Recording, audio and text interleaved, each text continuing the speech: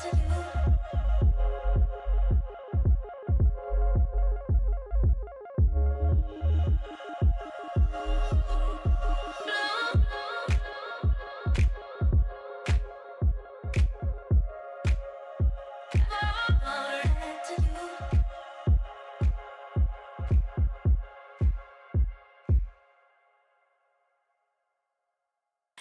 you.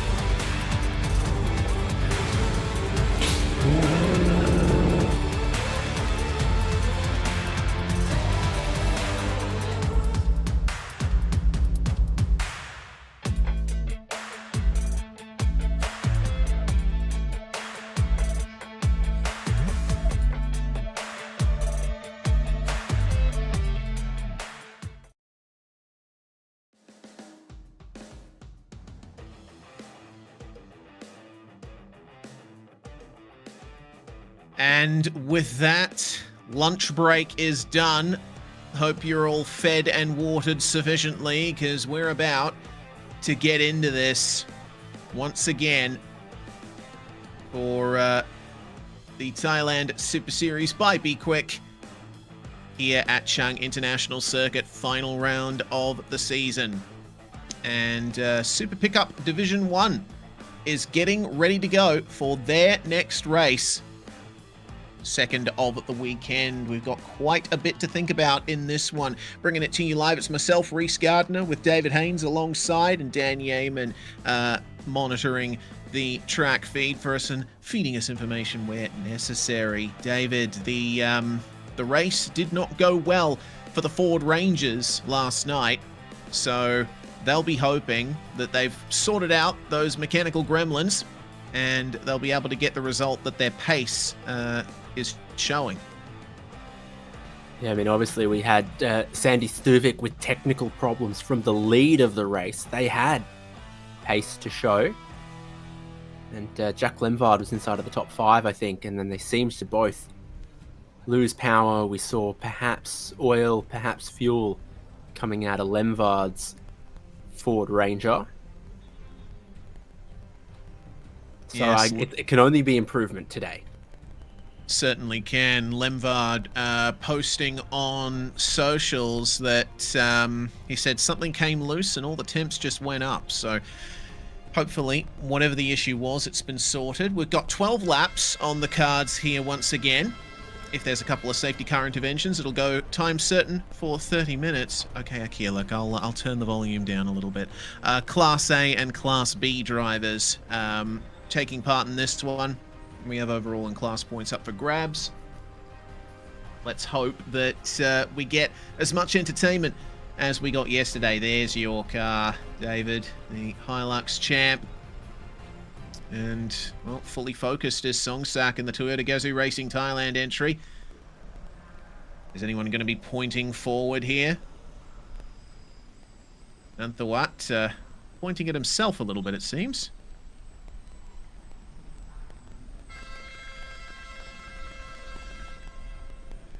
Well, the way that they're going to go, some of them could gesture smoking, perhaps, because that's what quite a few of these are going to do. Yeah. But hopefully not too many, and hopefully not too much. Indeed. This will be quite the interesting one as the field pulls away here on the formation lap.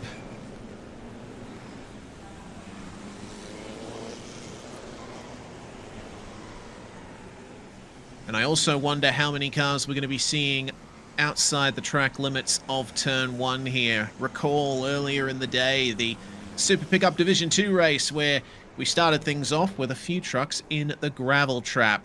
Well, we're here at Chang International Circuit once more for the final round of the season. And from the racing that we've seen earlier today, the action zones are certainly at turns 4, 5, and 6. And sometimes turns 1 to 3. That's where the big moves are made. And then we see some pretty interesting dives at the end of Sector 2 and midway through Sector 3 at turns 8 and 9. One final stomp on the brakes for the final corner, the slowest on the circuit. A place where we've seen moves made and rear tyres absolutely shredded as these trucks put their diesel torque to the tarmac. The Hankook Ventus RS4 Semi-Slick is what these categories use, both Thailand Super Pickup classes and Thailand Super Eco. The trucks have the slightly wider and larger variant of the tyre. Starting on pole position for race 7, the second last race of the 2025 season for these trucks. It's Alongkorn Seitung who is qualified on pole position, with Natawut Fueng From in second, Chinawut Lauchenchart in third, with Bandit Ladayem, the pole sitter for last night's first race, starting out of fourth.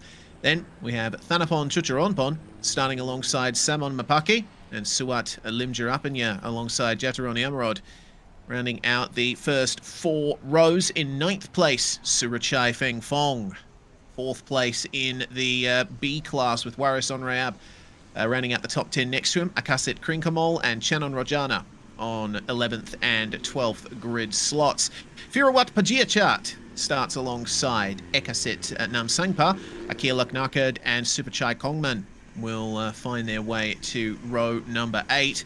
Then Songsak alongside Nanthawat Chamnan and Tanawat Suwanarat and Nutanuch Wongsumbun rounding out your top 20. Then outside, just 5 more trucks. Chayapon Chantakit and Sandy Stuvik starting down in 22nd after retiring from yesterday's race. Same's true for his teammate at Aurora Ford Thailand, Jack Lemvard. He's alongside Anawat Maniain on the 12th row, and Chalampon Fonluken is the 25th and final competitor on this field.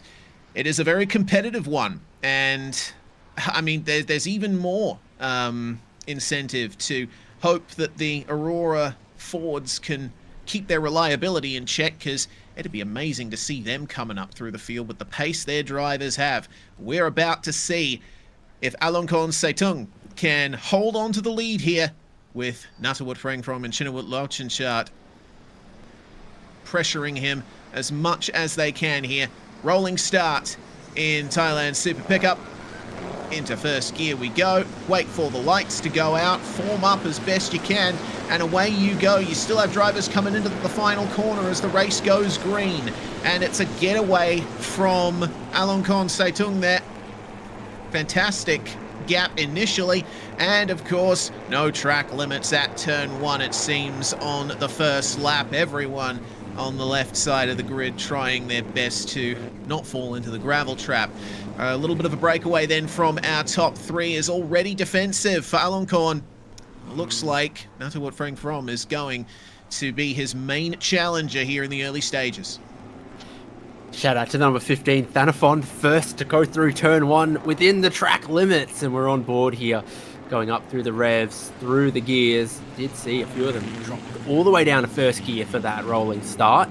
It's up into 5th gear, now 6th, I think, heading towards turn 4. Super fast sweep at turn 4, and then 5 and 6, 2 tight left-handers in the midfield. Yeah, this is where you see the lockups, the moves up the inside. On board here with the number 15, Thanafon Chucharonpon. He's certainly got a lot of pace there. Remember, he came away with the victory yesterday, I believe, after rear-end contact from the truck behind put his rear wing askew. The number 93 of Nutanuch Wongson Boon, unfortunately off there, taking the motorcycle long lap. Some issue for him in the middle sector, but for the moment, it's looking like the race is nice and close up the front. On board again here with Thanapon. Is there any move to be made at the final corner? Not quite, as he chases Chinawut Lauchinchat to the apex. There's a little bit of a look up the inside, but he's not close enough to get it done. Lap 1 complete now. Leaders are nose to tail. Absolutely. Fractional margin between 2nd and 3rd coming across the line. Even less here into the inside for turn 1. That's Thanafon getting into 3rd there. Extending the track just a little bit as he re-enters back onto the circuit. He'll be looking in his right side mirror there. He has the clearance to defend now, so there isn't going to be a response from Chinawut in the short term. He's so close to losing the rear as he shifts down the gears. Now he's on the attack versus the 5 of Natawut Frangfrom. And that is very wide for Thanawut. That will likely be 2nd place for the number 15, but turn 4 is always a bit of a gamble, David. Yeah, absolutely. Your tyres are still not going to be perfect how you want them.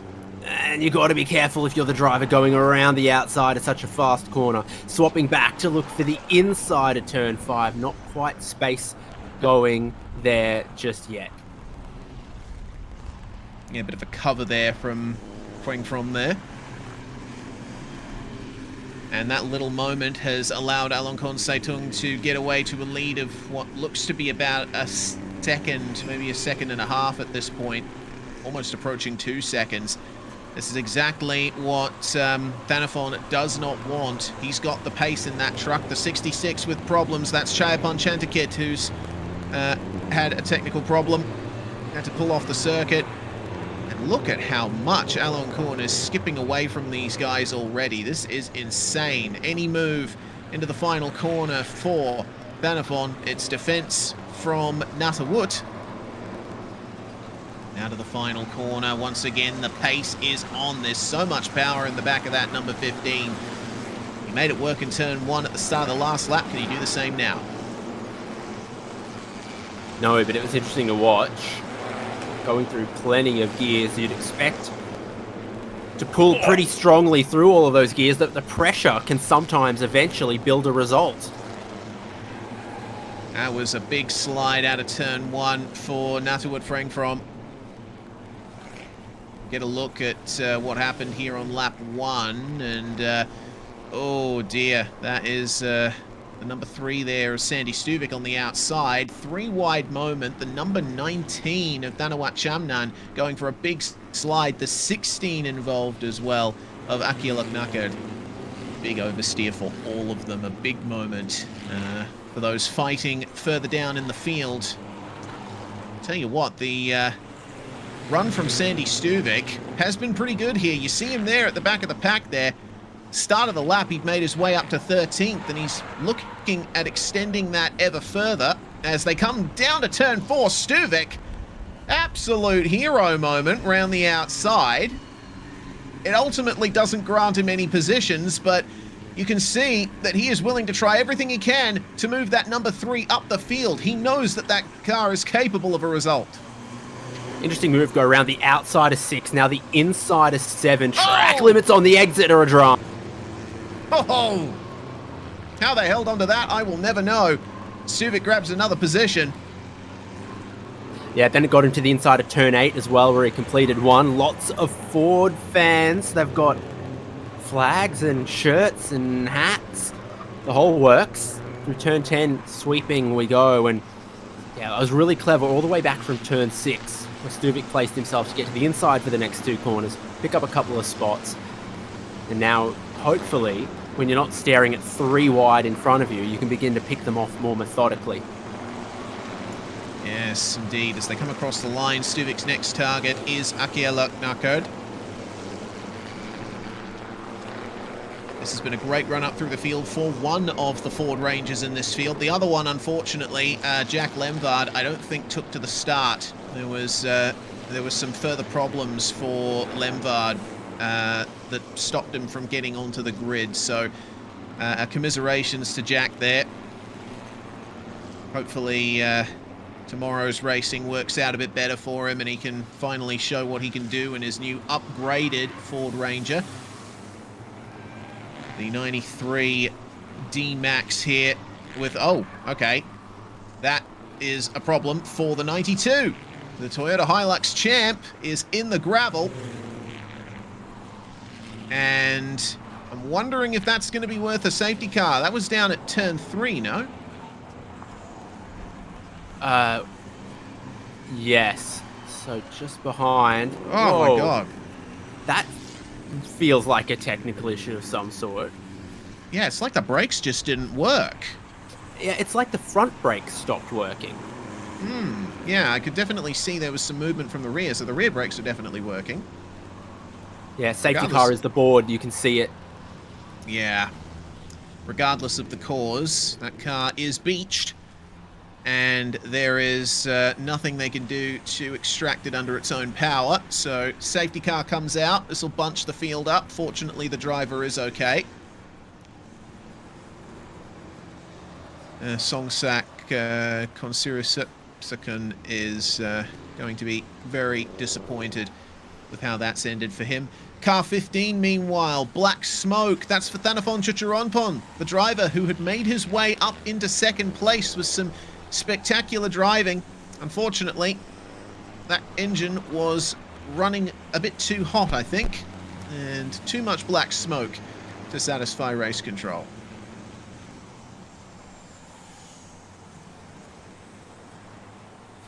So we take a look and take stock. They're going to hold them at the pit exit. Oh, that is... that's going to make things even worse there for him. But otherwise, it would have hardly been a penalty at all. Yeah, very true. Very true. Still a difficult situation for a driver to be in, having to serve a penalty while the field is under safety car conditions, and now looks like he'll be falling from second all the way down, maybe outside. Yeah, that's definitely outside the top 15 at least. Isuzu leads, and an Isuzu goes to pull the Hilux champ out of the gravel. We're going to get a look at this moves and moments that we've had so far in the race. Yes, indeed. The 19, the 16, and the 3 of Sandy Stuvik. Big slide there from Thanawat Chamnan. And Sandy Stuvik there at in the final sector, getting moved on up the inside. And that incident for the Hilux champ happened right behind Stuvik. It's a good thing there weren't any cars in front. Otherwise, that would have been a massive crash. Yeah, and again, seeing it, what you take away from that is rear's locked, but not slowing much. So it had the hallmarks of some kind of a technical issue more than just getting in too hot, locking a brake and spinning. It didn't. You saw what I saw as well, and seemed to think similar. Yeah, it didn't look like the car was complaining much on those downshifts, but it just refused to slow down at all. It's very easy to overwhelm what little grip these trucks have. The safety car will be coming in this lap. They've managed to extract the car of Songsak there, and we'll be getting back to racing very shortly. So this will give a good chance to Alonkorn Seitung to try and reconsolidate that lead. But there will be no Thanapon Chucharonpon leading the charge behind, thanks to the trip he had to take through pit lane. Sandy Stuvik, meanwhile, up to what I believe is now 11th after the penalty for the 15. So it's been a solid run so far for the Ford Ranger. How far ahead will he get on this next stint of the race? We get ready to go then. And Alonkorn in the 85 will lead us away. Green flag flies, and we're racing once again. Atawut Hueng From is going to be the one in second place in the silver machine. And then behind the 23 of Chinawut Lauchinchat, with a huge angry pack behind him. Bandit Ladayem, pole sitter for race 1, is right behind him and looking to break into the top 3. Looks to be side by side for 5th place between Samon and Supaichai. And then a couple more instances of side by side based on who got a good run off turn 1, heading down in towards 3. That's a look down the inside there, just calling dibs on the corner. Super sideways from Stuvik there. The 88 of Warasonrayab running a bit wide in turn 3 there as well. One of the only trucks in this field that doesn't have a rear wing. Back on board with the 15 of Thanapon Chucharonpon. He is in a great hurry to get back up this field after his black smoke penalty. Down a gear into turn 4 and chasing down the trucks ahead. Gets a move up the inside once more. He's very confident. Passing a fellow team car there. I believe that is the 19 of Nantawat Shamran. So it's been a very good recovery, has to be said, for the 15. Looks like he may have made his way back up to about 13th or 12th by now. So making some tracks. Warasonrayab here still holding on to 12th. Look to have really good straight line speed as well, which on a restart helps you carve through maybe a couple at a time. And then there are a few trucks that were a lap down that he will have been ahead of. 1 or 2 retirements as well. Oh, that's late on the brakes. Gear position isn't completely correct. It says he's in third when he's in fourth, but fifth and sixth are the right. And this is that straight line performance that he's also got. Yeah, magnificent straight line speed from the 15 at the moment. Of course, it was helped by Waris Onre up there, running a bit deep into the final corner, and now he'll be under attack from car 93. As into the pits comes number 39, that's Firawat Pagiachart. I don't see any race control notification about that car, so must be a mechanical issue. A touch out of turn 3. And that's the number 24 of Bandit Ladayem, shuffling the 7 as Superchai Kongman back out of the way after it appears Superchai tried to make a pass.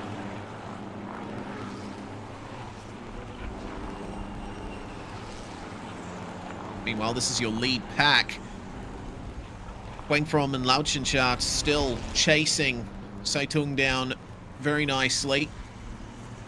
Keep an eye out for Bandit Ladayem, though. Got plenty of pace. Next black smoke penalty is for the number 16 of Akilak Narkert. Unfortunately, Akilak, part of that spectacular 3 wide in the runoff at the final corner earlier, will have to take a tour through the pits.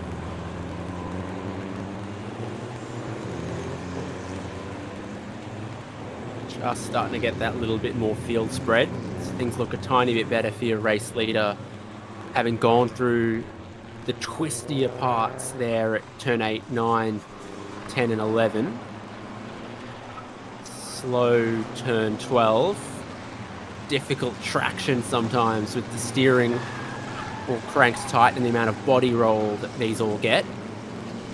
And new fastest lap of the race goes to Thanaphon. Wow. Up into 9th by the looks of things. He's on an absolute charge. I thought it'd take another lap for him to get back into the top 10, but apparently not so. There we go, just ahead of this shot and ahead of this battling.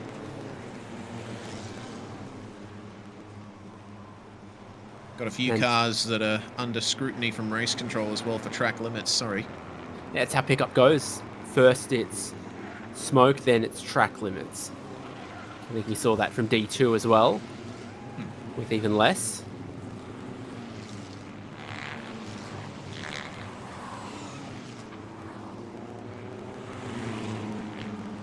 Closer to turn 4 there. 93 machine trying its best to hold on to something. Meanwhile, Sandy Stuvik and Thanapon Chucharonpon are together.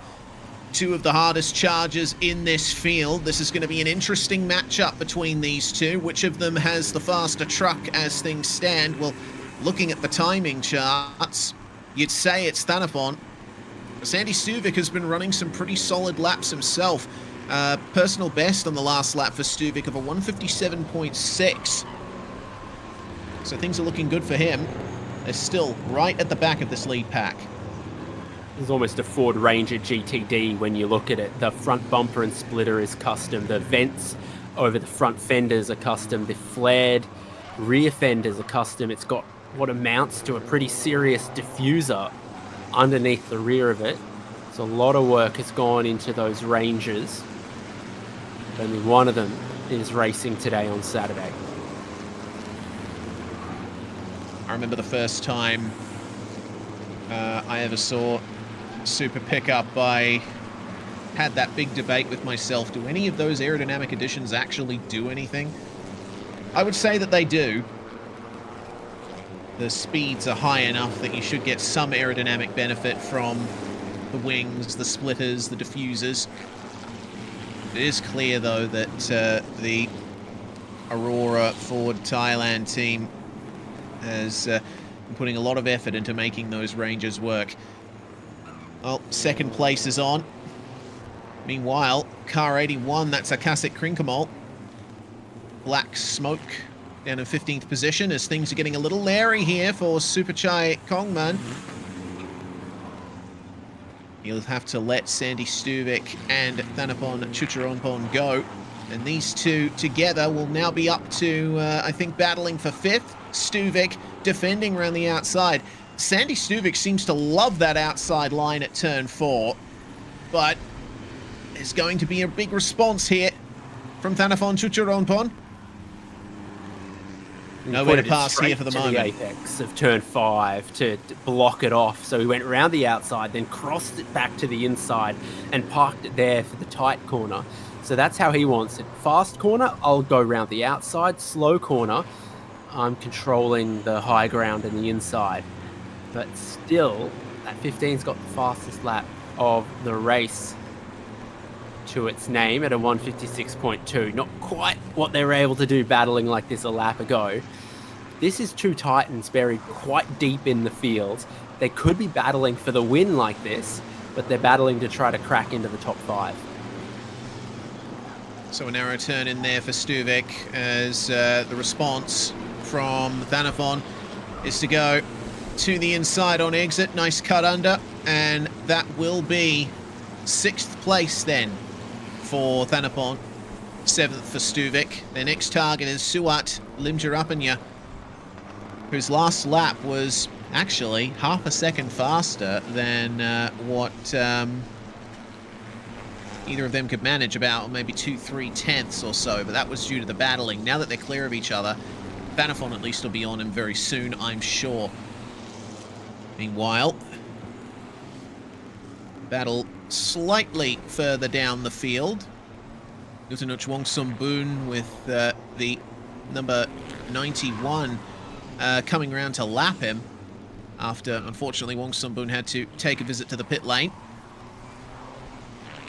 So just behind him are the guys fighting for around about 9th, 10th sort of area. Super close through turn 4. Gotta wonder how frustrated you can sometimes get behind a lapped car.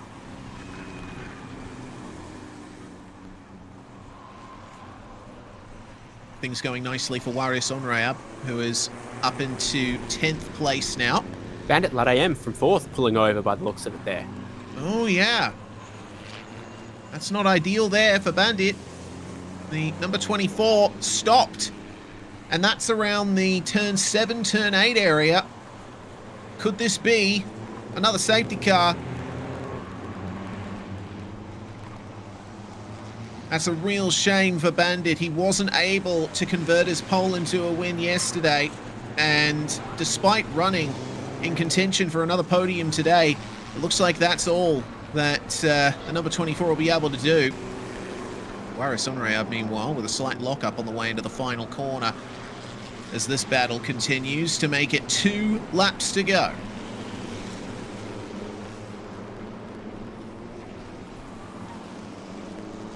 Wow.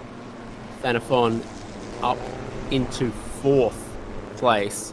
Sandy Stuvik up into 6th, and maybe this late in the race they kind of just let it go there. You can see how frustrated Bandit Ladayem was there. And that's totally understandable with the pace he carried for his truck to fail like that. The 85 of Alongkorn Seitung has no pressure on him at the line. Last lap he led by 3.7 seconds. The fight is still on for second though. Chinawat Lauchinchat has managed to pass Natawut Huang From. We'll wait to see if there's any response here from the number 5 driver. Really get a sense for how much the tyres go through as these guys make their way through these turns. Evidently, a local yellow is the way to go for that stricken trucker. Bandit Ladayem is trying up the inside is Natawut Freng From. Nothing he can do. Both of them sliding everywhere they can. The final lap will almost be upon us here. This battle's going to go down to the wire. Yeah, I think so. They were last time at the line, I think 6 seconds clear of Thanafon back in 4th place, but he has still been flying along. Like, you wouldn't rule out that he catches them a little bit if something happens. Oh, big rear lockup. That was massive there for Natawut Freng From, and he's or if they lost. Get a track limits penalty. Yeah, because car 2 has gotten a final warning for exceeding track limits. So has the number 15 of Thanapon Chucharonpon. So all these two have to do is keep it clean, and they should be clear of him. But you see Thanafon in the background there, going all the way across the curb at the exit of turn 1. I get the feeling that might just do it. Well, not a great sign if you cross the start-finish line and your number's on the black and white flag board, and then immediately at turn 1 you go and blow that one. So that's sort of... Can't say you didn't know. Sandy Stuvik's gotten up into 5th. So while it's a lot of D-Max up front, fortunately we lost the Hilux champ. We seem to have lost the Triton. We lost one Ranger, but the other one has shown the kind of promise they were hoping it would. Oh, you cursed him! No. I'm so David. sorry, Sandy Stuvik. David Haynes! How dare you! Sandy Stuvik from 5th place stopped at the side of the circuit. Further technical gremlins for the Aurora Ford Thailand crew. Just in time for that, we see through the final sector, Alonkorn Seitung, a dominant drive from the front of this field. He has had no pressure on him whatsoever almost this entire race, apart from some nose to tail at the start. He comes away with a well-earned victory in race 2 of Super Pickup Division 1 here. Takes the Class A win. Chinawat Lauchinchat will finish in 2nd ahead of Natawat Phueng From, who himself will win the Class B race in this one. Thanafon Chucharonpon, meanwhile, has gotten a 5-second time penalty for continued abuse of track limits. And it looks like that puts him back into potentially 5th. I'm not sure. Might be too much time in between himself and the car behind for that to make much of a difference. Car 81. Car that was behind him broke down. It seems to be going again. Okay, good. Sandy Stuvik has sorted himself out there. Does have the emergency lights on, but will be able to get to the line, hopefully. Well, it's hazards because it's a danger ranger. Ultimately for Stuvik, man, what a shame. Back down to 14th place after knocking on the door of a top 5. It's got to be some major disappointment in the Ford garage there. And all the Ford fans that we saw could have been 4th, owing to Thanafon picking up that penalty. If he could have stayed within 5 seconds, perhaps. And more dramas post-race here. The 81. Now this car had just gotten a 10-second time penalty from race control for track limits abuse. Ultimately, I don't think that's going to count for much, because just after the line crawling to a stop, some problems there. Well, that's your podium then. Alonkorn with a magnificent drive to the front, staying at the front the whole way through. Natawat Phueng From going to finish in 2nd, with Chinawat Lauchinchat in 3rd. There's your Class A results. Chinawat and Thanafon rounding out the podium. And in the Class B race, Natawat wins with Suat Limjarapanya and Surachai Fengfong rounding out that class podium. Incredible stuff from Alonkorn Seitung. Following the typical truck formula of whoever ends up coming across the line seemingly being in full control. And he also gets the fastest lap of the race, 156.5. That was 0.2 faster than 2nd place. And way faster than anyone could manage. Thanafon had a 56.2. Yeah, but I think that might have been a track limits abuse lap. So, unfortunate there for Thanafon. Great pace, but the race didn't go his way. The same as can be said for Stuvik, who started from the rear, got all the way up to nearly the top 5, and then broke down on the final lap. But all of that is still better than what Jack Lemvard could manage, unfortunately. Not even taking to the grid in the number 41 teammate to Sandy Stuvik there. But Up front, it's all smiles, all celebrations as Alon Korn will be getting his dues here in the pits. Should be talking to Goody pretty soon. That is satisfaction right there. He knows what a good job he's done. Yeah, 34, 35 degrees. Hot work as well.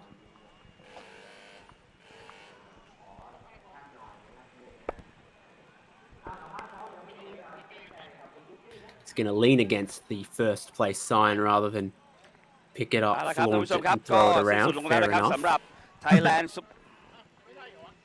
And here's Goody in the สิ้น pits. สุดลงแล้วนะครับสำหรับ Let's Thailand Super Pickup see what we Division can do here to hear from the drivers. Class B นะครับและผลก็ออกมาแล้วนะครับว่าอันดับที่ 3 overall นะครับแต่ว่าเป็นอันดับที่ 2 ใน Class A นั่นเองก็คือแบงค์ชินวุฒิเหล่าชินชาติครับ ครับ แสดงความยินดีด้วยครับ ขอบคุณครับ เป็นไงบ้างครับสำหรับวันนี้ ก็สนุกครับตื่นเต้น โอ้โห มันมากครับวันนี้ มันเนาะวันนี้ ครับ เกิดเหตุการณ์เยอะเลยหลายเรื่องเลย ครับ ชอบอะไรในเหตุการณ์ที่เกิดขึ้น ก็ได้ส้มหล่นนี่แหละครับ ทั้งหมดเลย แต่ก็ถือว่าผลงานวันนี้พอใจมาก ครับ ๆมาเป็นอันดับ 3 แล้วก็อยู่ในที่ 2 ของ Class A ด้วย ใช่ครับ ครับ ก็แน่นอนเดี๋ยวพรุ่งนี้มาลุ้นต่อ ใช่ครับพรุ่งนี้มีอีกวันหนึ่งครับผม ครับผมฝากถึงแฟนๆเลยครับแบงค์ครับ ครับฝากเชียร์ด้วยครับแบงค์ชินวุฒิปิกอัพ23ครับ ครับ ยินดีด้วยครับ ไปต่อกันที่อันดับที่ 2 นะฮะ ใน overall แต่ว่าเป็นที่ 1 ใน Class B นั่นเองนะครับกับอาร์ตกันเนี่ยเกาะโพครับ สวัสดีครับ ครับสวัสดีครับ เป็นไงบ้างครับ ก็ไปตาม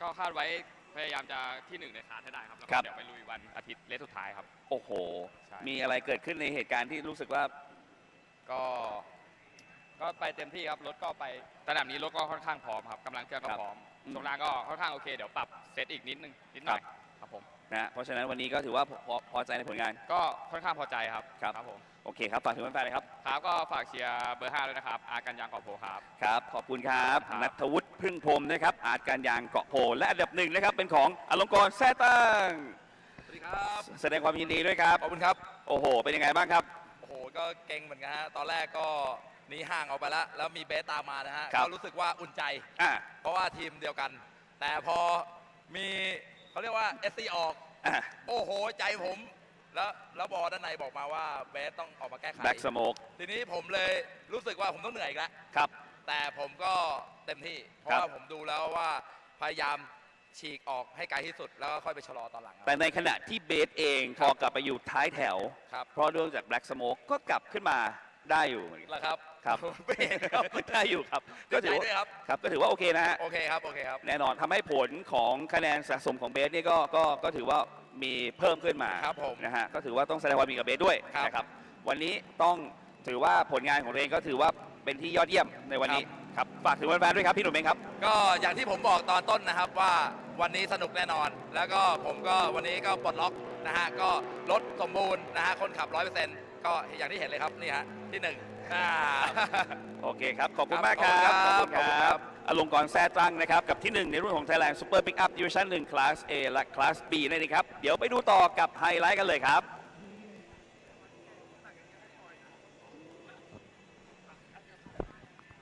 อุปสรรคยังเยอะไม่พอใช่ไหม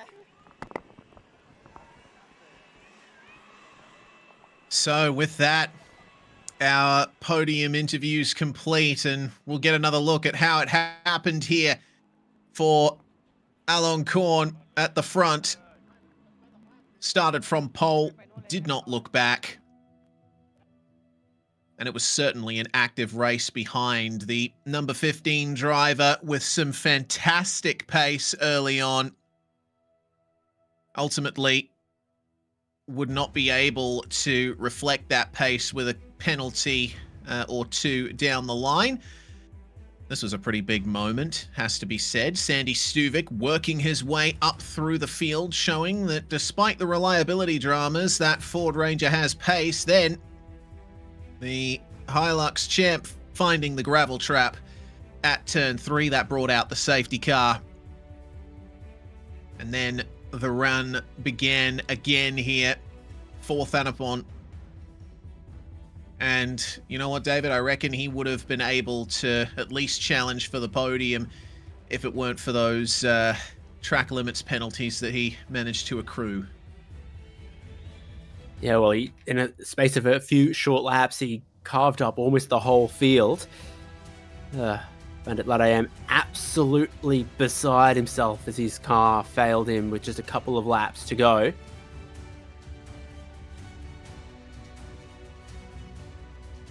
It was all coming up Aloncorn at the front, though, as he crossed the line to find his way to victory.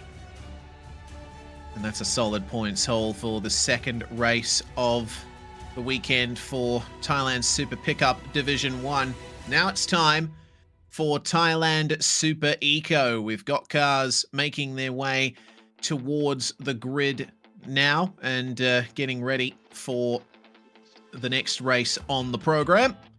We're going to step away here on the English language commentary stream and come back when it's time to go racing in the front-wheel drive Econo boxes.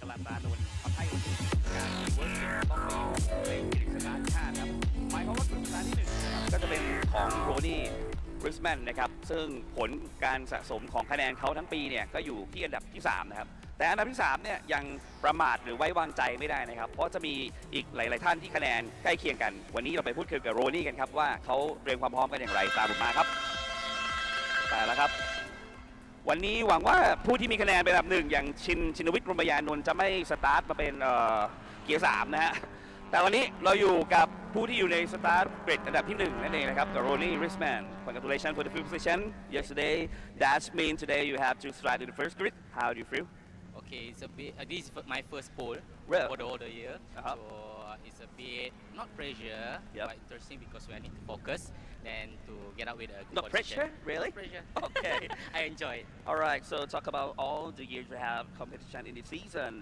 the result you summary point you have the third Okay, yeah. okay Correct. how do you feel The championship is open. Yes. Yeah, until tomorrow. Alright. So I feel I still positive to fight for it. Alright. So try to pack something good for today and tomorrow. okay so that leave a comment to Thai fans who are supporting you here Thank you so much for all the fans that support me from the first round until now, and I'm happy with all the support given, and it's the energy I needed to fight all the way. okay thank you appreciate that and best of luck Thank you so ครับ much. ก็ถามโรนี่นะครับว่าเขาบอกว่าเป็นครั้งแรกนะครับที่เขารู้สึกว่าได้มาอยู่ในกริดสตาร์ตรงนี้แล้วก็รู้สึกแฮปปี้แล้วก็ไม่ได้รู้สึกกดดันกับการที่แข่งขันในครั้งนี้แน่นอนว่าผลการแข่งขันที่ผ่านมาในตลอดทั้งปีคะแนนเขาก็อยู่ในอันดับที่3เนี่ยเขาก็รู้สึกพอใจแล้วก็จะทำให้มันดีที่สุดนั่นเองนะครับเดี๋ยวไปดูกันต่อนะครับสำหรับที่2ในวันนี้นะครับกับสรวิทย์สนหมายความว่าเมื่อวานเขาได้มาเป็นที่4นั่นเองนะครับวันนี้เรามาพูดคุยกันหน่อยว่าเป็นอย่างไรบ้างครับสวัสดีครับ สวัสดีครับ เป็นอย่างไรบ้างครับผม ก็ตื่นเต้นนิดหน่อยครับ ยังตื่นเต้นอยู่อีกเหรอ ตื่นเต้นครับ เอารู้สึกเป็นยังไงบ้างสำหรับคะแนนของเราในปีนี้ ก็ค่อนข้างพอใจครับ ครับพอใจกับผลงานตัวเราเอง ใช่ครับ แล้วก็ในปีหน้าล่ะเราตั้งเป้าไว้ว่ายังไงไปบ้าง ก็ต้องเป็นแชมป์อะครับ ต้องเป็นแชมป์เหมือนกัน ต้องเป็นแชมป์ครับ ครับแต่วันนี้เรามีโอกาส เพราะว่าเราอยู่ในกริดสตาร์ทที่2แล้ว ครับ นะครับเพราะฉะนั้นก็ถือว่าเราก็น่าจะได้เปรียบในช่วงกับการออกตัวเนาะ ครับ เพราะ12 รอบอะไรก็เกิดขึ้นได้ ครับ ครับผมฝากถึงแฟนๆหน่อยครับ ฝากเชียร์อีโคโบว์11ด้วยครับ ครับ ทีมเชลเลสซิ่งเอ็กซ์อูอาร์มชาทิตครับ ครับ ขอบคุณครับ ครับขอบพระคุณครับเป็นกำลังใจให้นะครับสรวิทย์สมหมายนะครับส่วนอันดับที่3ของเมื่อวานยังคงอยู่ในกริดสตาร์ทที่3เดิมนั่นเองนะครับนฤนนท์พัฒน์รัชเลสินทรนะครับสวัสดีครับอยู่กับน้องอาร์ตี้นะครับสวัสดีครับ สวัสดีครับ เป็นยังไงบ้างครับสำหรับสนามนี้ ก็เมื่อวานค่อนข้างสนุกมากครับ ครั ก็ บ วันนี้ก็อยากจะทำให้ดีกว่าเดิม แน่นอนแล้วซึ่งวันนี้เราก็อยู่ในกริดสตาร์ทที่เดิมด้วย ใช่ครับ แต่ถือว่าวันนี้น่าจะสนุกแน่นอนเนาะ น่าจะมันมากเลยครับ ครับผมวันนี้เราเต็มที่ไหมใส่หมดเลยไหม ก็อาจจะเก็บรถไว้เผื่อพรุ่งนี้ด้วย โอเคครับฝากถึงแฟนๆหน่อยครับอาร์ตี้ครับ ครับ ก็ฝากติดตามIG TikTok Facebook อาร์ติและเชียร์สินทรเหมือนเดิม ครับ แล้วก็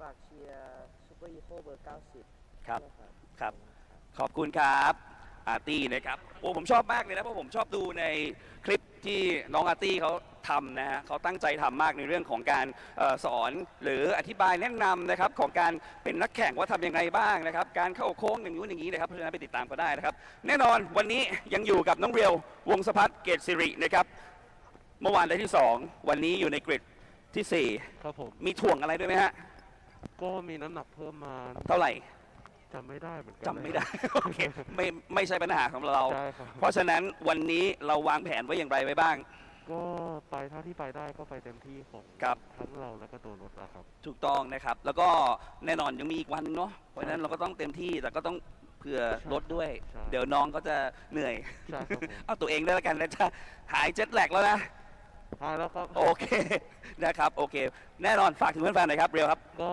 ฝากเชียร์รถเบอร์33วิ่งอยู่ในอีโคด้วยนะครับ แล้วก็ฝากติดตามโซเชียลมีเดียของเรียวด้วยนะครับ ครับ พวก IG กับ Facebook ครับ แล้วก็ฝากติดตามทีม e d i m e s by AP แล้วก็ขอบคุณสปอนเซอร์ทุกคนด้วยครับ ขอบคุณ ครับ ขอบคุณครับน้องเรียวนะครับ วงสภัทรเกษริทันนีเน่ไหมไม่ทัน โอเค ก็อย่าลืมน้องนีเน่อีกคนหนึ่งนะครับ เป็นแชมป์ของเมื่อวานนะครับเมคราคีตา กัลลันตานนท์โอเคมีเวลามาคุยกันนี้แน่หน่อยอยู่ในกริดที่ 5 แล้ววันนี้นะฮะเพราะฉะนั้นอยากให้ทุกคนเนี่ยได้มีโอกาสพูดคุยกันหน่อยว่าวันนี้นีเน่อยู่ในกริดสตาร์ทที่ 5 วางแผนยังไงบ้างครับนีเน่ครับก็จริงๆไม่ได้มีแผนอะไรอะค่ะ ก็ไปข้างหน้าค่ะครับแต่อย่างน้อยนี่เรามีน้ำหนักที่เราถูกถ่วงไว้ด้วยนะวันนี้ถ่วงกิโลครับ ใช่ค่ะ25 โล 25 กิโลใช่โอเคไม่เป็นไรเพราะฉะนั้นอยากให้นีเน่ฝากถึงเพื่อนๆเลยครับค่ะก็ฝากเชียร์นีเน่98แล้วก็ทีมลุกเซอร์วิสด้วยนะคะก็วันนี้สู้ตายค่ะครับขอบคุณครับนีเน่นะครับเมฆรัตคีตากัลลันตานนท์นะครับคุณผู้ชมแน่นอนนะครับคุณผู้ชมครับสำหรับรุ่นนี้ Thailand Super Eco ใครจะเป็นแชมป์สนามนี้ติดตามกันให้ดีกับ B-Quik Thailand Super Series 2025 ครับ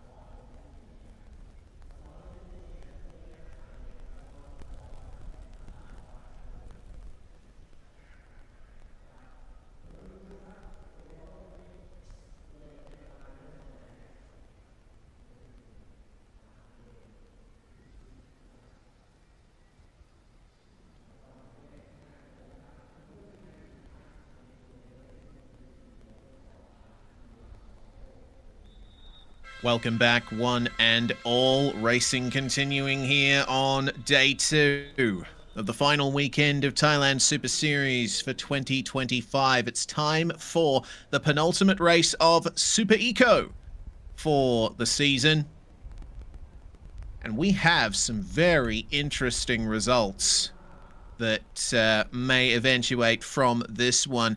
Yesterday's race was an absolute banger. A storming drive from Mikaradkita Kalantananda to take victory in her Toyota Yaris. Just under 3/10 ahead of Vongsapat Kitsiri in the Honda Brio Amaze. So we're looking forward to seeing if she can pull off that result once again. It is a standing start here for the 12-lap race.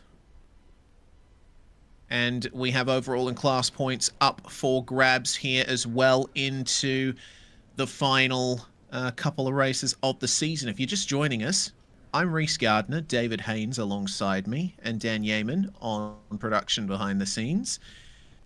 Let's get going for this one, David. I've been looking forward to this one the most out of all the races today, I reckon. Well, it will be action over 12 laps. They race very close. You've got the long straights here at Chang International Circuit where the Super Eco cars really can slipstream each other very effectively. Here's a look at one of our Suzuki Swifts. There's a couple of Suzukis in the field here as well. Toyotas, Hondas. Oh, Chinovich is going to go forward. That's good. Excellent stuff. So we'll keep an eye out for him. Bit of a mixed up grid from yesterday's results. Going back through the field, we have incredible amount of drivers taking part in this category. Just the final few preparations here. There's the 1-minute warning. So all personnel who aren't drivers, get off the grid. It's time to go racing.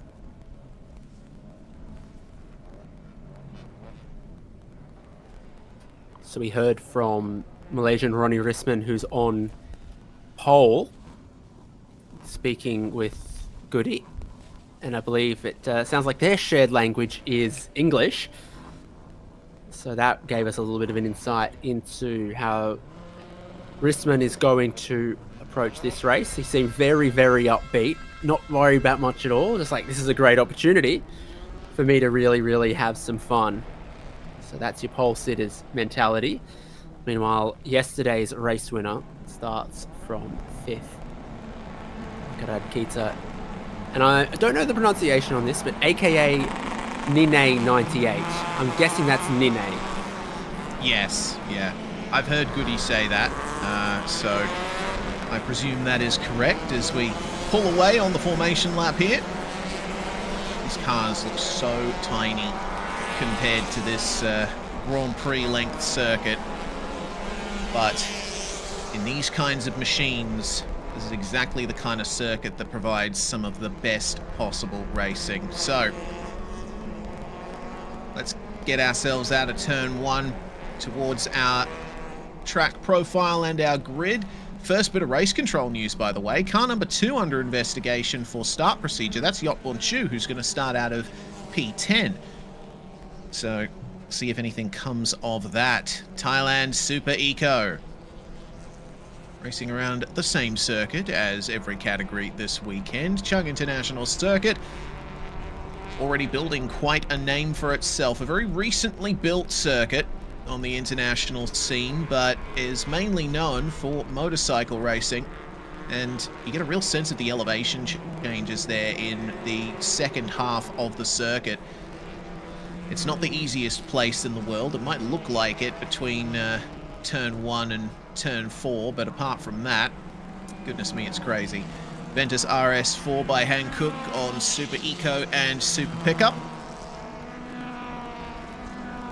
And as highlighted by David yesterday, the variation of the tyres on Super Eco, 15-inch and a lot narrower as well. So it's going to be quite the interesting one here to see if they can hold on to that grip. Ronnie Rissman, the Malaysian, on pole position with Sorowich Samai in second place. Narunpath Ratchalet Cynthia is going to start out of third alongside Vongsapat Katsiri. Then Mekarad Kita Nine98 is going to start out of 5th place alongside Anaki bin Hafifi. Varanchit Watanathakam is going to start out of 7th alongside Nick Tia Hongzhu. Rapidcorn Wong Siri and Yokbon Chu round out the top 10. Then Buntavi Najit in 11th alongside Kazuo Tsukamoto. Patera Hani Imran going to start out of 13th alongside Ridwan Kif, Nat Imjit Panya and Pancha Waiprip. Going to round out our first 8 rows of the grid. Then it's Firanat Nuntamanop and Adele Lujiyu. Mataya Nuntanamop and Chinovich Romyanon going to start out of 19th and 20th. Final couple of rows of the grid, Siripakon Yebyon and Sitanun Pikulkajon, Natanan Puratonkam and Atapon Kayosa going to start on the final row of this 24-car grid. The podium ceremony going on here in the background for previous category, I believe.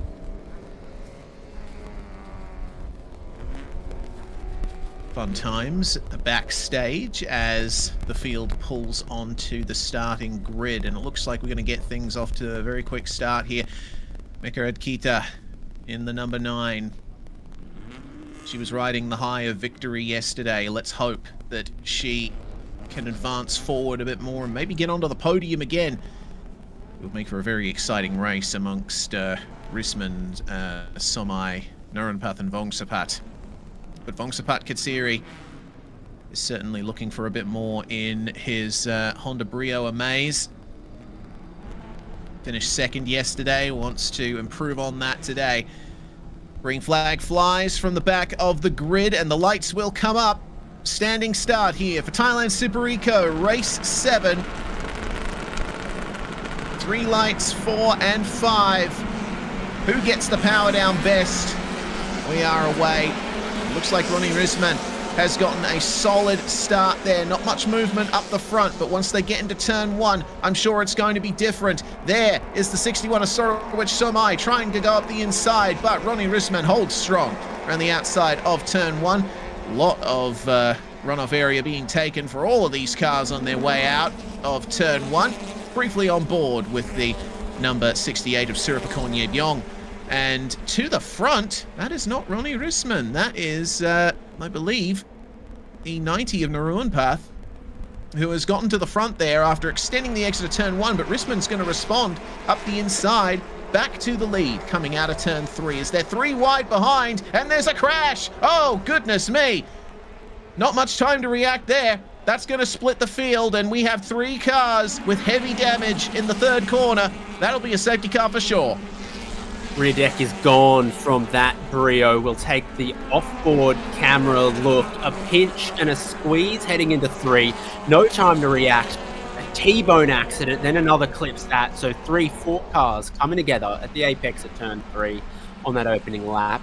Ronnie Risman and Soderich Somai, who were the front row of the grid, they both squeezed each other so tight to the apex at turn 1 that that's where your race leader got around the outside of them. Causes a checkup heading down the straight through the kink of turn 2 and into the big braking zone of turn 3. And then more drama at the same time on this opening lap into turn 4. Seems to have done some damage to Ridwan Keith as well. So after a great race yesterday, suddenly race 2 of the weekend, Thailand Super Eco at Chang International Circuit, not off to a great start. Yeah, and Adele Lujiu in the number 6 there, the only car to not ultimately roll away from turn 3. She's still stricken at the apex, so that's going to be a retirement there for Adele. Very sad start to the second race of the weekend for her. Safety car is out, the field is back under control, and we already have some time penalties from race control. 10 seconds to car number 2 for the start procedure. That's Yop Bonchu, and a 5-second penalty to another car. I didn't quite catch the number for a false start. So plenty of drama here to start things off. We can only hope that things get a bit cleaner from here, but Varunchit Watanathanakun getting to the lead, and just in time too. It would appear that Mika Radkita has found her way back up to second place, and once again Vongsapat Kasiri in the Honda Brio Amaze behind will find his windscreen full of that Toyota Yaris as he tries to get back past. Similar situation to yesterday. The 14, meanwhile, of Ridwan Kif has managed to bring his car in, but clearly that front left is not in good shape.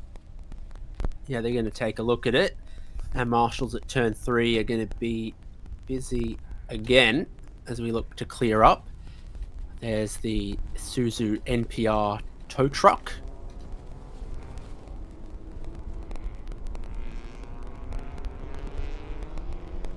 Just loading the number 6 Toyota of Adele Lujiu onto the flatbed, and now the inspection begins for Ridwan Kif's machine. They have a new tyre ready to go, and well, it looks like the initial checks have cleared. Still unsure if that car is going to be good to the end from here, but the safety crews here at Chang International Circuit do a bang-up job of clearing up the scene of an accident. It's only been a few minutes, and the scene is almost entirely clear. I get the feeling we'll be going green at the end of the next lap.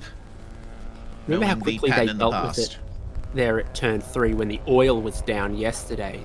Yeah. And there was various debris, and they dealt with it very quickly. There were many marshals around turn 3 area there. You could get to it quickly. Halloween decal on the safety car. Oh, it's the spookiest safety car I've ever seen, Reese. Yes, I feel my neck hairs standing on end every time that Camry drives by, and it's not just because something significant's happened out on the racetrack. 2 spookiest safety cars, that one and Singapore 2008. If you know, you know. Wow, did that camera just get thrown? I don't know. It looked like there was quite a bit still happening down in the pit lane there, though.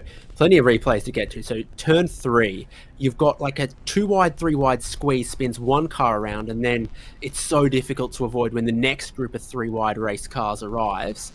And that's where the next 2 got involved. What a lucky escape. Yeah, Siripicorn with great avoiding action there.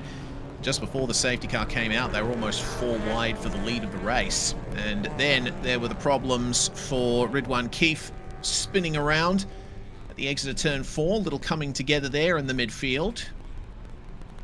If you saw on the grid graphic, his picture, he was wearing sunglasses and his custom race suit that says RK on it. Gone and looked at Ridwan Keefe's Instagram, and he's wearing those same sunnies in that picture. Nice. I wonder if he's wearing them now. If they're polarized on a day like today, could be a good choice. Polarized sunglasses for racing is a good choice. Certainly is. So is getting this race back to green flag conditions, as it seems that's what's going on here.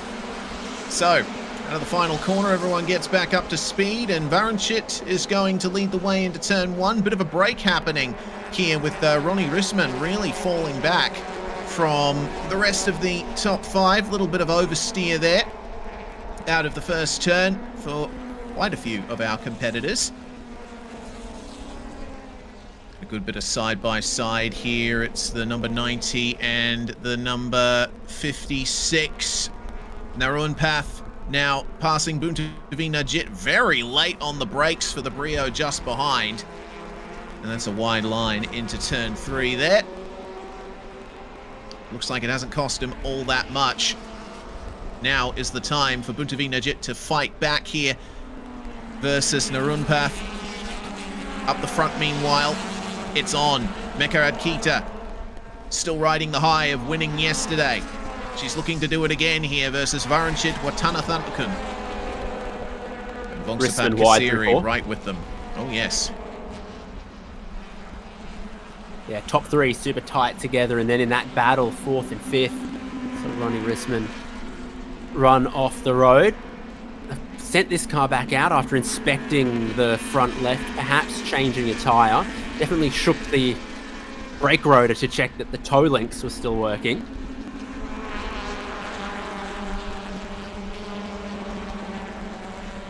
Evidently it has satisfied them, and they've sent Ridwan Keefe back out. This battle for the top 3 is looking like it's going to rage on to the very end of this race at this rate. Have to keep an eye out for the chasing cars behind, Sorowich Samai and Anaki bin Hafifi. They formed their own little pack and are trying to chase the top 3. Across the line, we'll check in with the initial laps from these drivers.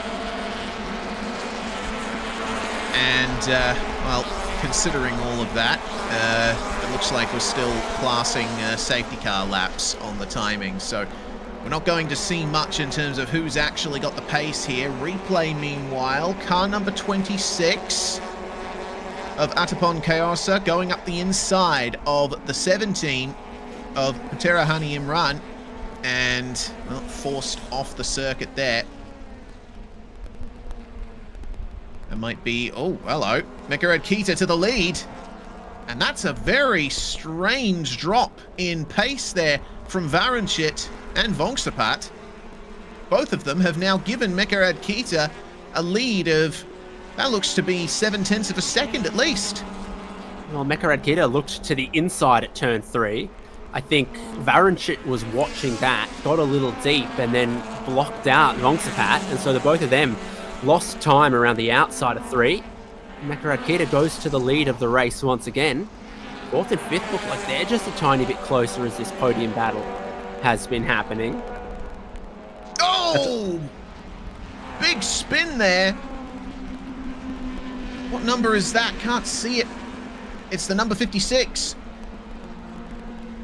And that's a bit further down in the field, it seems. No, it's Buntavi. Buntavi was in 8th at the time. I don't know what's gone wrong for him there, but it's very easy to lose the rear in turn 4, especially when you've got other cars around you. well, these front-wheel drive cars, we've spoken about it, the kind of speed they're doing, they probably turn in full throttle, realize, oh, I got to breathe the throttle a little bit, and you do that mid-corner, sudden weight transfer forward, and they become very leery towards the apex, and then you put in, needing to react to the drivers around you, needing to modify your line based on what they're doing mid-corner. We can understand why that seems to happen. Look how much closer 4th and 5th have gotten. And I think Meka Radkita has just a couple more car lengths spare as they've been battling behind her. It's all going on back there out the final corner as well. Wow, this is insane. The 39 of Nick Hongzhu and the white Toyota Yaris there. Right in the midst of all of this. Pass up the inside. No. He's going to extend the runoff area out of turn 1 and potentially gain an advantage from that. Meanwhile, the number 2 of Yotbun Chu, who still has a 10-second time penalty hanging over his head for a false start or grid procedure violation. With the number 90 of Narunpath trying to make some recovery here. Defensive then from Yotbun Chu. And up the inside behind. That's going to be Nick Hongzhu being given the push wide by the number 98 of Chinovich Romyanon there. Racing going on everywhere you look. First warning for car number 57. And that's Nutaya Nuntamanop. I'll get these Thai names correct at some point. As the race continues through turns 5 and 6 here. Battle for second has 2 new cars join the party. Anaki bin Hafifi up the inside of Ongsapat Katsiri, Sorowich Samai. A little bit further back there as well. And that's going to be moved done. This is how it happened. Defensive from Varanchit, and that slowed up both himself and Vongsapat Katsiri. The 91 of Anaki bin Hafifi right there to take advantage. This is a move we saw in Super Pickup as well. Go around the outside of turn 6, even with just a little bit of a touch there. Give yourself the inside for 7, 8, and 9. And that gets them up into a podium position that they're now going to have to defend into turn 12. Or are they? That's late on the brakes there for Vongsapat Katsiri. He makes it to the apex, and he keeps it on track on the way out of the final corner as well. Great move. So one thing I've noticed about Vongsapat this weekend, he's one of the most confident on the brakes of anyone.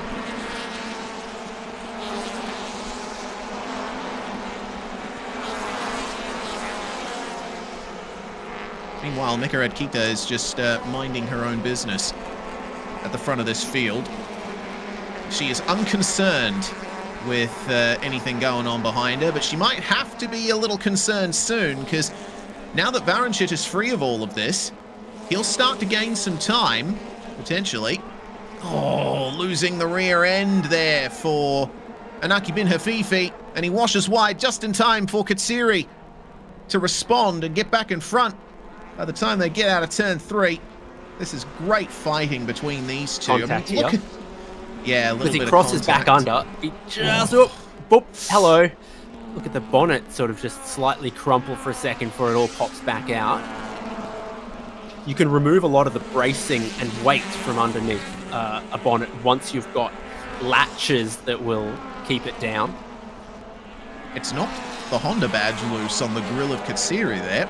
And, well, now a little bit walking wounded is Anaki bin Hafifi, and Sorowich Somai is going to take advantage in the number 61 and try round the outside here. But it's not going to work. We'll have to find another way through at some other point. First to the apex is Anaki bin Hafifi. Meanwhile, car 87, that's Rapat Korn Wongsiri, drive-through penalty for collision at turn 3 with car number 32 of Kazuo Tsukamoto. That is the incident that triggered the crash that brought out the safety car. Gap visually seems to have come down for the lead, like you said. Once Varanchit could look eyes forward and not worry about driving defensively, might be able to close in the lead of this length. The range of slipstream in these cars seems like it extends like 1.5 seconds back. How much time they spend at full throttle on the straights. So from 1.2 seconds, it comes down to 0.7 at that race lead. New fastest lap for Varanchit as well. Can't separate the B-Quik Racing Team Brios here. They're certainly having a fun time with each other, aren't they? The 25 follows the 26. Pancha Wayaprip chasing Atapon Kayosa there. And they only have a little small gap to the 56 of Buntavina Jet ahead. Meanwhile, this is the battle for 6th and 7th. Well, 7th and 8th, Yotbun Chu with the move up the inside. And the same can be said for the two behind. Nick Teo-Hong-Ju trying to get past the Pac-Man machine of Chinovich Romyanon. Unsuccessful at turn 3. And he'll have the outside for turn 4.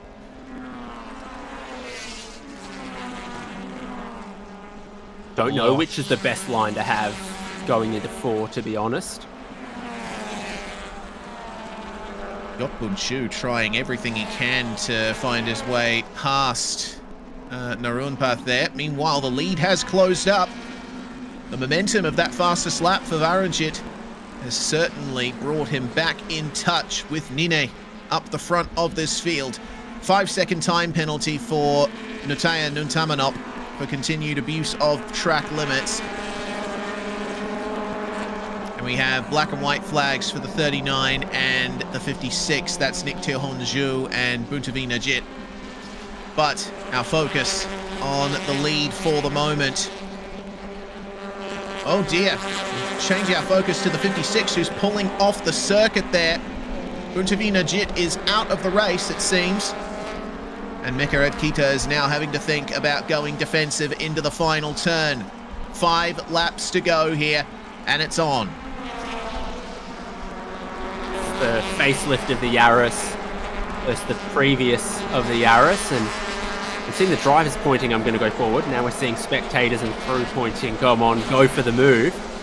And it might. I think Mekared Kita was a tiny bit wide out of 1 there. Momentum stalled a little bit. Varanjit's going to have a great opportunity. Certainly is, but I would expect Mekared Kita to go defensive here. No, it seems not. Oh, here we go. Changes lines just before the braking zone there. And will cover off the inside run into the corner. And I think Varanjit's a little bit too close to try and set up an over-under there. Not only do you need a big pace advantage over the car in front, you also need space to actually make the move.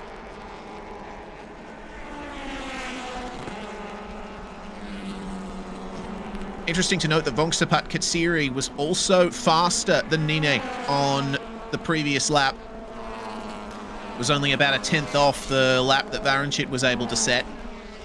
So the more these two battle, the more that Honda Brio Amaze in the background is going to get involved. And for all we know, he could drag Anaki bin Hafifi and Sorowich Somai with him again.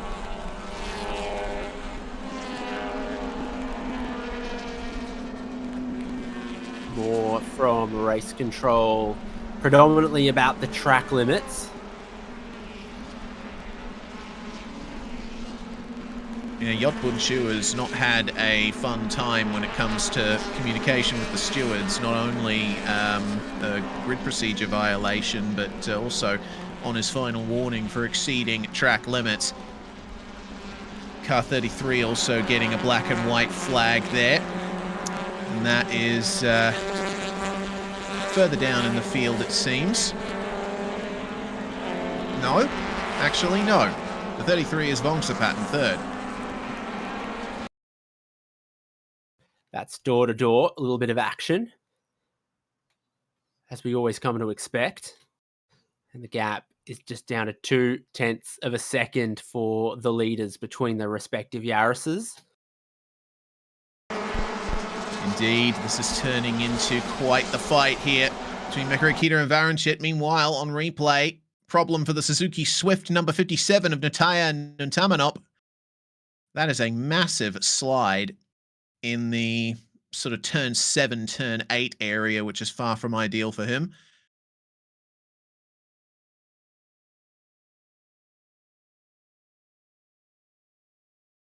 Meanwhile, it seems Chinovich Romyanon has gotten a drive-through penalty for contact turn 4 on lap 1 with the number 14, which was Ridwan Kif.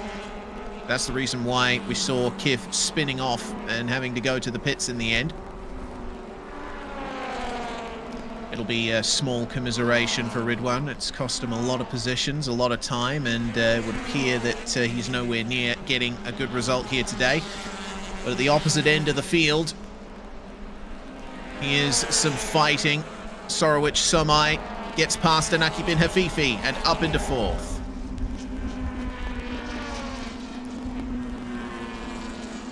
Yeah, sure does. And Ridwan Keefe, I think, might have sustained some suspension damage at that point because he did pull off.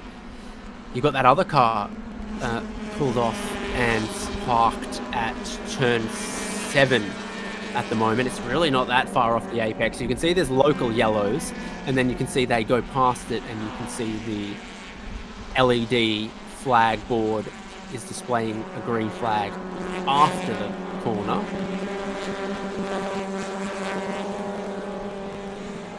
This group of drivers have just come through there. Yeah, headed up by Yot Bunchu, who's just received a further 5-second time penalty for continued abuse of track limits. He's trying everything he can to keep Narumpath behind it. And it's built up a nice little pack behind as well. Chinovich Rominong and Nick Tiohon Su. A little bit of slipstream down the front straight, but it's nothing compared to the straight from turns 1 to 3. And immediately trying to break the draft there is Yotbun Chu. I haven't seen anyone go that immediately defensive out of turn 1 before. Doesn't seem to have harmed him all that much.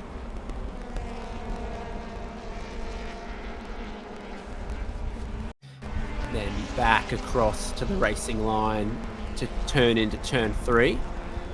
The B-Quik cars still just in behind. Yeah, they're coming, aren't they? Atapon and Pancha. Still there. Safety car back out. So it took a bit for race control to call the safety car there. That car had been stopped on the inside of turn 7 for at least a lap or so. But you can clearly see it's in a difficult position. Yeah, like the rear's kind of locked up on it. From what we saw. Now that we get a safety car, if there is more to see of it, or another replay or another angle, hopefully we'll get it. But it's basically just inside of the apex at turn 7.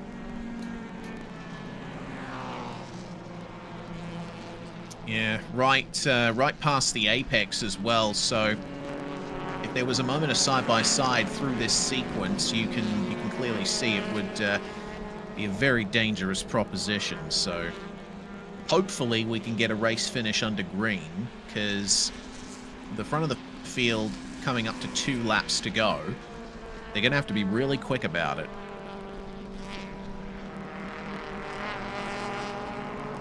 Yeah, I have a feeling like the leader was maybe around turn 4 or turn 5 when the safety car was called. I've got that same Red Bull shirt. There we go. I suppose it's a popular beverage and team in Thailand as well. Indeed. Technically from Thailand, a particular drink. So is Alex Albon. Yes.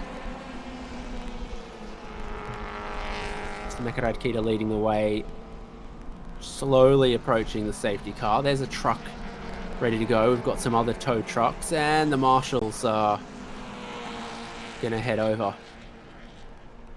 We got the Hilux. That one's actually 4-wheel drive, so it can get out of gravel. Just had to wait for the last car to pass before they got going. That is the 14 of Ridwan Kif, who will probably be thanking his lucky stars that the safety car has come out when it did. It'll be a chance for him to potentially gain a couple more positions. But considering the fact that he's 2 laps down on everyone at the moment, I don't think that's a high chance of success. But he is hoping that the safety car will end at the end of this lap and we can get a one-lap dash to the finish. Otherwise, it's going to be a bit of a disappointing end to what's been quite an exciting race.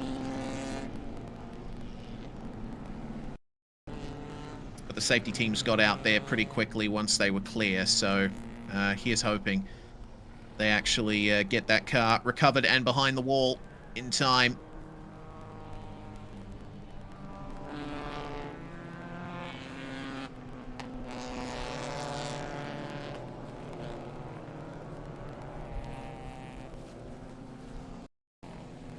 They're approaching the scene at the moment.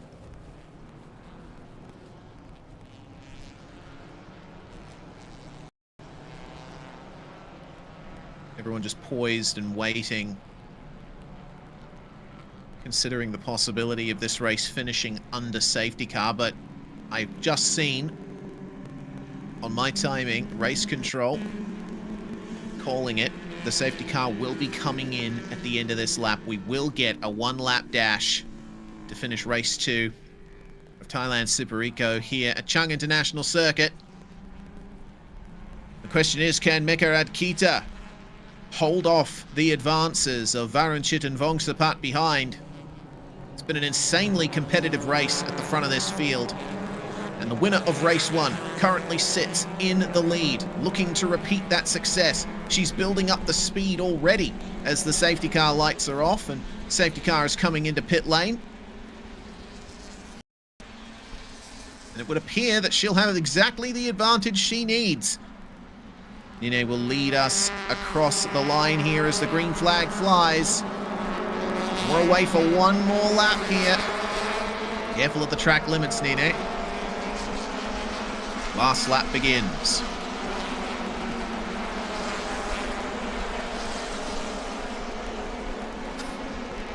Well, there's an opportunity to make so many positions with a one-lap restart like this.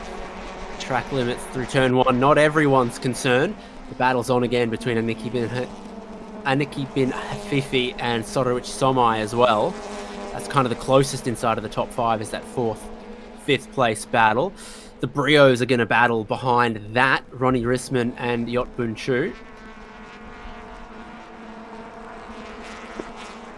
Mekarat Kita making it out of turn 3 nicely. We see that Varanchit is really keeping the pace up behind. And now Vongsapat Katsiri falls under more pressure than he ever has from Sorowich Somai and Anaki bin Hafifi.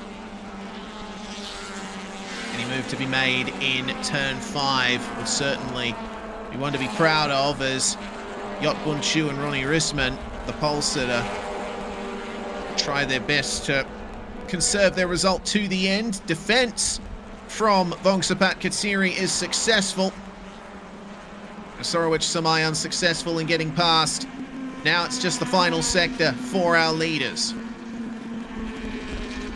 Closed up more than I thought it would. Margin was 1.2 seconds across the line on the restart. But through these twisty bits here, Varanchit has been able to close in and to drive the inside. Oh, space given to the inside, but only just by Nine. Varanchit is going to try everything in the book to try and get this lead at the final corner of the race, but it looks like, oh, he's still alongside. It's going to come down to the wire here in race 2 of Thailand Super Eco. Side by side, you got nothing between them here. Varanchit dives up the inside into the final corner. What response is there from Mekarat Kita? Is it going to be enough by the time they get to the line? It won't be. Varanchit Watanathanakan wins the second race of the weekend in Thailand Super Eco, and an incredible dive on the last lap. And then parked it on the apex too. Mekarat Kita had really good racecraft. I'm gonna go over under here, but no, not allowed. And now she's spun out. What? Huh. On the Strange. cooldown lap, after the checkered flag, she is backwards outside of turn 1. Well, if there's any time to go for a spin, after the checkered flag is probably the best. Right-hand mirror's been folded in, so perhaps contact with someone else in the concertina post-checkered flag. Interesting. Well, a win in a second is certainly nothing to sneeze at for the number 9, but Varanchit is making it very clear how he feels about that victory, leaving some extra rubber down for our other categories racing today. Wow. Just pure drama. We'll get to the replay of that final corner. So holding that inside line, Mekaradkita goes back across to the left-hand side. It's like, okay, I'll tuck back underneath you. But look at just not tracking all the way out. So there's no opportunity to make that swap back.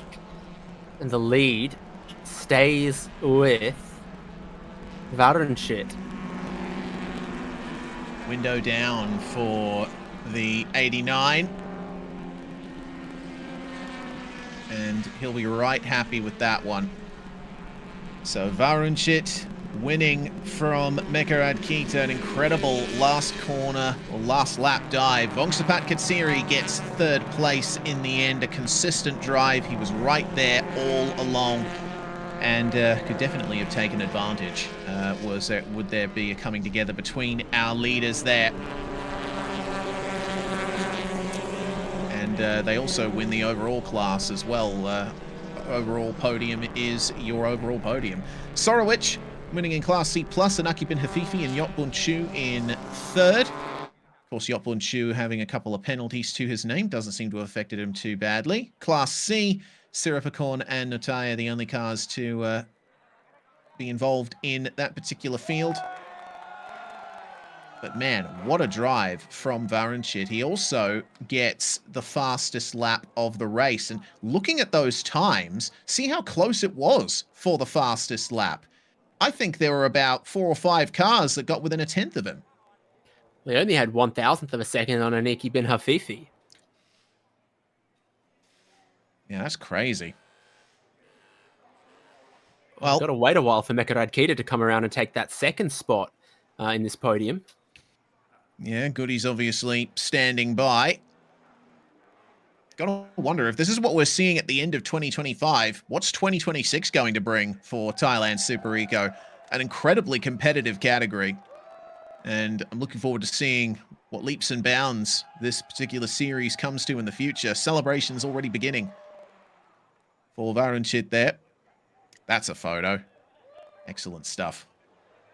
And finally, a 2nd place finisher, the woman who led the vast majority of the race, coming through there. Wonder what kind of discussions we're going to be seeing here. Well, looks like no hard feelings between the two of them. They both enjoyed that one.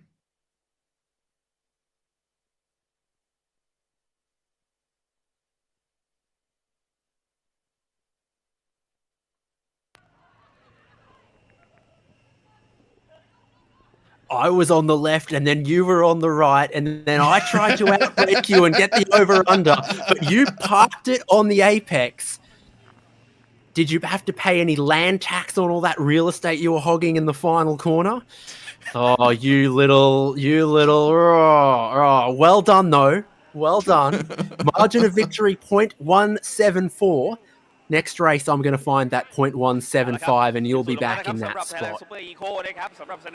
Oh, love it. Here's Goody in the pits. Let's listen in. เป็นยังไงบ้างครับ recap ตัวเองในวันนี้ให้หน่อยว่าเป็นยังไงบ้าง ก็เมื่อวานตอนเย็นเราก็มาไล่ดูรถนะครับก็เจอว่ามีปัญหาอยู่บางส่วนเลยครับก็พอมาวันนี้ก็รู้สึกรถฟีลลิ่งดีขึ้นแล้วก็ด้วยความที่โมไนเขาเป็นคล้ายๆเหมือน wild card ในเกมนี้เราก็ไม่ได้อยากไปสู้อะไรมากเราอยากเก็บแต้มมากกว่านะครับก็ถือว่าเป็นเรสที่น่าพึงพอใจเลยครับครับก็ถือว่าแฮปปี้สำหรับเรสนี้นะครับแน่นอนเรื่องเหลืออีกเรสนึงพรุ่งนี้นะครับก็ยังอยู่ในกริดเดี๋ยวพรุ่งนี้ต้องดูกันอีกทีพรุ่งนี้ก็อยู่ที่3เหมือนเดิมนะฮะเพราะฉะนั้นก็มาดูกันว่าเราจะออกมาเป็นอย่างไรเนาะครับผมครับฝากถึงแฟนๆด้วยครับเรียวครับก็ฝากช่วยรถเบอร์33ด้วยนะครับวงสภัทรเกตสิริวิ่งอยู่ในรุ่นซูเปอร์อีโคครับแล้วก็ฝากติดตาม Instagram แล้วก็ Facebook ของเรียว @v.kgsiri นะครับขอบคุณสปอนเซอร์แล้วก็ทีม Edimis by AP ขอบคุณครับขอบคุณครับวงสภัทรเกตสิรินะครับอันดับ3นะครับและอันดับ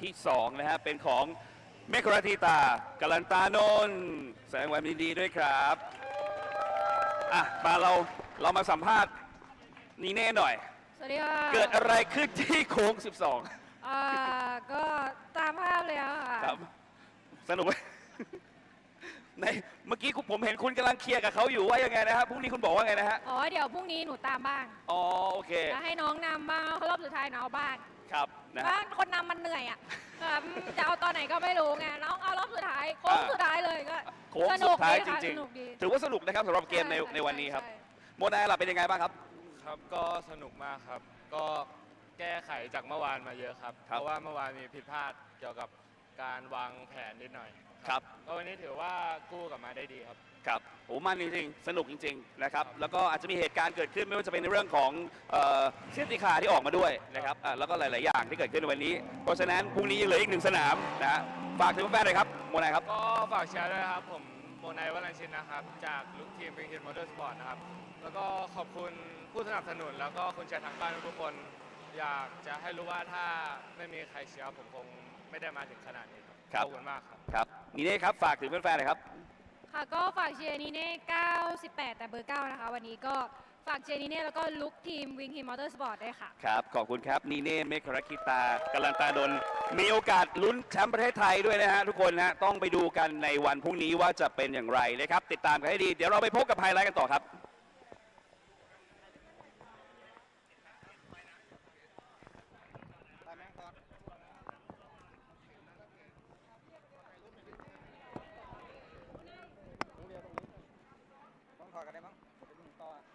So, what a race here in Thailand Super Eco. Ronnie Risman started on pole position, but ended up falling back pretty quickly.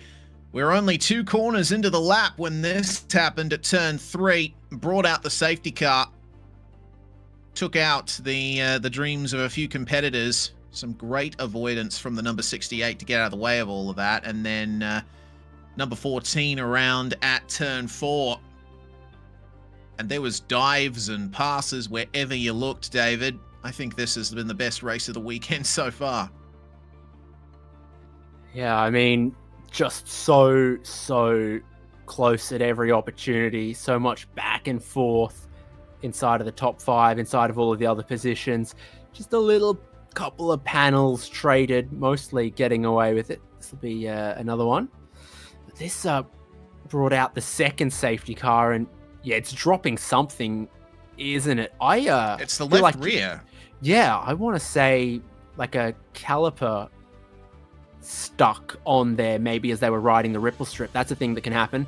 But then, I mean, the absolute highlight of the race is that back and forth for the race lead. And this, on the final lap, a dive to the inside of turn 9, holding it all the way around the outside of turn 10. Just enough space left at the inside of turn 11. You've already heard my interpretation of this final corner battle between the two of them as well. Just racecraft at its absolute pinnacle. Yeah, that was a fantastic fight between our top 2 for the victory there. And I think everyone should be happy with that one. So we're going to move very quickly on to the next race of the day. We have Supercar GT4 and GTC coming up. The qualifying sessions we covered earlier today. 60 minutes plus 1 lap on the cards, and that'll be going in just under 9 minutes time. Let's get ready for some GT4 racing. Fantastic stuff. Here on Speed Cafe and the Thailand Super Series YouTube channel English stream, we'll say a brief see you in a bit. We'll be back for the start of the next race.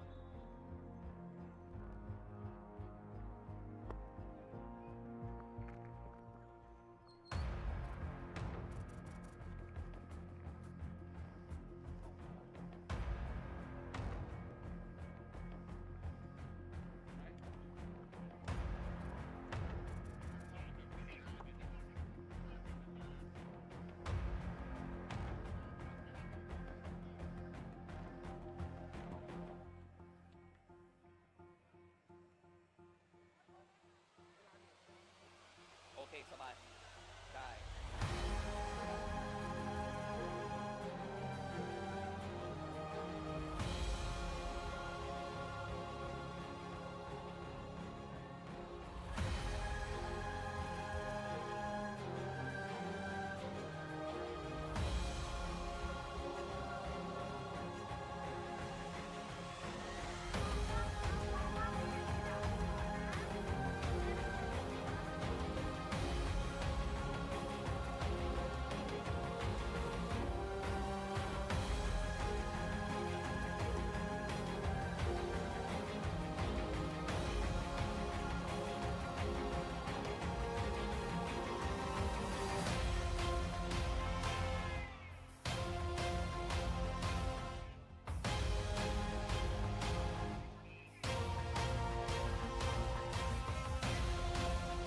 เอาละครับผู้ชมครับตอนนี้เราอยู่ในบรรยากาศสดๆนะครับที่สนามช้าง International Circuit จังหวัดบุรีรัมย์แห่งนี้นะครับในรายการ TSS The Super Series by B-Quik นั่นเองนะครับรุ่นเราเนี่ยกำลังจะใหญ่ขึ้นไปเรื่อยๆนะครับซึ่งรุ่นที่อยู่ข้างหลังผมนี้นะครับคือ Thailand Supercar GT4 และ Thailand Supercar GT4 GT4 เนี่ยเราแข่งมาอยู่ที่เรสนี้เป็นเรสที่ 9 แล้วนะครับส่วน GT4 เนี่ยเป็นสนามที่ 7 นะครับและแน่นอนว่าคะแนนจ่าฝูงหรือผู้นำนะครับในรุ่นของ Thailand Supercar GT4 เนี่ยยังเป็นของ Wing Motorsport นะครับอยู่ที่ประมาณ 140 คะแนนซึ่งห่างจากทีม AS Motorsport เพียงแค่ 4 คะแนนเท่านั้นเพราะฉะนั้นนะครับหมายความว่าวันนี้มันจะมีการเข้าทำ compensation time เนี่ยโดยแน่นอนว่าเวลาที่จะอยู่นานกว่าเนี่ยนะครับก็จะเป็นของวิงฮินที่ต้องอยู่นานนะครับแต่วันนี้ไม้แรกในการ qualify ที่ทำเวลาได้ดีที่สุดในวันนี้นะครับก็ทำได้ในของวิงฮินคือ1 นาที 42.887 ซึ่งนาควิปอัสลานเนี่ยนะครับจะขับเป็นไม้แรกไปคุยกันครับว่าวันนี้เขาเตรียมความพร้อมกันอย่างไรตามกันมาฮะล่าสุดนี่ฮะนี่ก็เป็นขับคู่กับมิเชลเซียมันจ่ายนะครับแต่ว่านาควิปจะเป็นไม้แรกในวันนี้1 ชั่วโมงเต็มๆนะท่านผู้ชมฮะที่จะอยู่ในการแข่งขันในเรสในสนามนี้นั่นเองนะครับ Hello Hello there. Wow, congratulations for the best qualifying here and the leader in this series. So, how do you feel that? Yeah, it was a good qualification. Yep. We had a good lap time. Car was feeling really good. Yes. But the race is where the point is at. Oh, so yeah. full focus now for the race. Make sure we do our strategy and hopefully we come out on top. Right. So your strategy here and including about your silver and silver. Yeah. You have the more compensation time in here. Correct. Then you have not so far away from the summary point about the AAS to 4 point, right? Yeah. Yes. So today we have the strategy here. How do you strategy? Yeah. So that extra pit stop time will really make it difficult for us. Yes. But we've been doing it for the whole season so far. Oh. So we know what to do. It's just a matter of doing it. All right. Okay. Let's just leave a comment to Thai fan who's supporting you here. Thank you so much for supporting us being in your competition, and may the best man win. Okay. Best of luck here. Thank you. Thank you. นะครับก็นาควิปอัสลานะครับก็บอกว่าโอเคก็รู้สึกว่าการแข่งขันเนี่ยเขาก็เตรียมตัวมาดีเรารู้ว่าจะต้องใช้เทคนิคในเรื่องของกลยุทธ์ในการแข่งอย่างไรก็คือทำให้ดีที่สุดเขารู้ว่าเขาจะต้องทำอะไรกับการแข่งขันในปีนี้แล้วก็แน่นอนว่าขอบคุณสำหรับผู้ที่สนับสนุนเขานะครับตลอดระยะเวลาที่ผ่านมาเดี๋ยวเราไปคุยกันต่อกับอีกทีมหนึ่งที่คะแนนนะครับต้องบอกว่าอยู่ไม่ห่างกันนั่นเองนะครับกับ AAS Motorsport ไม้แรกนะครับจะเป็นของคามิกกันสูนะครับหรือมิกกี้นะครับขับคู่กับบูมกันเททีกุกซิรินั่นเองนะครับโอเคสวัสดีครับมิกกี้ครับแหมไม่ได้เจอกันนานเลยนะครับตั้งแต่ไปที่เซปังเนาะ วันนี้เป็นยังไงบ้างครับก็อันนี้ก็เป็นวิกเอนสุดท้ายของรายการ Thailand Super Series นะครับทาง AS Motorsport แล้วก็ผมเองก็เตรียมตัวมาพร้อมก็จะสู้ให้เต็มที่ครับแน่นอนเมื่อกี้ผมก็ถามทางนาควิปนอร์ทจีวิงฮินเนี่ยเขามีคะแนนที่นำเราอยู่ประมาณแค่4 point แต่เรายังมีโอกาสในเรื่องของสนามที่เราจะสามารถช่วงชิงชัยได้ถูกไหมครับวันนี้ก็ถือว่าทำให้ดีที่สุดในทีม AS Motorsport ล่ะเราวางแผนกันยังไงบ้างก็ผมก็พยายามทำให้เร็วที่สุดครับแล้วก็ส่งไม้ต่อดูให้จบเรสให้ดีที่สุดครับผมมิกกี้ครับฝากถึงแฟนๆหน่อยครับครับก็ฝากเชียร์ทีมเรา AS Motorsport ด้วยนะครับครับรถ GT4 มีหมายเลข1กับหมายเลข99ครับครับหมายเลข18ในรุ่น GT3 ครับขอบคุณมากครับขอบคุณครับกมิกกันในสูตรนะครับโอเคไปอีกคันนึงตามมาเลยดีกว่าครับท่านผู้ชมฮะนี่นะครับอันดับที่3นะครับในกริดสตาร์ทในวันนี้นะครับหมายเลข99นะครับเดชาธรผู้อัครวุฒิกับธนพัฒน์สุทธิสว่างนะครับวันนี้หมายแรกเป็นพี่ปุ๊ครับสวัสดีครับสวัสดีครับผม เป็นยังไงบ้างครับพี่ปุ๊ครับสนามนี้2คันหน้าเร็วมากเลยครับ ก็จะพยายามตามเกาะกันไปเรื่อยๆครับโอ้โหถือว่าวันนี้ปีนี้เป็นยังไงบ้างครับสำหรับการแข่งขันก็ปีนี้ก็ยังไม่ประสบความสำเร็จเท่าที่ควรครับเดี๋ยวปีหน้าก็ต้องรอดูกันใหม่แต่ปีหน้าทุกคนตั้งหน้าตั้งตารอพี่แน่นอนนะครับมากับโอมด้วยนี่โหยิ่งเป็นแบบรูกี้เลยดาวรุ่งเลยนะครับพี่ปุ๊ครับฝากถึงแฟนๆหน่อยครับก็ฝากเชียร์ด้วยครับทีม Porsche Thailand ครับ AS Motorsport นะครับผมครับ99 ทับเบอร์ 1นะครับผมขอบคุณครับขอบคุณครับพี่ปุ๊ครับเดชาธรผู้อัครวุฒินะครับขับคู่กับโอมธนพัฒน์สุทธิสว่างจาก AS Motorsport นั่นเองนะครับยังมีในรุ่นของ GTC ที่อยู่ข้างหลังด้วยนะครับเพราะแน่นอนรุ่นนี้ทั้ง2รุ่นนี้ใครจะเป็นแชมป์ในสนามนี้ติดตามกันให้ดีกับ TSS The Super Series by B-Quik ครับ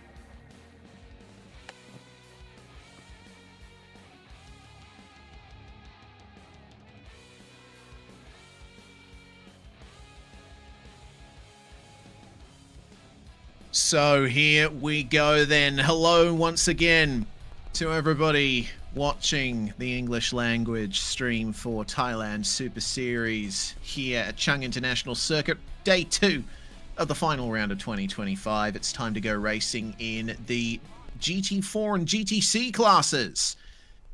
And this is going to be a fun one for sure. 60 minutes plus 1 lap. Similar to what we saw for the Super Tourers earlier on in the day. This is going to be the second last race of Saturday's run. I'm Reese Gardner, David Haynes alongside me, Dan Yeaman whispering sweet nothings into our ears behind the scenes. This is going to be a fun grid. The championship leaders in the GT4 class start on pole, and Nakib Aslan in the number 39 taking to the start here of the first race. In his English interview with Goody, you could tell he was pretty optimistic, but he was aware that it was going to be very hard work with their compensation times. So if you're unfamiliar with how all of that works in this series, there is a compulsory pit stop. If not delayed or interrupted by a safety car, the pit window runs for the middle 10 minutes of the race. And there is a minimum pit lane time for everyone of 90 seconds. And depending on driver pairings, various ratings for drivers, success penalties for the top 3 from previous races, you can get time added on to your compensation time. You must stand still in your pit box until that time runs out, and then you can run away with it later. Damien Hamilton, solo driver in the GTC Ford Mustang TA2. He is not going to have to deal with any of that, but he will have his own compensation time to be added as a solo driver. There's 2 subclasses in GT4, Pro-Am and Am.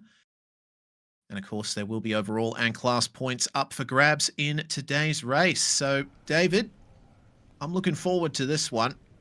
Nakib Aslan and Mitchell Chiminje, they're leading the championship for very good reason. They've been dealing with those compensation times all season as well, and they've come out on top. And that number 39 is looking immaculate. There have been points in time where Nakib Aslan has been just outrageously fast in that Toyota Supra GT4. Last time at Sepang, I think he hunted down almost 50 seconds in pursuit of a race win. There were some challenging conditions there that day, but he has been an amazing competitor. Also got the Toyota Altis GTC back in his field to battle Damien Hamilton in the TA2.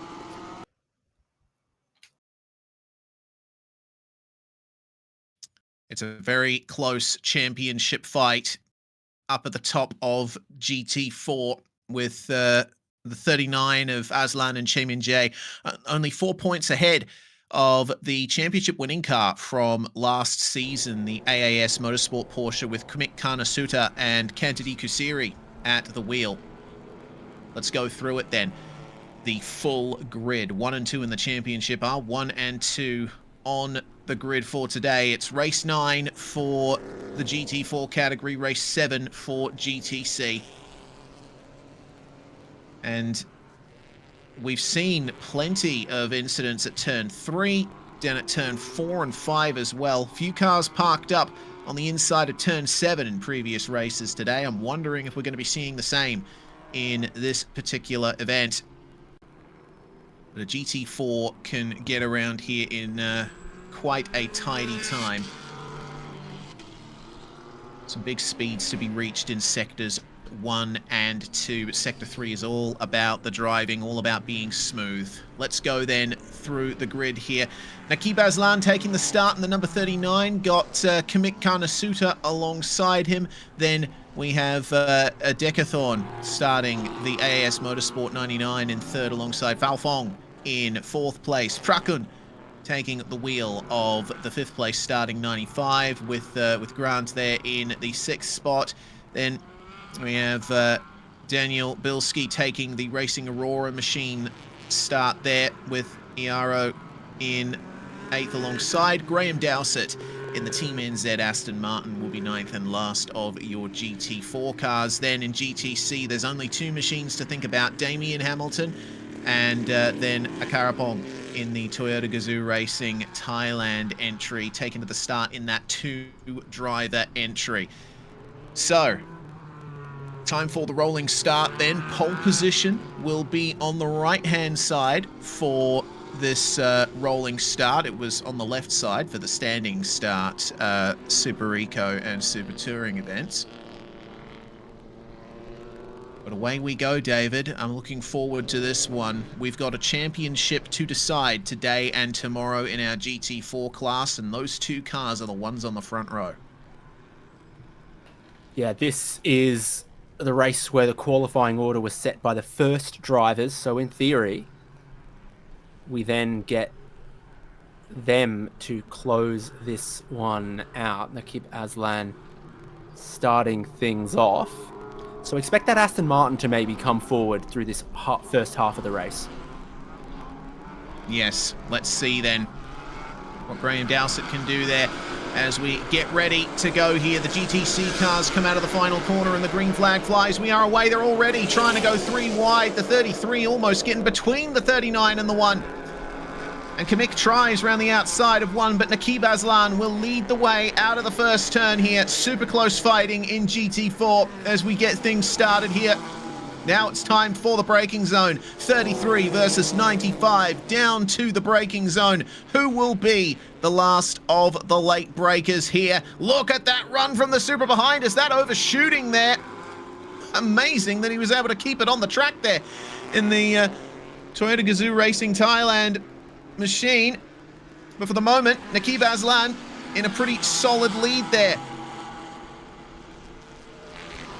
So that would have been the 19 then, bombing all the way around the outside if possible. GT4's away. GTC's in behind them were just a little staggered on the start. It's 95 versus 99 through the double tight left-handers. And it opens up a little bit into turn 7, the right-hander. Turn 8's a tiny bit tighter. And then a long turn 9. All your GT4s in one shot and in one line. Yes, indeed. And it looks like Mick Karnasuta is already under pressure. And also, the 99 driver of Dechathorn Fuakarawut is going to be making some big moves potentially. That number 19 of Grant Superpong, incredibly confident on the brakes. At the end of lap 1, Nakib Aslan out to a solid lead of 1.2 seconds over Kamik Karnasuta. It looks like Kamik himself will be coming under a lot of pressure from Falfong there. Meanwhile, here comes the 99 to try and get back past the number 95, Prakun versus Dechathorn. And the Porsche Cayman has the inside line for turn 3. Anti-lock brakes on GT4 machinery. Once again, Grant Superpong super late on the brakes into the third corner, and this time he's able to get to the apex and carry that pace all the way through the corner, making this a 3-car fight for 4th place. Yeah, it certainly looks good. It seems like there's enough grip to then come back to a tight line, something we saw happening from a couple of other cars. Oh, but this is Ayara Ratsenkoto. He'd made up a couple of spots on the opening lap. Yeah, but now, drama for the Porsche.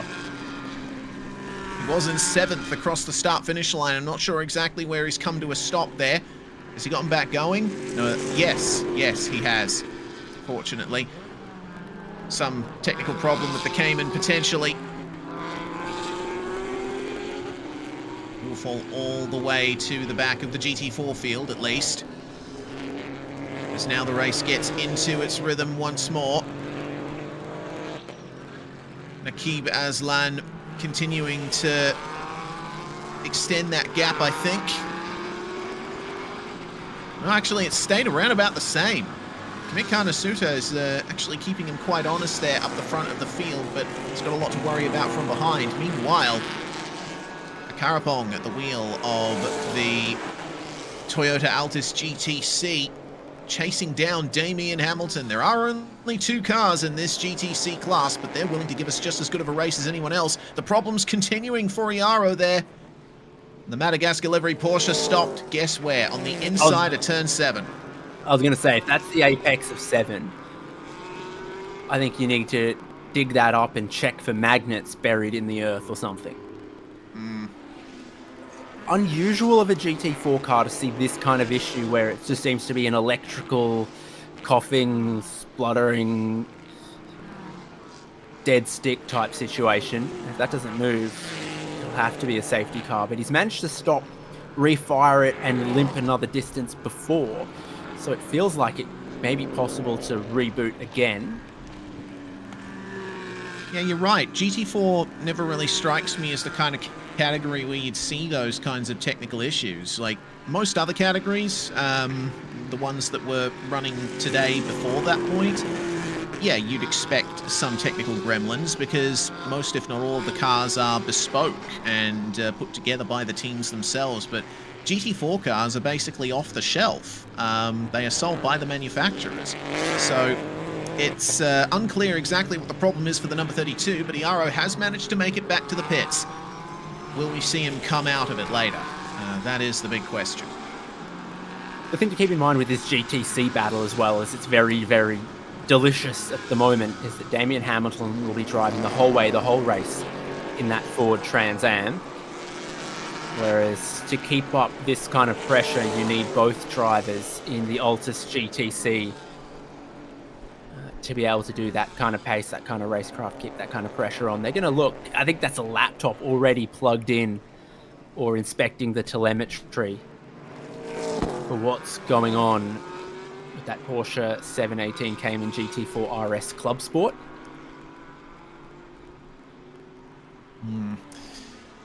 Not ideal. Now, keep our eyes peeled on the fight here for GTC. There was only half a second difference between these cars at the line, and the gap looks to be about the same now.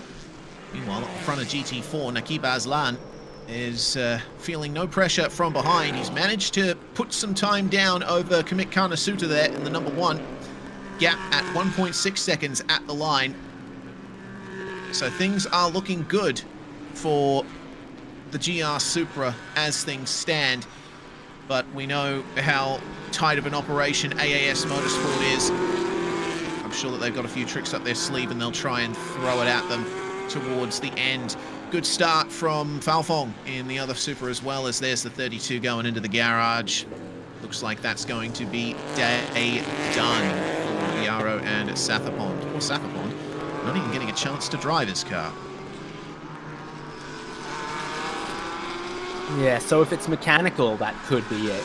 If it's pull out an electrical component and replace it with a spare, we could see them again in this race. If it... There are a few things you can imagine them replacing in 20 to 30 minutes, like perhaps a fuel pump or an electrical sensor, like a throttle position, maybe a throttle position sensor or something else. But if it's engine out, that's not happening in this time frame. No, certainly not. Unclear whether or not they'd even be able to get it sorted in time for tomorrow's race, the final race of the season for these two categories. Well, they'd have plenty of personnel also running 2 cars in GT3, so if you need lots of hands to get something done to get that car back in racing, I could see B-Quik Absolute Racing being able to do that. Yeah, for sure. Solid possibility there. So, Grant Superpong here in the probably what you'd call almost the default livery for the Toyota Supra there. His pace is equalized somewhat from the cars in front and behind. He's settled into 6th very nicely. 36 of Daniel Bilski, meanwhile, on his lonesome there in a bit of no man's land between Superpong and Graham Dowsett. And they've got their Supra back. They were in a Cayman temporarily at Sepang after their Supra encountered problems. Oh, and then a Mercedes before that, apparently. So I think that's 3 models in 3 rounds, potentially, then, for Daniel Bilski and Hayden Haikal. Is the horsepower of that 6.2-litre Trans Am car. We do have the VMAX stats. Oh, 236 for Damien Hamilton, if you don't mind, is a significant advantage on this Altus GTC's 217. So there's walking them in a straight line. I think that's somewhere between jogging and sprinting them in a straight line. I've never had my sprinting speed measured, but it's probably not that much more than 20 k's an hour. And that's the pace difference between the Trans Am and the Altus. But it's a well put together Toyota there. And so expect it over the course of turn 5, 6, 7, 8 to be able to close some of this back. And both of them are going quicker than Graham in the Aston Martin for the moment. So Romain Leroux still to come then for the number 7 Aston Martin. Yeah, and I think at least a couple of k's an hour of Damien Hamilton's VMAX was thanks to the slipstream of the Aston up ahead of him. Okay, things are starting to get a little bit closer here in the final sector. This is where the Toyota Altus starts to gain some advantage, and then it's straight line speed again into the final corner and all the way to turn 4 again over the course of this lap. It must be frustrating being the driver of the Altus, knowing that, yes, while you can equalize the pace on the infield and through the twisty bits, Hamilton just drives away from you on the straights. Yeah, I've done this dance before versus a Ford Mustang that can't corner but has you beat in a straight line, and you've got to be so tactical. You've got to set up the move so far in advance that you make them defend, and then they're slow through this corner, and then you beat them to the braking zone of the next where you can outbrake them, etc.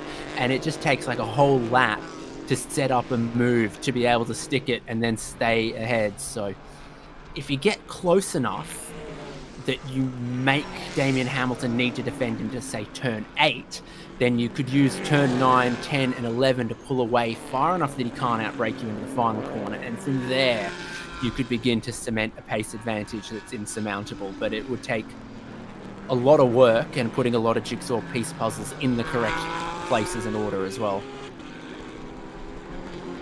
Speaking of insurmountable, it's starting to look like the pace that Nikita Aslan is holding on to here in the Wing Hin Motorsports Supra is looking pretty good versus Kamek running behind. The gap has come back down ever so slightly. It was 3.6, now it's 3.8 actually, so another further gain here by Nikita Aslan. Kamit Karnasuta is doing as best he can in that number 1 car for the moment. Don't forget, of course, that it's the primary drivers, or driver 1, starting this race, and then driver 2 will take over. And in almost all cases, the second driver is a little bit faster than the first driver. So Kantidi Kasiri will be jumping into this number 1 when the pit stop comes around. The question is, knowing how quick Kantidi Kasiri is, would you try and pit at the very start of the pit window and hope that the Wing Him Motorsports car delays putting Mitchell Chim and Jay in the car and potentially use that as something of an undercut? Race control noted the exact second that the green flag waved on the race start, calculated from there on out, and has the pit window opening at a local time of 3:08 p.m. and 17 seconds. So exactly where everyone is at that moment. Wait and see in about 10 minutes' time. But yes, this is the race where we expect people to look to the earlier end of the pit window to make their driver change as required. And we've gotten our first message from race control. Black and white flag, a warning for cars 95 and 33. So that's Prakun in the Toyota Supra and Falfong also in the Toyota Supra in 3rd place. And I mean, I gotta say, it's been pretty good to see that it's taken this long into the race for any track limits violations to be highlighted by race control. It's been pretty clean driving thus far in this race. It's a bit of a sort of mini endurance, so all the drivers are well aware that all they have to do is keep it clean here in the first half, and they will let their second drivers take over, and then they'll start pushing those limits. Damien Hamilton starting to get a bit closer here to Graham Dowsett, and looking to the inside of turn 3. But Dowsett is well within his rights to turn in and hit the apex there. That gap between Hamilton and Akarapong has still not gone beyond about half a second. It's an incredibly close race in GTC right now.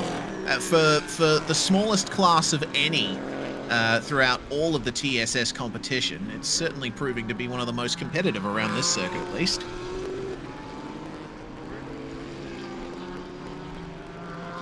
Certainly is for the moment, and if Hamilton just gets held up a little bit, say into turn 4, getting a good run, but then not able to move past Graham Dowsett at turn 4, then it begins to cost him time here. So turn 8, and they're saying that into turn 9 there could be the way to go. Well, that's some good pace from the Toyota coming out of the final sector there. But once again, too little too late. Damien Hamilton streaks away between the penultimate and final corners. That's very late on the brakes for the number 9, and I think Hamilton might have overshot the apex just a tiny bit there. Fortunately, he can gather it up and blast away down the start-finish straight. The gap between those two cars now out to 0.6 of a second. I think Hamilton, coming into turn 9 there, was doing the right thing by getting to the apex earlier. You notice that Akarapong took a little bit longer to turn in for that corner. That's something I've noticed throughout all of the races we've seen this weekend so far. Usually the car that gets to the apex first is the one that will end up defending the position. Oh, that was close to a track limits violation there for Nakib Aslan. I think he just had the tyres on the curb, and he and he does it again there. We've already been to the Bungsend Street Circuit, but apparently just as much precision is required here. It's just mentally a different game. So pit window opens in 8 minutes, doing minute 44s. pit window probably opens in 5 laps for these drivers. 7 seconds away from the race lead is the AAS Porsche. Already had a warning for the track limits for our 33 in 3rd position. So keep an eye on that for Falfong here. And I believe you get a maximum of 3 warnings before you get issued a penalty. Oh, actually, it looks like car number 39, the leader, is the next car to get a black and white flag from race control for exceeding track limits. I wonder if we caught that live. I'm unclear exactly on what the definition of track limits is at this circuit, whether or not it's 2 wheels on the asphalt or 2 wheels on the curb. A lot of drivers seem to take it, you know, with 2 wheels on the curb in most circumstances, and seem to escape race control's auspices for a bit.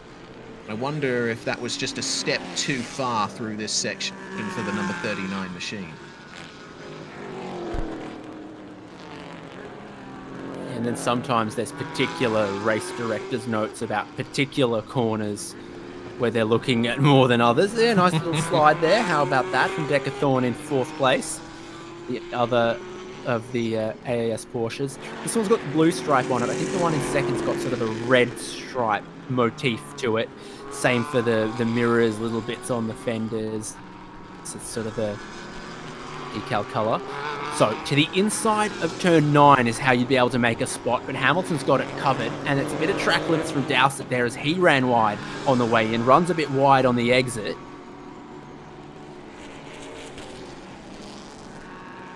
And this is the closest the Toyota ever gets to the Mustang around the lap before Damien Hamilton's sheer power and speed takes over.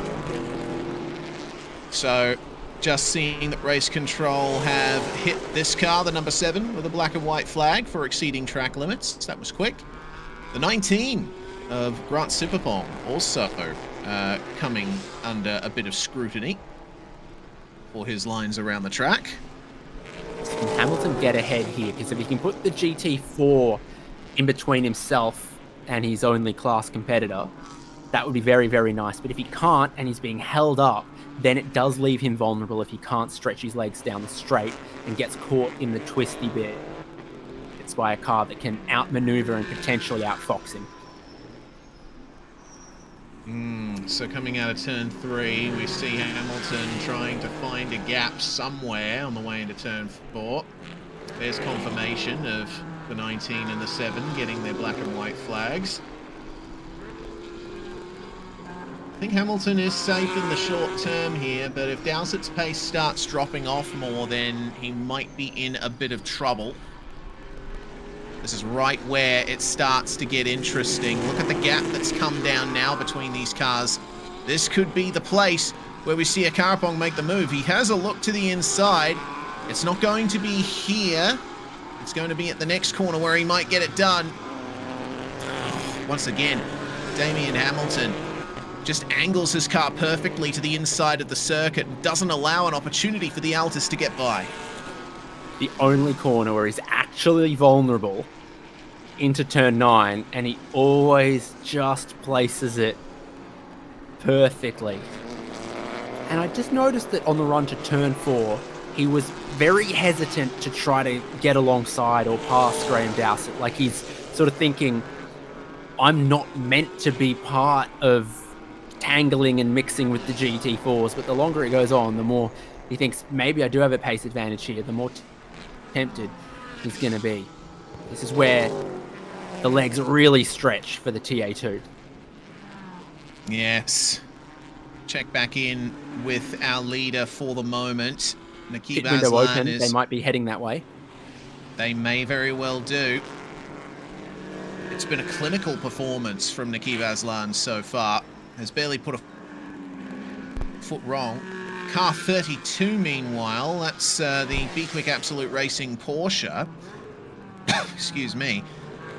team manager to report to race control after the race.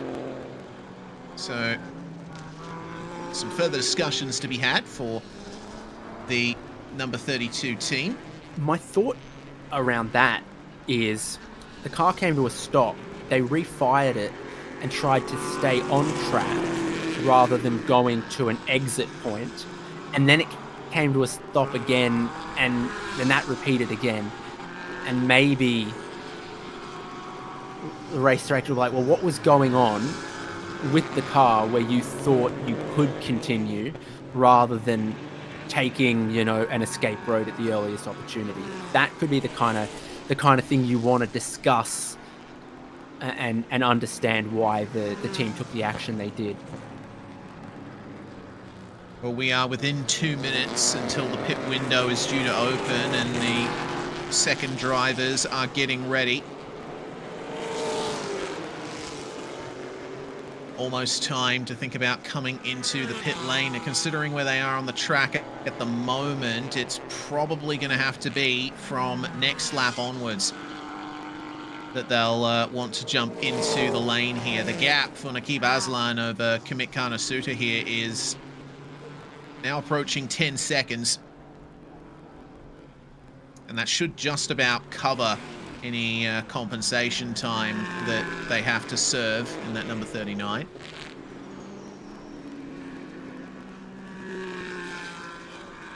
I just love the precision with which the leaders are placing their cars on these curves. Most cars today, they've looked pretty out of control over those curves, not these guys. Well, they've got downforce, ABS, traction control. That doesn't help. Graham Dowsett off at turn 4. And I wonder if that was contact with Damien Hamilton that did that. The Aston Martin does look undamaged. And it looks like it was Hamilton up the inside of turn 4, but marbles, yeah, grey dirt.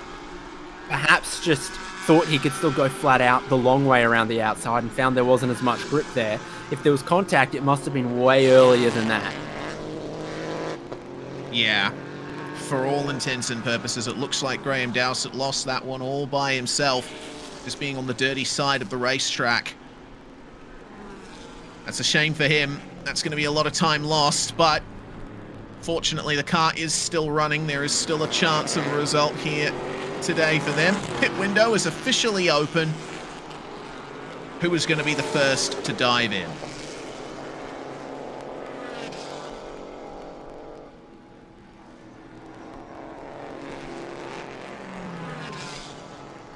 Well, I want to guess Graham Dowsett.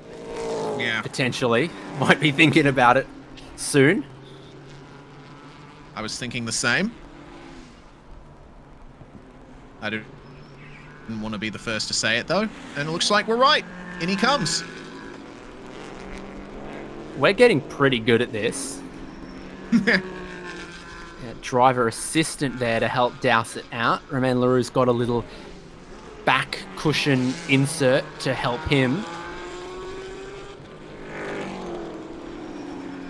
I did a 2-hour stint once where I should have had something like that and didn't, and boy did my back hurt at the end.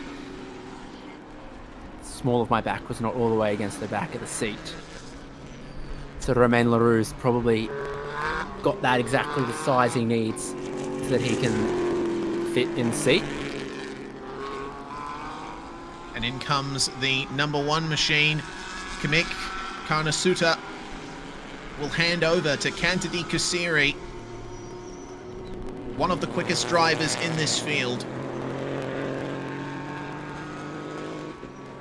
And this could be what they need to get a leg up on Nakib Aslan and Mitchell Cheminjay in the race leading number 39. Next in is the 95 car.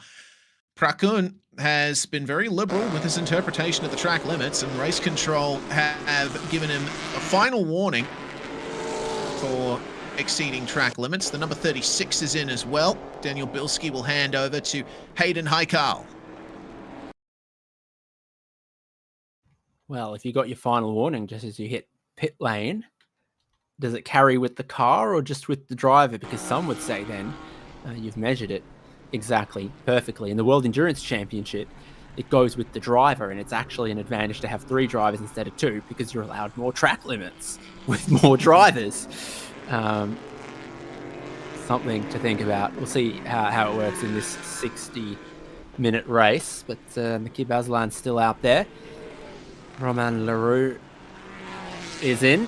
He's been very good with this Aston Martin, so never say never on a good result after that. And their compensation time's not normally outrageous, so total pit stop time, minute 54 for that number 7 Aston Martin. It's going to be longer than that for a couple of the other cars.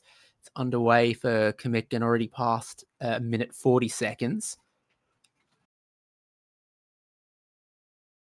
Yeah, it's worth pointing out as well that that number 7 Aston Martin is now, well, they are going to be starting tomorrow's final race in second place with Romain Leroux's fantastic performance in the second qualifying session. So keep an eye out for them for sure. 95 away. I like that car controlling, looking at the stopwatch, presumably, counting down from 5 and then go. Yeah, so 2 minutes 11 was the total transit time for this car. And then for the 95, a minute 58.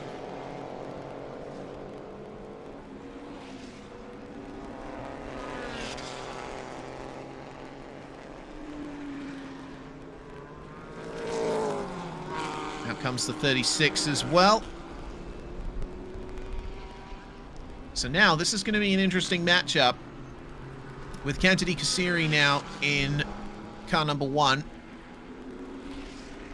I'm sort of half hoping that Nakib Aslan stays out for another lap or 2 just so we can get a proper time comparison between the first driver of the 39 and the second driver of the 1. But that remains to be seen. He's not committing to the pits just yet, so another lap time on the board here for the Wing Hin Motorsports Toyota. 144.7 on the previous lap. Now, there are 2 silver drivers combination, aren't they? I believe so. Yeah, and you've also got your 2 GTC cars that have stayed out. So Damien Hamilton and Akara Pong have stayed out. Going to get the other AAS Porsche in. They've got a driver assistant just helping with the belts and the radio cord. Yep, make sure that doesn't get tangled anywhere, and then put the belts together, plug the radio in, window net across. Here comes Damien Hamilton. Damien Hamilton, who has held on to the lead of GTC this whole time, but under lots of pressure from the Toyota Altis behind, especially in the final sector. Let's see where the difference is made here in the pit stops. Now, Hamilton, of course, is a single driver, so he will not be getting out of the car here. There will be a bit of extra compensation time, I'm sure, to account for that.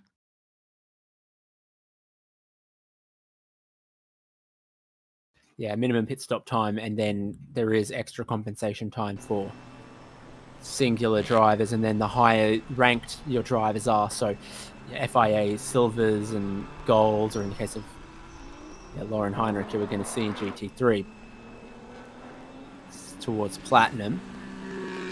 Extra time added for that as well, plus 15, 10, and 5 for the podium finishes of the previous race, so it can eventually add up. Looks like Mitchell Chiminjay is there at the ready for Nakib Aslan to bring the race-leading 39 in. Almost knocks the board over on the way in. Small discussion there. What exactly they're talking about, we may never know. The 33 is in too. Warpon will take over from Falfong there.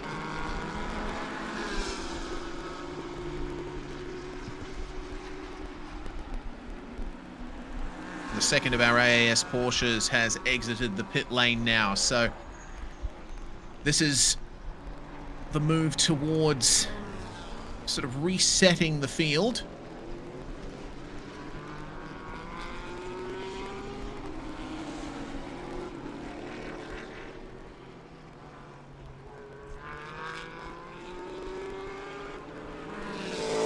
looking to me Busy. like... Busy day to be a leaf blower.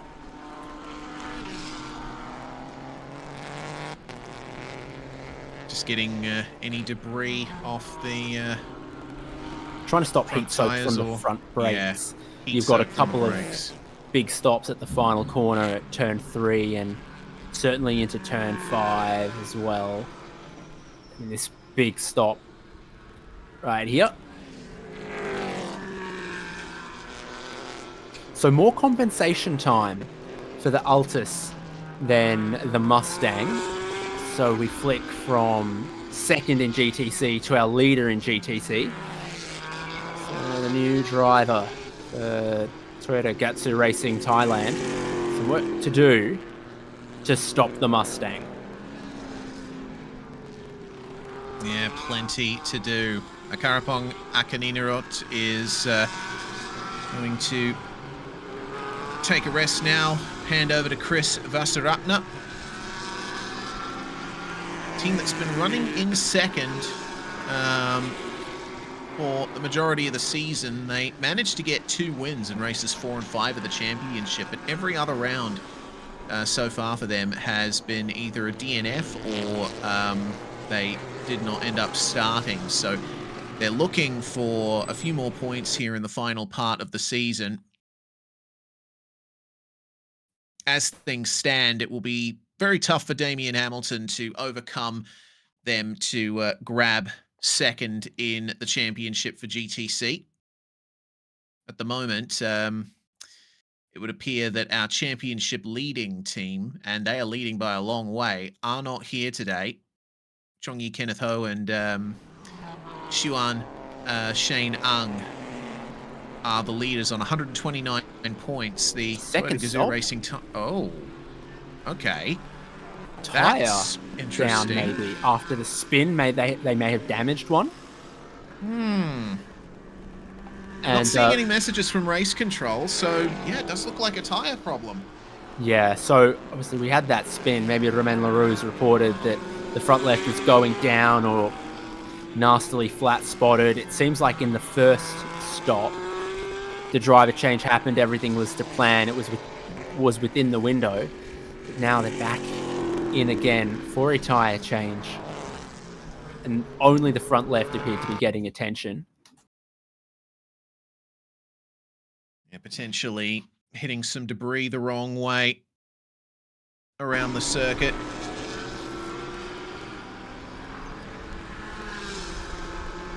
Final car to make their stop, and they got in just before the pit window closed. The number 19, Sutapong, taking over from Grant Supapong. And immediately, bit of racing going on here. Mitchell Chiminjay finds himself with close company. Pulapong there in the number 33 now, and putting some pressure on our former race leaders here. Oh, bit of contact on the way into turn 4. Neither of them are going to be too happy about that one. But ultimately, it seems no damage done.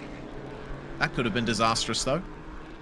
Chiminjay quicker, but did come across a little bit on the approach to turn 4. And of course, Puapon was not going to give anything away for free, battling for a podium position. And if the other car coming is quicker, it's like, okay, well, make the move more cleanly than that, perhaps.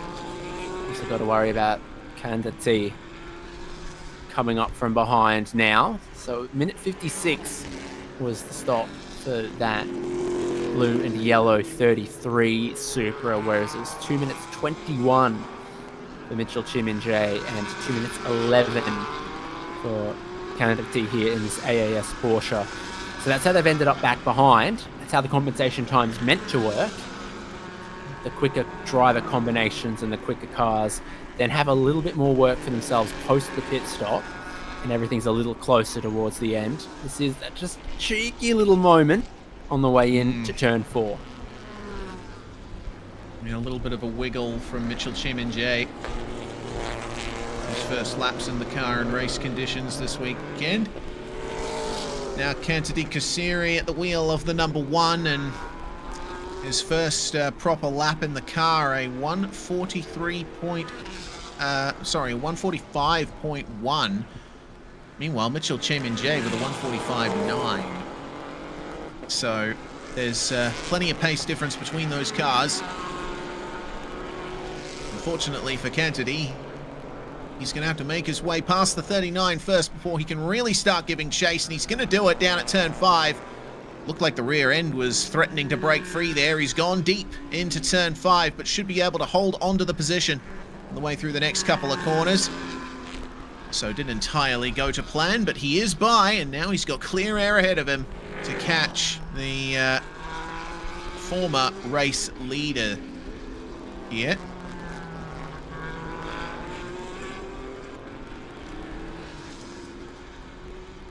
Yeah, so close last time across the line, 1.4 seconds for the race lead, Thanapatra versus Mitchell Chiminjay, who we know has been released and into second place. So that's a gap to watch that will come down and shrink in these final 21 minutes. And then you've seen the move into third.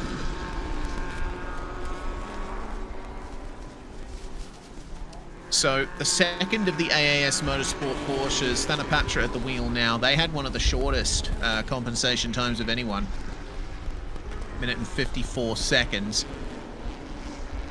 Not quite as tiny as the one for Grant and Sutterbong in the 19, who were only 1 minute and 34 seconds.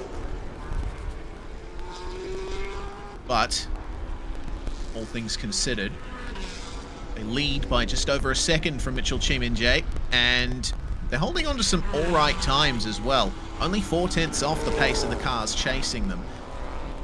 So I think the pass will be made eventually. There's still 20 minutes left in this race, but Mitchell Chiminjay is going to have to work for it here. Well, it looks so exciting now when you see it like this. The Porsche being pursued by the Supra about a second away. Look nimble, but a little leery, the Cayman. And then you just got to worry about track limits. Not something we've actually seen come across the race control channel much since the pit stop window, but I imagine it might pick up into the final 10 minutes as everyone begins to try to scrap for everything that they is available in the position they find themselves in.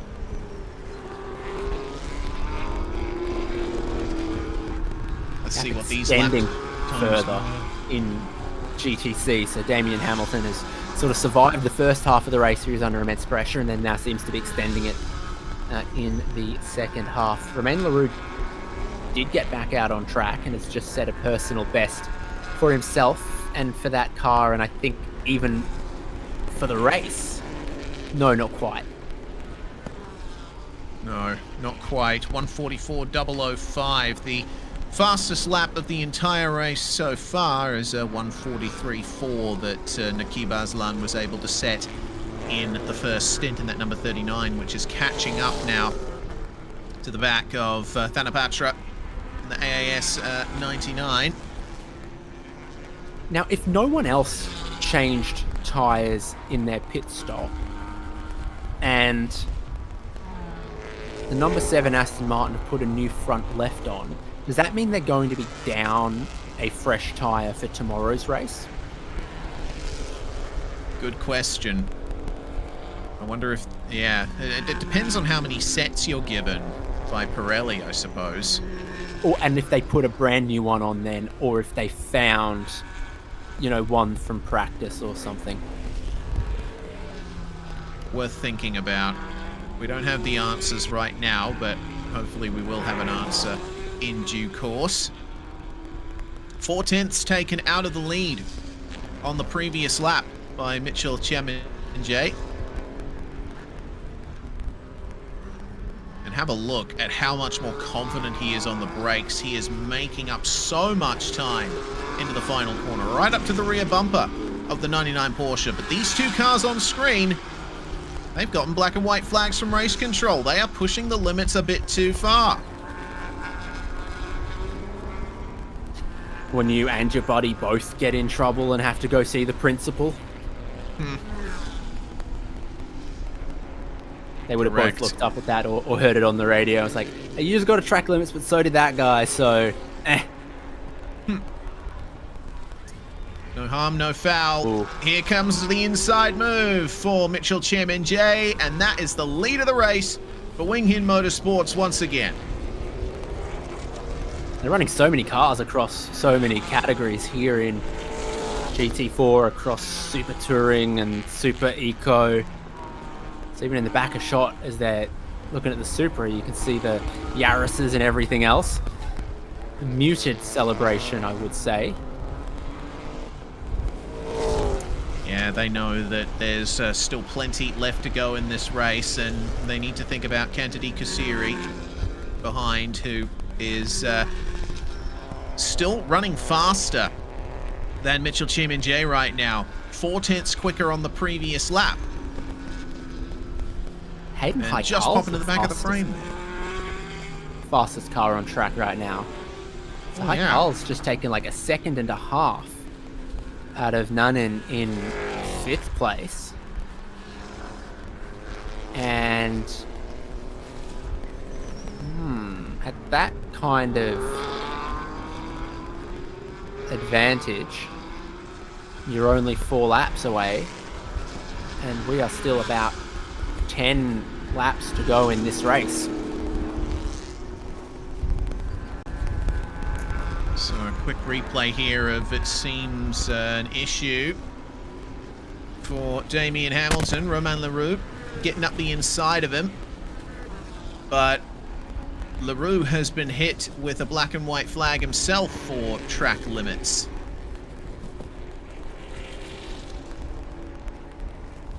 So it's crucial there for Romain Leroux that he is able to make his way back past. And that's your top 3, all in a line here. Any chance at all for Cantadi Kasiri to make up more time here? He, along with 4th, 5th, and 6th, apparently remaining roughly in the same positions that they started in. Give or take a couple. There's another warning flag for the track limits for the 95, and they are a car that is feeling some pressure. More than a second a lap being taken out of them by the car in 6th place. And 3rd, get closer between the 2 AAS Porsches, and you see one with the blue flare, one with the red flare.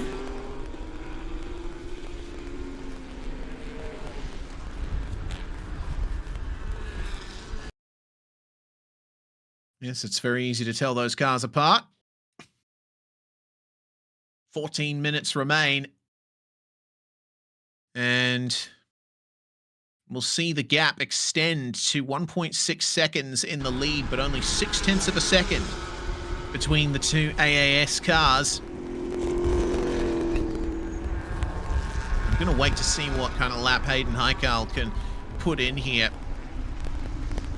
because he is making tracks. Once again, he sets the fastest time on that particular lap, 144.3 versus a 146 for Nunnan in the 95. Evidently, potentially, one of those track limits violations happening on that lap. Cantadi Kasiri then searching for the inside, and there's the trade. The AAS cars swap positions, and now Kasiri is free to chase Mitchell Chairman J for the lead of the race. At the start of this lap, they had about 2.2 seconds between them. Considering that Kasiri has been consistently running about half a second faster, give or take a few tenths, than Chairman J over the last few laps, I get the feeling this one's going to go down to the wire.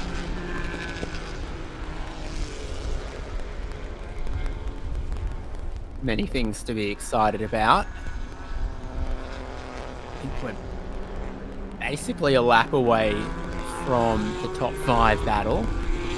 This race lead has just enough time to moved from a simmer towards a boil in the final 4 or 5 laps.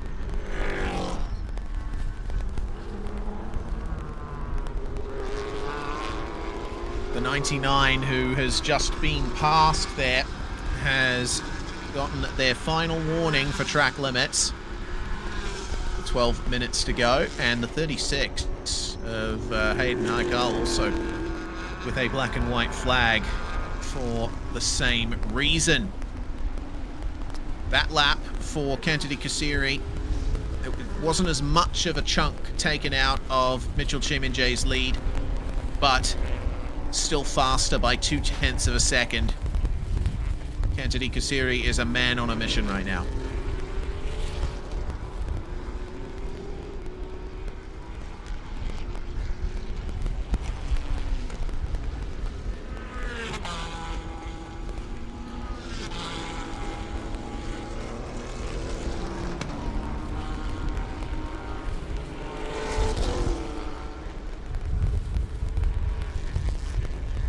Under a second for 5th place. So I imagine we'll be seeing a little bit of that in a moment. This gap came down only a couple tenths in the race lead on the last lap. So it is going to take the remaining time to shrink this margin.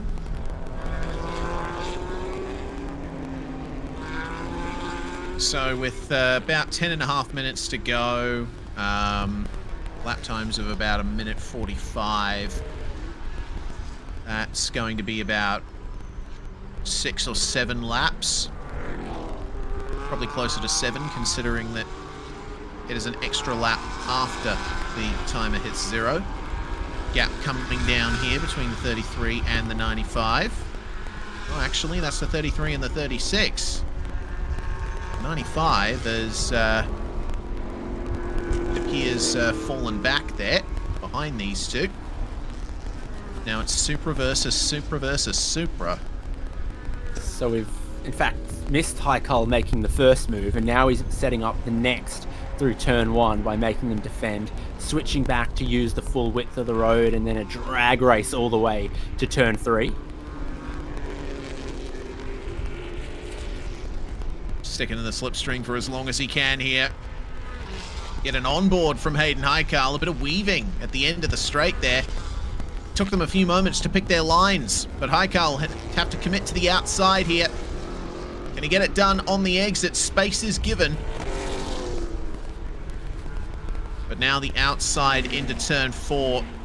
That is not what you want, and it seems that there's sometimes a bit of miscommunication between the Supras here on exactly where they're going to be running into turn 4. Haikal will stay ahead, though, for the meantime, and they are up into 4th place now. This team that have probably driven the most car models out of any team in GT4 this season. Real iRacing type areas. What's the meta? What should I main?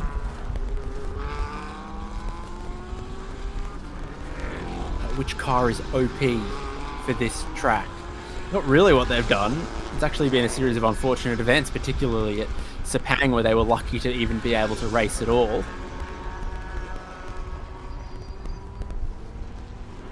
Now Nanin is getting a bit aggressive here. Looking to complete a move. Very similar to what we saw for the finish of the Super Eco race earlier. The cutback works very well at the final corner. Up the inside into turn 1. And Nanin is through on Fuwabon, but slightly better exit for the 33. He's going to keep this battle going to the end of the straight here. But it's a hard defense from car 95. There's space opening to the inside, but he sticks middle of the road, forces the 33 to go really wide round the outside. We'll translate that into a late apex and get some momentum back, but I think it's going to be a few more corners before we see this battle heat up again. There was a bit of gravel out there as well, so eventually you go far enough outside of turn 3, you'll find a dirty part of the racetrack without much grip. Oh, this is big. Race Control have just announced something huge for the race leader. Car 39, 5-second time penalty for continued abuse of track limits. That's come out of nowhere there. And that is going to effectively give the victory to Commit Kanasutra and Kennedy Kusiri.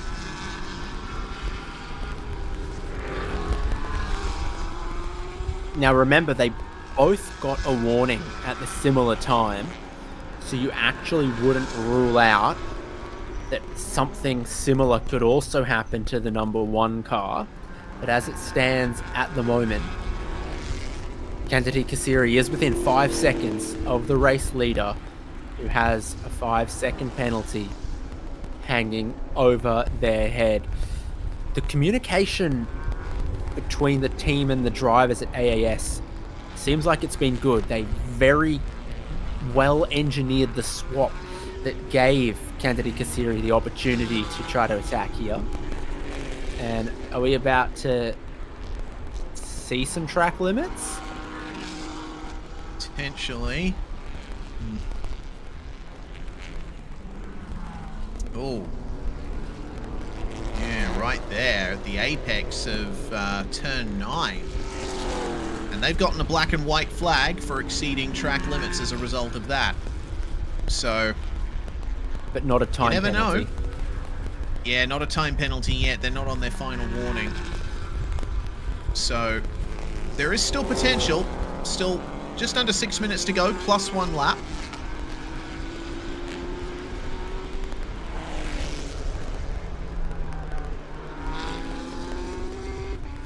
Kennedy Kusiri's pace seems to have plateaued here in his pursuit of Mitchell Cheminjay.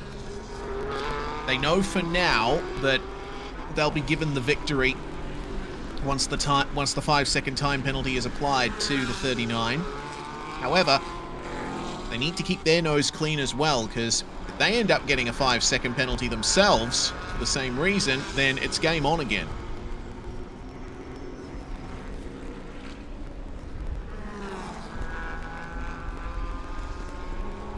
Found the headlight flasher when it was to pass their teammates. Found the headlight flasher a couple times in pursuit of the race leader.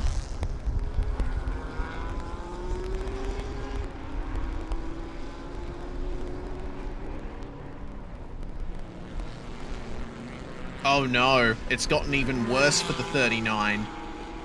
Second offense. Another 10 seconds. That puts them third at the moment. Oh, if it's 5 plus 10, that puts them third. Can you hear people in the grandstands react to these penalties coming out? Yes. Wow. I can hear it myself as well, and this is what did it for the 39. It looks like they are using the white line for track limits there.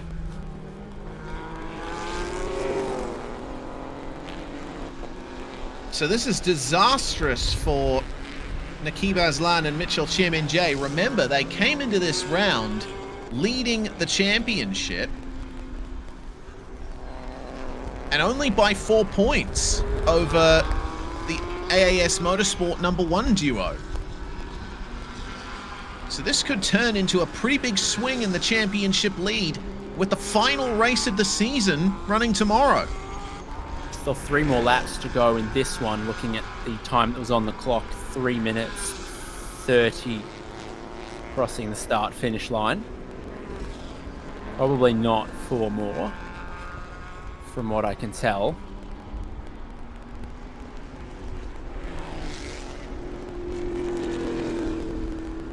And this is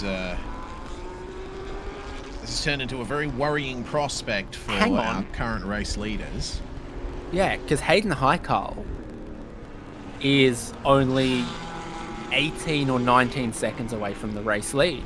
Yeah, and he's looking quick. His last lap time was 7 tenths faster than the leader. There's even still time for him to catch third place on track, if we're being honest. Yeah. So I was about to say don't rule out a podium. I think I'm about to say don't rule out second place.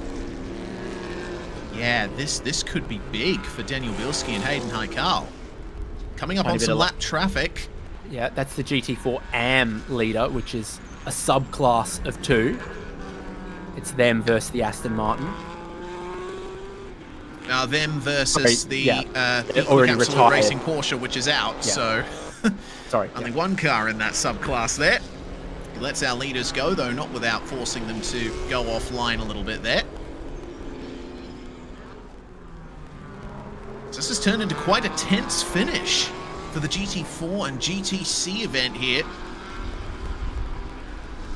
Remember, first race of 2 for the weekend. We're going to be repeating this again tomorrow.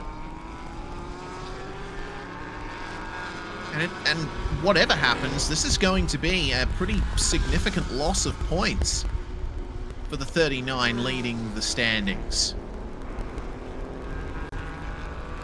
And if Kamek and Cantady keep their noses clean here in the number 1, they will take the championship lead coming into the final race of the season. From Shimin J to Hayden Haikal was 17.3 seconds this time over the line. There's at least 2 more laps.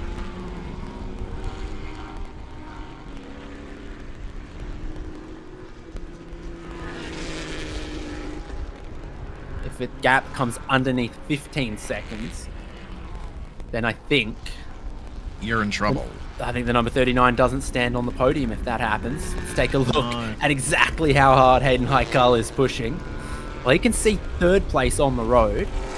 He may or may not know that he could even smell a whiff of second place, but either on the road or in the timing, a podium is in the offing here. That it is, and from what I can see from Hayden Haikal, he's kept it within track limits for the moment, so not much danger of a penalty for him. The clock hits 0 just as the leader crosses the line, so that means this is the final lap. At least that's what my timing is telling me. Yeah, it was a matter of like a couple of tenths of a second. Says it at the start-finish line too. But I think, yeah, it was just by 1 or 2 seconds that we start the final lap. Margin at the line to Haikal, 16.5 seconds.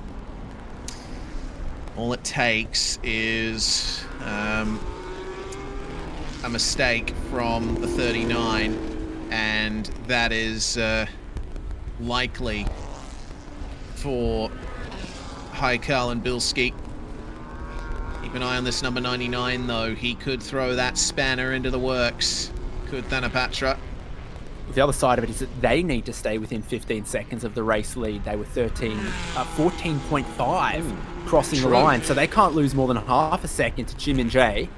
Good point. If they want to take a spot. So that's super. I think it's more touch and go. Does the 39 Supra finish second or third than anything else? Well then, a race that culminated in a strong performance from Nakib Aslan and Mitchell Chiminjay, but too many track limits violations for them. They've netted themselves 15 seconds of extra time added to the end of their race. Into the final corner, they will cross the line in first, but it will be a demotion. What kind of demotion? We're not entirely sure. The number 1 of Kamik Kanasutra and Kantadi Kasiri will take the win from that one. They're already flashing the lights in celebration, and it's on between Hayden Haikal and Thanapatra here. Out of the final corner they come, and he just manages to get him before the line. The gap, 14.7. That's second place for the 36, and the number 1 finishes off the podium. What a last lap. Yeah, what a last lap indeed. Guess how far behind the leader the number 99 was. 15.041 seconds. That's 41 thousandths of a second's difference. That means, fortunately for Nakib and Mitchell, they still stand on the podium. But that's a hair's breadth. The timing's just updated. And it's kept Mitchell, Chimin-Jae, and Nakib Aslan in second. Now, I would have sworn it was 5 plus 10, but that is added. It would like appear 12 a seconds. 5 second plus a 5 second? Because if you add 10 numbers- seconds to their time, then they're still numbers- ahead. Yeah. That must be 10 seconds. Yeah, it must be. Regardless, what a fantastic performance from Hayden Haikal in those final laps. And not to give him all the credit, Daniel Bilski deserves some props as well for getting that car into that position in the first place. The on-track pass was critical then for this 36. Picking up some rubber off the racetrack. We don't often see that anymore, do we? Picking up marbles for reaching minimum weight. So it looks like those are going to be your results then. Kantadi Kasiri and Kamik Kanasuta will make their way to the win there, with Nakib Aslan and Mitchell Chimin-Jae in second. Daniel Bilski and Hayden Haikal piloting the Racing Aurora Supra to third place with that critical pass into the final corner. Damian Hamilton wins in GTC, and we have Akarapong and Chris in the Toyota Gazoo Racing Thailand. Altus finishing quite a ways behind them. Difference of 22 seconds in it for the GTC win there. And my goodness, what an incredible result. Nakib and Mitchell will still get the fastest lap in the end, but they'll miss out on the victory that would have allowed them to consolidate their championship lead coming into the final race. It's highly likely, considering the points format, it's an F1 style points system with 25 points for a win and 18 points for second. That championship lead is going to go the way of the number one coming into the last race of the season tomorrow. The timing has Nakib and Mitchell 13 seconds behind the race leader, while they were on track ahead by about a second. So I think what might have confused us here is that Hayden Haikal and Dekathorn and Thanapatra were not as close to the race leaders as we thought, and a 15-second time penalty has not put either of them ahead of the 39 Supra, which may still have been docked 15 seconds. But it was exciting, and it was thrilling, and it was all up in the air and to play for till that checkered flag. Certainly was. Here's Goody in the pits. Let's see if the drivers have anything to say in English. Tell us the stories of their race. If you can understand Thai, thank you very much. Well, we'll leave you to it. First and foremost to the team, thank you very much for finding us a car. Yeah. Because we've changed car again after the last round, so learning the Supra, but what an astonishing second stint by this young man. Yep. Amazing lap times. The team did a wonderful job. Especially your turn 12. Yeah, I mean, we're learning the car, we're learning how to run it, and yeah, great result. And Hayden, mega drive, man. โอ้โหก็คือแดเนียลก็บอกนะครับว่าประทับใจมากสำหรับการผลของวันนี้นะครับซึ่งก็เปลี่ยนรถอีกแล้วนะครับแล้วก็ภูมิใจสำหรับเด็กคนนี้นะครับก็คือเฮเดนนั่นเอง How about you, Hayden? Yeah, I mean, it's a crazy race. Happy for the race on. Yeah, obviously we're super happy. You know, we started off learning a new car again. Yes. Just like Sepang, and you know, we came into a new round showing that we still have pace. So it's not a one-off thing that happened. But yeah, you know, I like to thank the team and the sponsors for making this happen.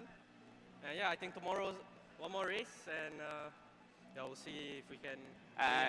Hope so. You guys not learning any car anymore.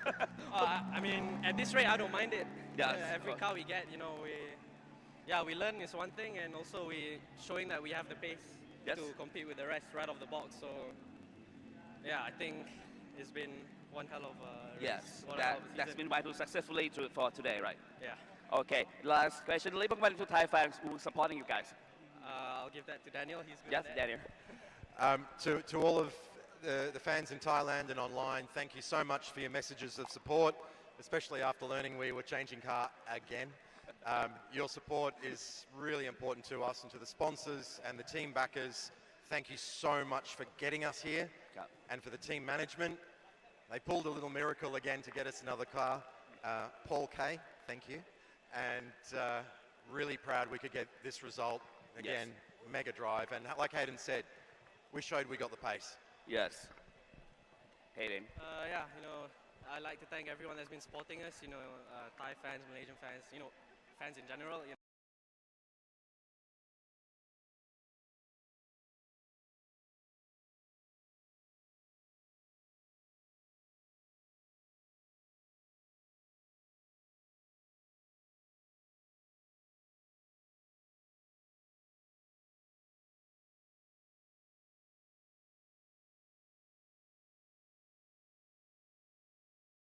อยู่กับเราณขณะนี้แล้ว Hello congratulations all right how about you Me? Yeah.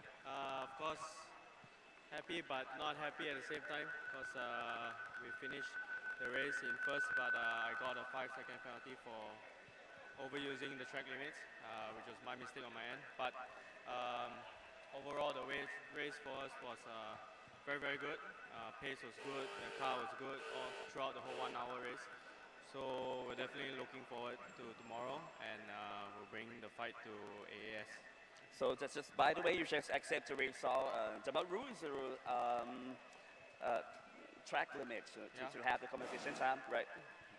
So I took a little while to adjust with the level of grip that I have.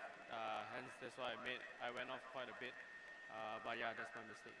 All right. Just okay. By the way, just congratulations. Yeah. Thank you. Okay, and you? Talk about the Thai fans. Yeah. It was a really difficult race, but the performance was good. The lap times were good. A bit unlucky with Mitchell, but that's racing.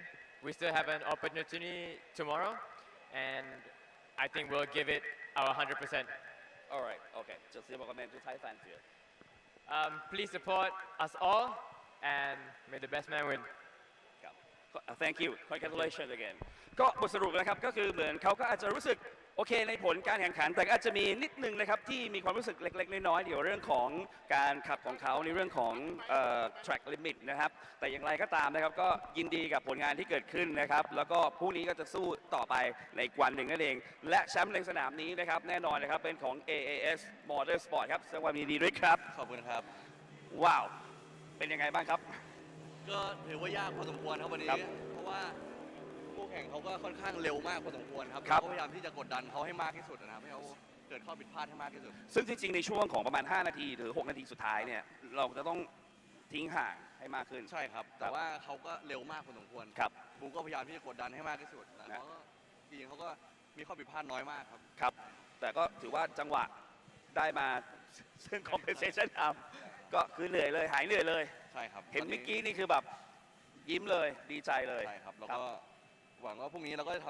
ำอย่างเต็มที่ครับเพราะว่าตอนนี้คะแนนสะสมก็ค่อนข้างใกล้กันมากพอสมควรก็รอดูครับครับมิกกี้ครับก็มันก็สูสีมากนะครับจริงๆรถวิ่งหินก็เร็วมากๆครับวันนี้ก็พี่บูมก็ไล่กดดันจนเขามีข้อผิดพลาดเราก็ได้ advantage ตรงนั้นมาพรุ่งนี้ก็รับรองว่ามันนะเพราะว่ามันก็เหมือนชิงดำนะครับพรุ่งนี้ก็อยากให้ทุกคนรอติดตามครับครับขอบพระคุณครับแสดงความยินดีด้วยครับไปกันอีกรุ่นหนึ่งนะครับท่านผู้ชมครับสำหรับรุ่นที่ด้านหลังนี้นะครับตามมาสำหรับ Thailand Supercar GTC นั่นเองนะครับอันดับ2ในวันนี้นะครับเป็นของ Toyota Gazoo Racing Thailand สวัสดีครับแสดงความยินดีด้วยนะครับขอบคุณครับเป็นยังไงบ้างครับสำหรับการแข่งขันในวันนี้ครับก็ไม้แรกสตาร์ทออกมาเป็น PX สตาร์ทครับใช่ให้พี่เอ็กพูดก่อนแล้วกันว่าสตินแรกเป็นยังไงครับโอเคก็สตินแรกผมก็พยายามที่จะเกาะติดคันนำไปเรื่อยๆนะครับเพื่อไม่ให้มันเสียจังหวะนะครับแล้วก็ พยายามหาจังหวะช่องนะฮะแต่ปรากฏว่าก็ยังไม่ได้นะครับจนถึงพิทโอเพนเราต้องเข้ามาเปลี่ยนตัวก็จะส่งต่อเป็นกล้าครับ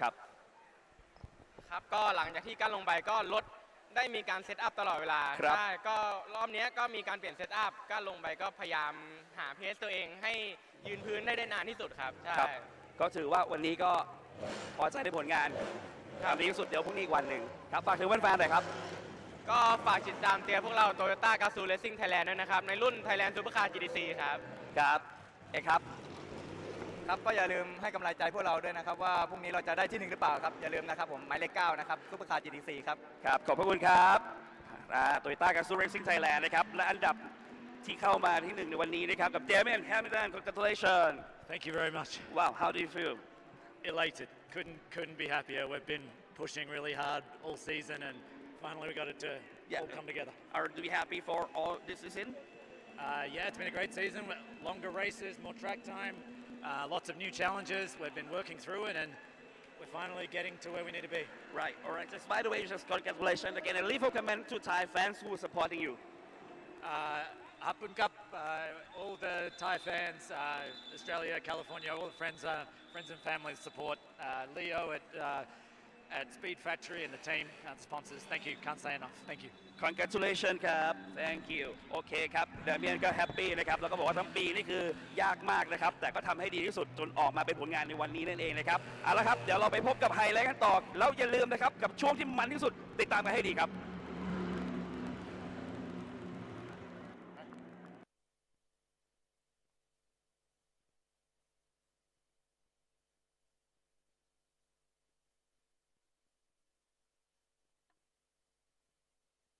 So Damien Hamilton, he said he's been waiting all season for that win. 2 second places at races 1 and 6, but DNS or DNF in every other round. It was a drama-filled event. Graham Dowsett caught on the marbles at turn 4, and around he went, and didn't get much better for the number 17 from there. It does indeed look like he managed to just lose the rear on the dirty side of the racetrack there. We didn't get to see that angle live, but just one of many machines that had issues over the course of this race. Romain Leroux jumped into the Aston Martin and was able to make up some places. The number 1 car was doing the chasing for the most part in this race, but Stewart's decisions, David, ended up paving the way for them to get the championship lead they have been desperately searching for coming into the final round. Yeah, for our leaders and an outright lead, so much battling on the final lap. This one looked like a bit of an engineered move between AAS to unleash the number 1 with a chance to take the race lead. Little did we know at that point that the time penalty was coming, and the battle for 3rd and 4th on the final lap seems to have just spared them dropping off the podium. The 99 Supra's final lap was a minute 48, over 2 seconds slower, and it just dropped them out of the 15-second window of being able to stand on the podium. Hayden Heikal squeaking through for that one. But yeah, really, really good race given all things, and hopefully we'll get another one as GT3 and GTM are next on track for Saturday. Yes, and the final race of the day coming up. So make sure to stay with us. It's going to be going live pretty soon.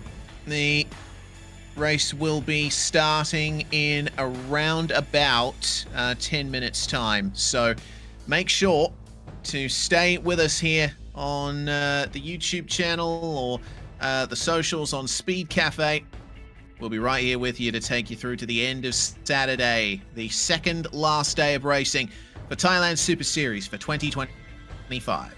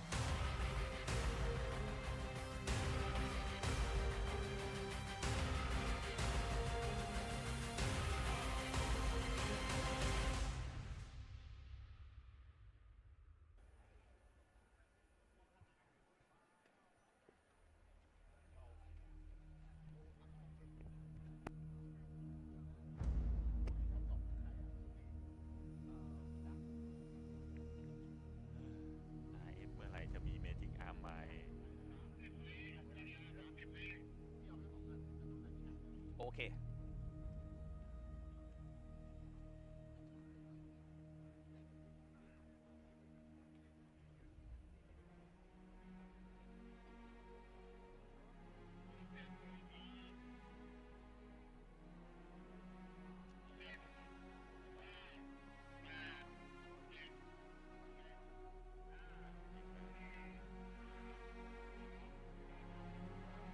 แน่นอนนะครับคุณผู้ชมครับยังอยู่กับบรรยากาศสดๆนะครับที่สนามช้าง International Circuit จังหวัดบุรีรัมย์แห่งนี้กับรายการ TSS The Super Series by B-Quik นั่นเองนะครับสำหรับรุ่นที่ทุกคนรอคอยนะครับกับรุ่น Thailand Supercar GT3 และ Thailand Supercar GTM นะครับเดี๋ยววันนี้ในช่วงนี้เราจะมาสัมภาษณ์ในรุ่นของ Thailand Supercar GT3 กันก่อนนะครับสำหรับผู้นำของเราอยู่ในกริดสตาร์ทที่ 1 กับเวลาที่ Qualify ได้ดีที่สุดนะครับกับ AS Motorsport นะครับแน่นอนมี 2 ท่านตามผมมาเลยครับหมายแรกนะครับจะเป็นพี่เต๋อวุฒิกรอินทรคูปศาสตร์นะครับขับคู่กับรอรินไฮริสนั่นเองนะครับซึ่งจะใช้เวลา1ชั่วโมงกับอีก1รอบในการแข่งอยู่ในเรสนี้นั่นเองครับสวัสดีครับพี่เต๋อครับเป็นอย่างไรบ้างครับสำหรับ Qualify ในเวลาที่ดีที่สุดของเราในวันนี้ก็ดีฮะก็ได้ทำเต็มที่เมื่อเช้าก็ต้องขอบคุณทีมที่เซตรถให้ค่อนข้างสมบูรณ์นะครับแต่ว่าจะสังเกตได้ว่าแต่ละคันก็อยู่ในช่วงเวลาเดียวกันหมดก็แต่ก็ได้ที่1ก็ถือว่า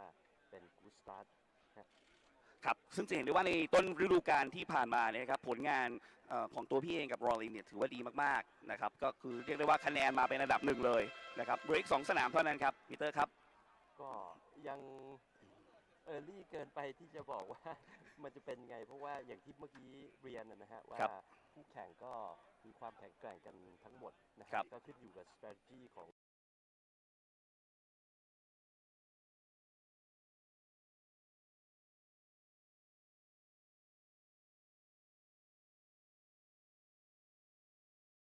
เราจะสร้างสีสันให้กับทุกๆคนได้สนุกกันครับครับขอบพระคุณครับพี่เต๋อนะครับวุฒิกรอินทรภูมิศักดิ์นะครับขับคู่กับรอรินไฮริสนะครับในอันดับที่2นะครับสำหรับกริดสตาร์ทนี้นะครับเวลาที่ทำมา1 นาที 37.272นะครับเป็นของพี่จ๊ะวรวุฒิพิรมภักดีนะครับขับคู่กับคาร์โลแฟนแดมซึ่งไม้แรกนี่นะครับจะเป็นพี่จ๊ะขับก่อนนะครับสวัสดีครับพี่จ๊ะครับสวัสดีครับสวัสดีครับเป็นอย่างไรบ้างครับสำหรับสนามนี้ก็ดีกว่าที่คิดไว้นะครับดีกว่าที่คิดไว้ครับ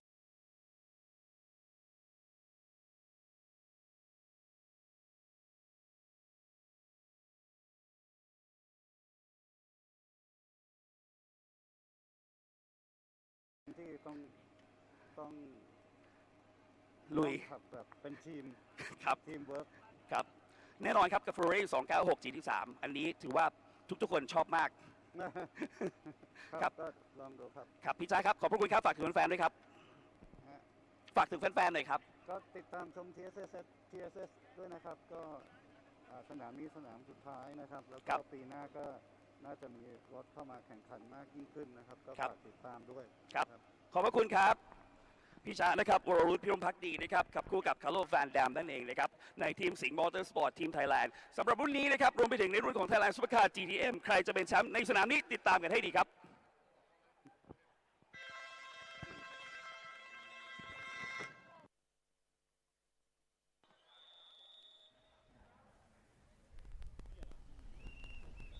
And here we are one last time this Saturday, getting ready for the last race of the day here. Chang International Circuit has played host to some incredible racing this weekend. It's been a day of drama and intrigue throughout all the categories of the Thailand Super Series by B-Quik. However, we still have one more to go, and it is in the Premier category, GT3 and GTM. Ready to go racing here and decide the standings going into the final race tomorrow. Henk Kicks at the wheel for the start in the B-Quik Absolute Racing Porsche. Starting on pole position for this one, Vutikon Intrapubasak and Lauren Heinrich. And that is the championship leading car coming into this round. It's very similar to the GT4 and GTC race that we just saw. 60 minutes plus 1 lap and a compulsory pit stop for a pit window in the middle 10 minutes of the race. Minimum pit lane time of 90 seconds and various compensation time adjustments for driver pairings and success penalties. So if you've just come to us from the GT4 and GTC race, then you know exactly what the deal is there. So for the moment, we'll keep our eyes peeled on what is yet to come. One final time, I'm Reese Gardner, David Haynes with me in the comms box, Dan Yeaman being the one pressing the buttons behind the scenes. David, we saw some pretty fantastic performances in the qualifying session earlier, so I'm looking forward to seeing how that translates into the race here. 3 Porsches, 2 Toyotas, 2 Ferraris, 1 Honda, 1 Audi, 1 Ford. This is the homegrown Thai Toyota Gazoo Racing Thailand Supras. They've got a V8. They're a very interesting piece of race car, and there's 2 of them in GTM. You're not up in GT3. It's only internationally homologated GT3 models like you're used to seeing in every other corner of the world. Very, very smart, well put together race cars. Incredibly tested and parts produced to the highest quality.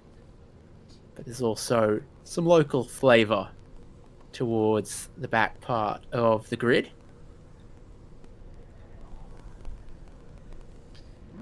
Indeed, the formation lap begins and we'll be able to see all of the starting drivers in their grid order very shortly. Going to be an interesting championship fight for the top of GTM. We'll need to keep our eyes peeled very closely on that one. We'll go through it in just a few moments' time as we are headed on our way to turn 3 for the final race of the day. GT3 and GTM one more time around Chang International Circuit. And it's going to be interesting, particularly in GTM, seeing the differences between the cars and how they translate across the fast first sector, the sweeping second sector, and the twisty third sector around this premier venue outside of Bangkok. And the grid will be as follows. Starting on pole position, Vutikorn getting the run in the first qualifying session. He will start on pole position, a handover to Lauren Heinrich later. Vorovud Birambakti taking to the start on the second position there in the Singer Motorsport Team Thailand Ferrari. The Honda by Piti Birambakti and Kantasak Kasiri. Then Sak and Henk going to round out our 5 cars in GT3 Pro. In GTM, it's Craig there in the 88. We'll hand over to Jalen Robotham later. Manat taking the dual driver number 9 Toyota away there. Championship leader 77 Ferrari. Saravut taking to the start in that. And CY Simon Chan starting out of 9th. Natavude second in the championship in GTM. Starts in 10th. And the reason that is significant is coming into this final round, there is only 1 point difference between our GTM first and second place cars.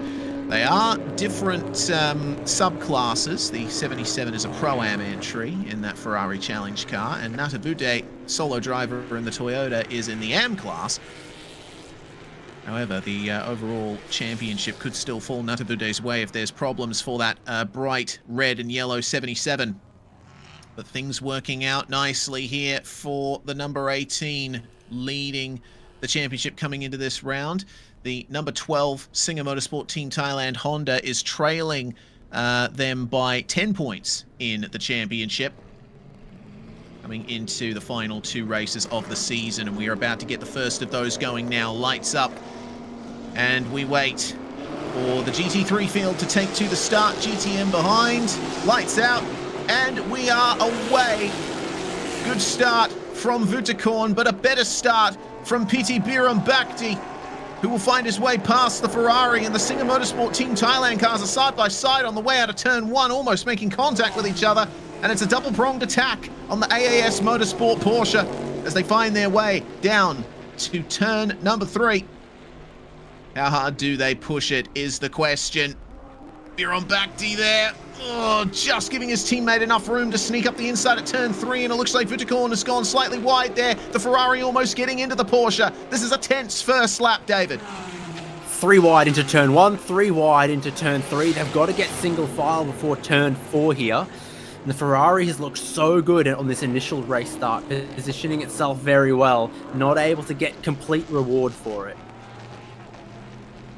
He'll make hay while the sun shines for sure. Rain light on. Race control declared the track wet at the end of the previous race that we just saw for GT4 and GTC. So every chance that there might be some rain on the way, and we could see some wet tire usage over the next hour. We'll have to wait and see. I'll keep my eyes trained on my weather radar so we can see that, but already skipping away to the lead is Vutakorn. There has been some rain coming over the racetrack, but only very light rain. It's still not wet enough to put wet tyres on. At the end of the first lap, it is Vutakorn who leads the way. And it is Voroba Bhirombhakdi trailing by 1 second. In GTM, meanwhile, the number 77 Ferrari has taken the lead there. And it's going to be the 88 Mustang behind, but not by much. Tell you what, that driver pairing in the 88 could stand a chance of getting a great result here today. If you're interested in how Natavude is doing, well, it looks like he's already made his way past Simon Chan, but Simon in the background there was attempting the move back at turn 3. So looks like you've got someone to race with no matter where you are in this field. Yeah, we'll have to sort of check what's the strengths of a Porsche Cup car versus those Toyota Gazoo Racing Thailand Supras. Simon Chan seemed to think it was on the brakes into turn 3 that he might have a little bit of an advantage. Traction maybe less so, but hard to know. Back behind again as they end up through the twistier parts. Craig Corliss in the Mustang making tracks on everyone behind. The Toyota Gazoo Racing Thailand Super GTMs now very much involved with Simon Chan. We'll have to wait and see just how hard they battle as the laps go on. It is a long race. They have to think about pit compensation times and potential track limits penalties, one of which defined the result of the GT4 and GTC race earlier on. All this is Something about a Porsche Cup car. It's designed for Michelin tyres. It's what they race on in Super Cup. It's what they race on in every Carrera Cup. Almost everywhere that they race entirely as a class themselves. Long-standing relationship with Michelin. So on these Pirelli tyres, they work. They're adequate to the task. There might just be a couple little quirks to them compared to what Michelin would normally make. Yeah, indeed. The car will drive slightly differently.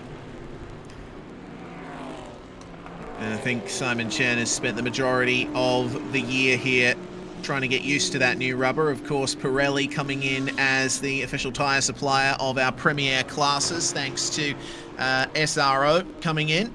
And there's the lead for GTM, under attack there by Craig Corliss. He makes his way round the outside of Saravut and to the lead of the class. Does indeed. So is the twisty part of the track the Mark car's strength. Both of them should be very strong in a straight line. The 296 challenge, I think they quote as approaching 700 horsepower, just like the road car.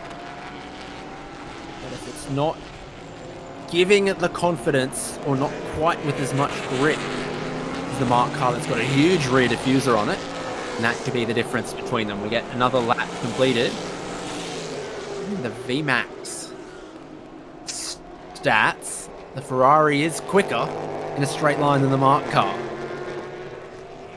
In GT3, though, it's the Honda that's gotten the highest VMAX thus far, and of anyone, 249.4 kilometers per hour for PT Birambakti as he chases down Borovud in the Ferrari. Very consistent race so far for the AAS Porsche. Lap 1, of course, was mighty intense, but things have spaced out now a little bit. PT Birambakti in the Honda was the fastest through Sector 1, and it seems fastest through Sector 2 as well on that lap, so it's piling some pressure on second place, but Vutakorn is more than happy for them to do that. Currently holds the fastest lap of the race and leading by over a second, in the perfect position for Lauren Heinrich to take over. Gotta wonder how Carlo Van Dam in the Ferrari and Kantasak Kasiri in the Honda will go when they eventually get the opportunity to jump in their own cars.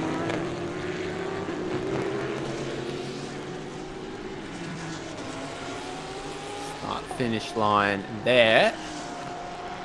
And the fastest lap of the race doesn't move. Remains in the hands of the race leader. Personal best for Borovud Birambakti in second. What a noise the GTM field makes. You've got 3 V8 engines, 1 high-revving Porsche flat 6, and then Ferrari's latest power plant, 120-degree angle twin-turbocharged V6 in the Ferrari Challenge car. That's a symphony made up of a couple of different instruments, and all of them right in tune. Absolutely. This is why we love GT racing, sports car racing in general. That's one of the things that I hope we never lose from it, is the variety of machinery. Simon Chan in the Porsche is starting to narrow the gap here to Natavude, but he will be a bit dismayed to hear that Car 10 has been given a black and white flag for exceeding track limits, as there's a trade between the Toyota Gazoo Racing Thailand machines, and Natavude is up into 8th place overall and 3rd place in class. We'll need to wait and see if he can catch the Ferrari ahead. Don't forget, Natavude is 2nd in the championship to the 77, and there is only 1 point separating them coming into the final round. 3rd place, PT Birambakti in GT3 sets a new fastest lap of the race at a 137.6. So it's hot lap times being traded back and forth between our top 3 there. Just beginning to leave the other 2 cars of GT3 behind slightly. Natavude sets a personal best. So does Craig Corliss, who's got the fastest lap of GTM. Beginning to extend that lead. What are we about to see on the panel? Nothing. Nothing just yet. I think the message had already been sent that Saiwai Simon Chan had that black and white flag. Pit window is going to open at 19 seconds past 4:38 in the afternoon. It's the moment the 35 minutes to go mark of the race is reached. That's when the pit window will be opening, and it might be a similar situation to what we saw in GT4 and GTC for the 2 driver teams. Remembering, of course, that it is driver 1 in the car for the start of this race. Driver 2 often rated higher and able to get a bit more pace out of their cars. You'll be trying to aim to get into the pits as soon as you can to allow your number 2 driver the maximum time to strut their stuff and help out your result, but it might be a little bit more of a difficult equation to make for cars like this number 18, where it seems that Wuttekorn and Lauren Heinrich are very well matched.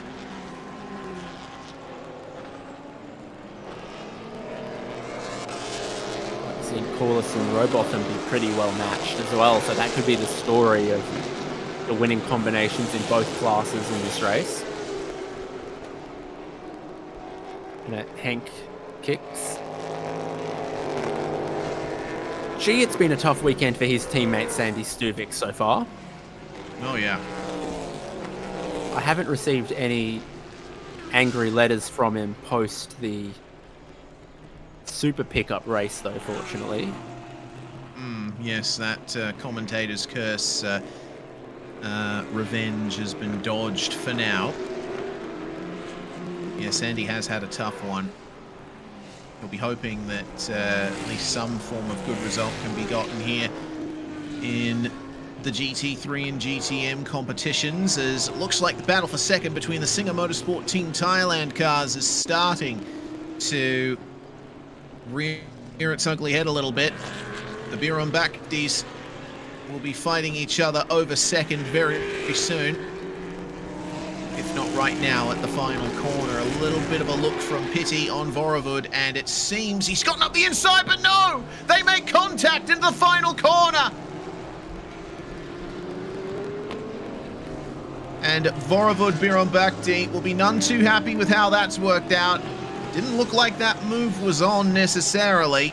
He does get back up to speed, but a late dive from Pitti Birumbakti results in drama between the team cars.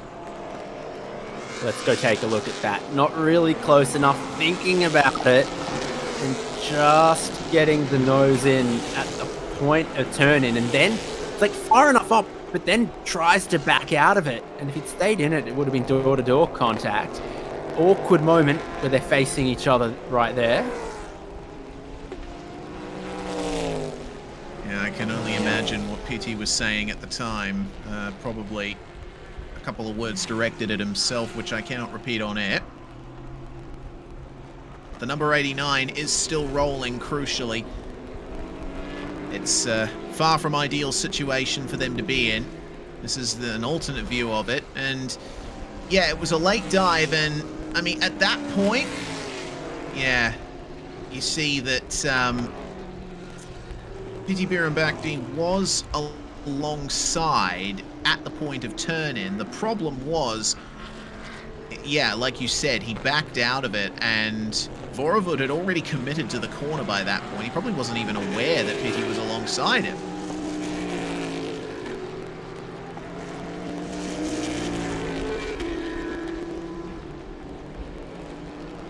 Next bit of news from race control is the number 77, the championship leading car in GTM, second place at the moment. Black and white flag for them. Need to see if they can keep their nose clean going forward, but that unfortunate incident between the Singer Motorsport Team Thailand cars has resulted in number 1, a bit of damage to the front left of Pitti Birumbakti's Honda, and ultimately a over 6-second gap to the race lead for Wuttekorn in the 18 AAS Porsche. So barring any shenanigans regarding pit stop times and such, looks like this might be a wrap-up for Wuttekorn and Lauren Heinrich. That is, of course, assuming that they'll be able to keep it together on track for the duration of this race. A very big development there. Yes, as that happened, the driver was licking their lips, counting their lucky stars, and crossing their fingers. Would have been Wuttekorn into the Krivazak, because he then extended his race lead. He's got the fastest lap of the race to his name.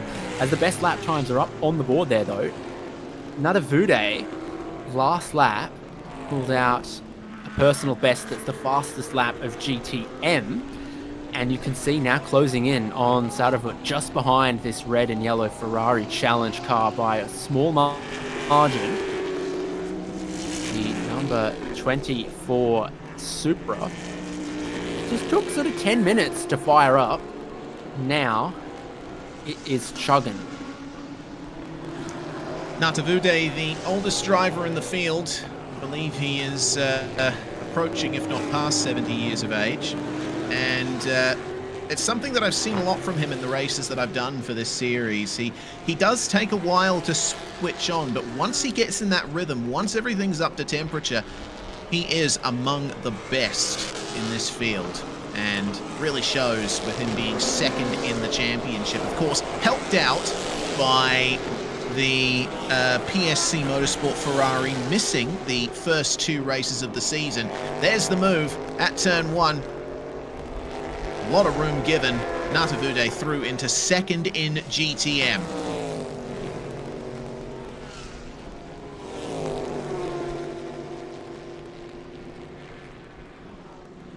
I've been trying to find if JAS Motorsports are still making spare parts for the Honda NSX. You might not be able to get any more replacement front bumpers other than whatever stockpile exists around the world, where there would be a couple of spares getting around. Oh, there's a response from the Ferrari. Good amount of straight line speed on the way out of turn 3, and he's going to have a look up the inside, but Natavude knows that he's clear to turn in. The fight will continue. That in itself right there is the championship lead in GTM changing. If the race were to end right now, it would be Natavude ahead by just a few points.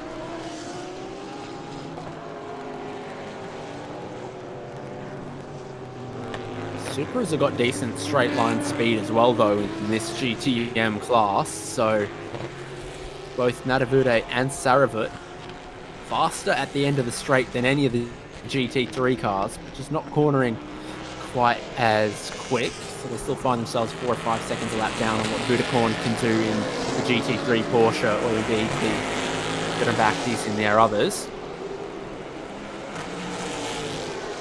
Speaking of the Birambaktis, Race Control have just announced they are investigating that incident between cars 12 and 89 at the last corner.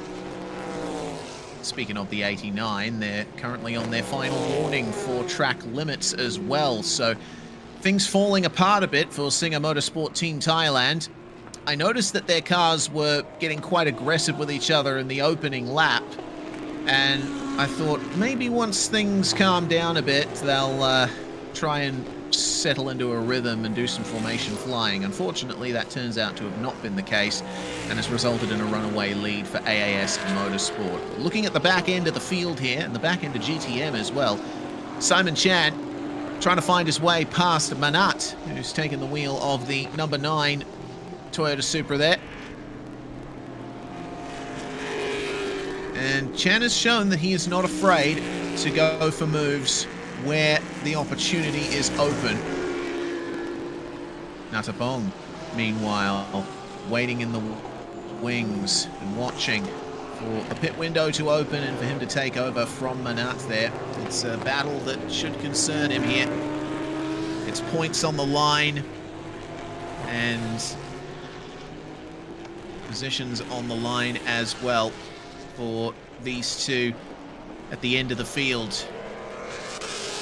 I always find it amazing that there's so much to talk about in a field with only 10 cars, 5 per class. The last 2 laps, Saravut has dropped a bit of time compared to what that car was doing previous to that. So not only did Natavude get past and is going on, but these two are now coming back towards the Ferrari. Yeah, it does look like an interesting drop in pace from Saravut there. And Race Control have decided on the incident between the Birambaktis. No further action. Evidently, it appears that it was either neither of them or both of them at fault for what happened there. And also, car 77, the championship-leading GTM Ferrari, is on its final warning for exceeding track limits. So they're already on the back foot for the championship here. They had a great run of results despite missing the first 2 races of the season. And it looks like they may very well lose it for sure if they end up exceeding track limits one last time and moving down the field as a result. This is a car that we haven't checked in on in a while. Car 786. Sack in the number 786, the other of the B-Quik Absolute Racing cars in this field. Getting up into 3rd place thanks to the incident between the Birunbakdis. And have a look at that. Ferrari has moved behind both Simon Chan and Manat and now runs last in GTM. That's very curious. Yeah, so losing out 2 spots in 1 lap.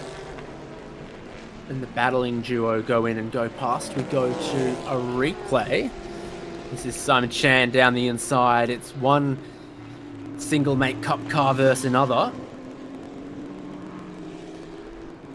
There was a second or two that the Ferrari had over those 2 cars last time we looked at them. Some bizarre loss of pace in the final sector.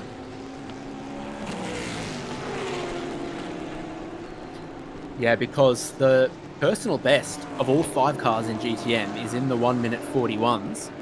And that's where the race leader remains. It's where Nadavut has gotten to. Saravut, having previously had a 141.4, then sets a 144.8, 3.4 seconds away from what seems it's capable of. And others are sitting sort of 2 or 3 tenths away from their personal best. So to be then 3 seconds away from their personal best doesn't suggest that the track is getting slippery or getting away from them. It's just that either the tyres or the cars or the track limits are getting away from the 77. Also from the 26 as well, Henk Kicks getting a black and white flag from race control this time around. So Piti Birunbakdi here has probably quite the debrief ahead of him when he gets out of the car. And when Boravud gets out of his car as well. We're not far away from that happening. The pit window will be opening in 2 minutes and 30 seconds as I speak. Anyone who's not an only child will know how that debrief will go.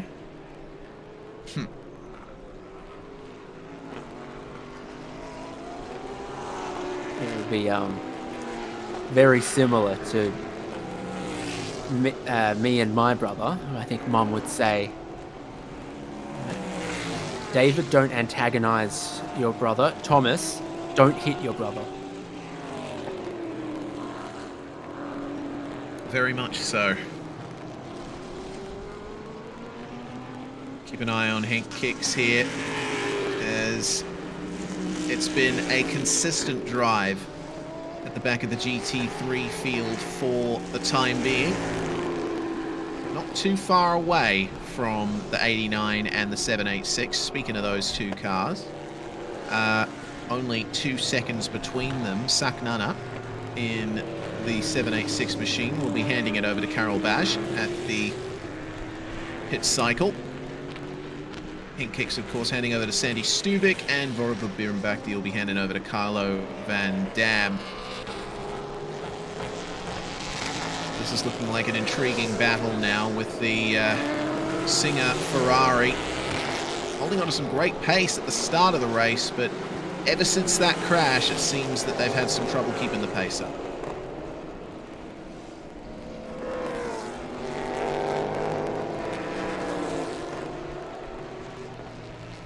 Not far away from the pit window, though.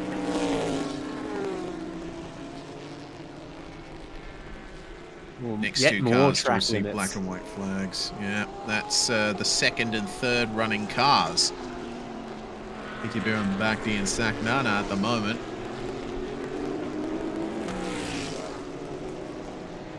I wonder how much aero instability there is on that Honda at the moment, but that's slight damage to the left side of the front bumper. The Audi, on the other hand, clean as a whistle. You zoom in and see the little flecks of rubber and dirt and such that have been sprayed up onto that car in this race. Starting to see some gains being made from Vorovod Biranbakti. 138.6 versus a 139.1 for the car ahead as the pit window is officially open. The question is, who's going to be the first to blink here? Who stands to gain the most by getting their second driver in early? I mean, is that on time or is it? Yeah, it must be. Yeah. Pink Kicks is a big promoter of Thailand Super Series. It's his company that are the title sponsor of the series. So he, of all people, should be well aware of the pit procedures. I'm sure that he's gotten that right. Looks like our GTM leader's in as well. Craig Corliss handing over to Jalen Robotham.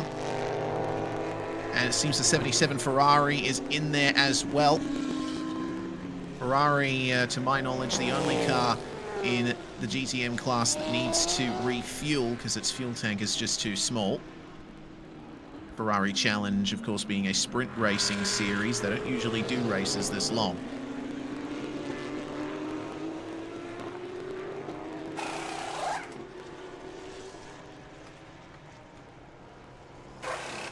Race leading car number 18 in as well, and Lauren Heinrich will take over from Vutakorn there.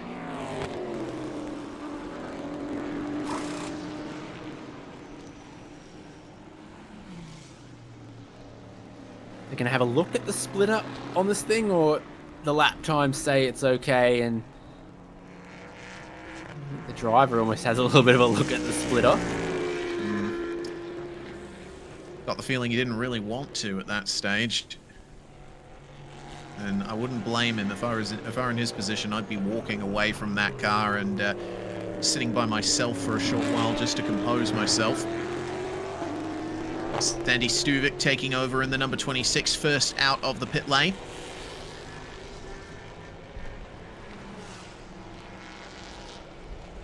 And look at that, all on his own on track at the moment. Car 24 makes its way out as well. Natavude, the only single driver entry apart from Sowai Simon Chan in this field. He will come out right with them.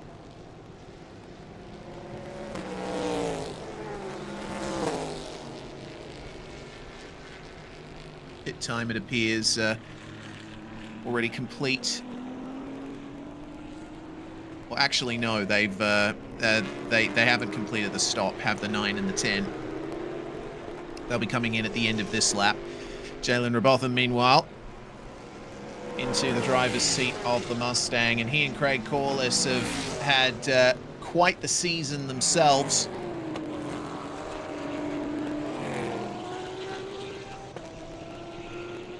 They've been trying their best to get some races going here. It's never quite come together for them. This might be the day that it finally happens. This could be a big stint here for Lauren Heinrich to see him exiting pit lane there.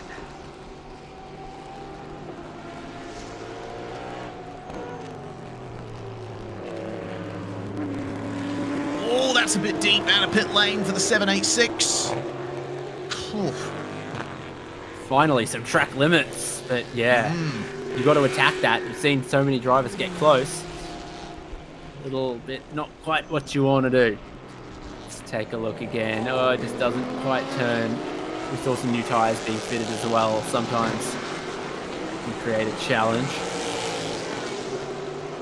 Yeah, so Carol Badge, new to the car for this race, just doing a bit of weaving there to make sure that the tyres are clean. The race is back on for our effective race leaders here. Heinrich already trying to get his tyres up to temperature. And meanwhile, the Singer Motorsport Team Thailand Honda has Kantasak Katsiri at the ready here. There was actually a pass made. Lauren Heinrich already on the attack here around the outside of turn 5. He bounced just a little bit of it. He bounced a little bit of the curb as well. And cross the timing line at the halfway point of the race.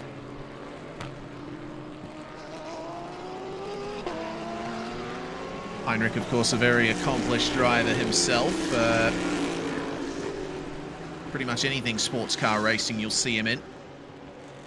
IMSA, World Endurance Championship, etc. Meanwhile, Vorevud Birambakti out of the 89. And Carlo Van Dam in. And that is a minute 57 pit time for them.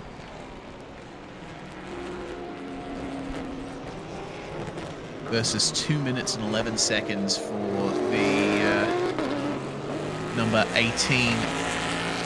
As those should be our last 2 cars yet to make their way into the pits.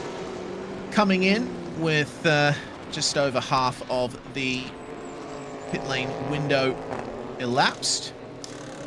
Meanwhile, car number 88, that's Craig Corliss and Jalen Robotham, have got some bad news coming their way. They did get into the lead of GTM and still would be challenging for it. However, apparently Corliss crossed the pit entry line on the way into the lane, and they've gotten themselves a 5-second time penalty for that.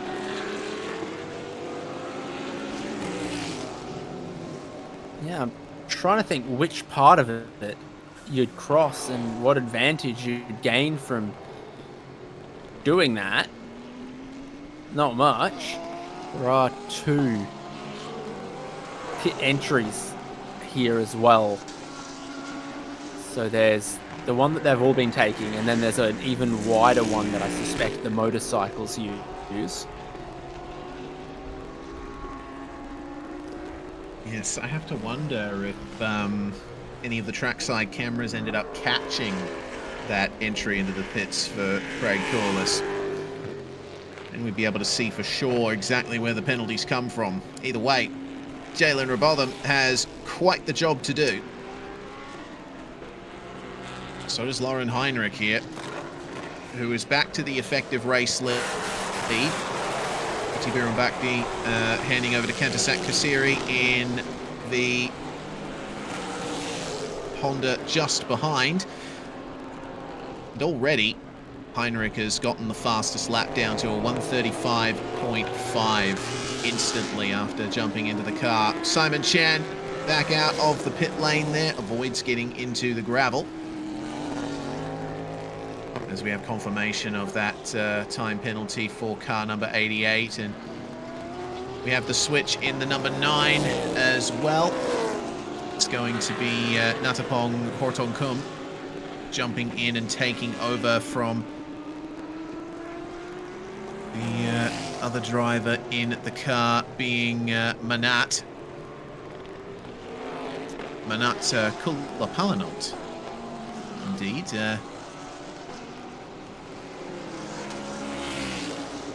The straight line legs of the GTM Ferrari, but this is the braking advantage of Lauren Heinrich. So he laps, I think, in the PSC Motorsport Ferrari Challenge car. Kantasak Kasiri is immediately on the headlight flasher like, well, you let that guy through, you got to let me next, thank you. Yes, unfortunately, the Ferrari Challenge car is quite fast in a straight line. Ends up running pretty similar lap times to a GT3 car around a lot of tracks. It's obviously has less downforce, but it has so much more power. And Kantasak Katsiri will slip through. Would have lost a couple of tenths, though, behind the Ferrari in his chase of Lauren Heinrich. And it's interesting to note that on the previous lap, the number 12 responded very well. They brought the fastest lap down themselves. Lauren Heinrich's personal best is now a 35.5 versus a 35.477 for Kantasak Katsiri. See that there's duct tape that's been applied to the Singer Motorsport Team Thailand Honda as well. So should be a bit less of an aerodynamic disturbance there. Yeah, that's a lot of tape. But it works because I think it's not dragging on the ground anymore. And it also means that those bits are not going to fly off, reminiscent of what we saw in Super Pickup. So everyone has satisfied the pit window rules, and so no more stops for service or driver changes unless absolutely necessary.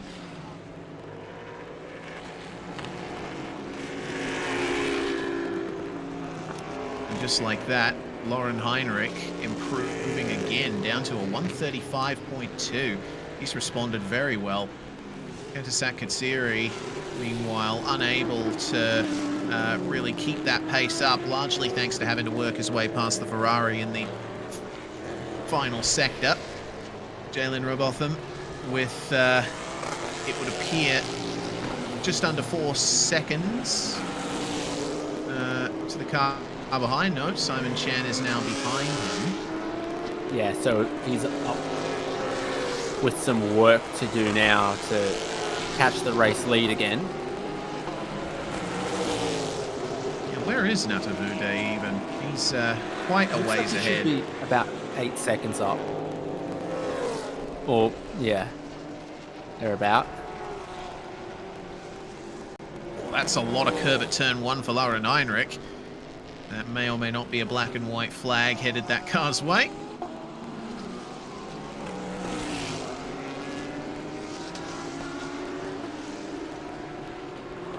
He's brought the fastest lap down to a 134.9.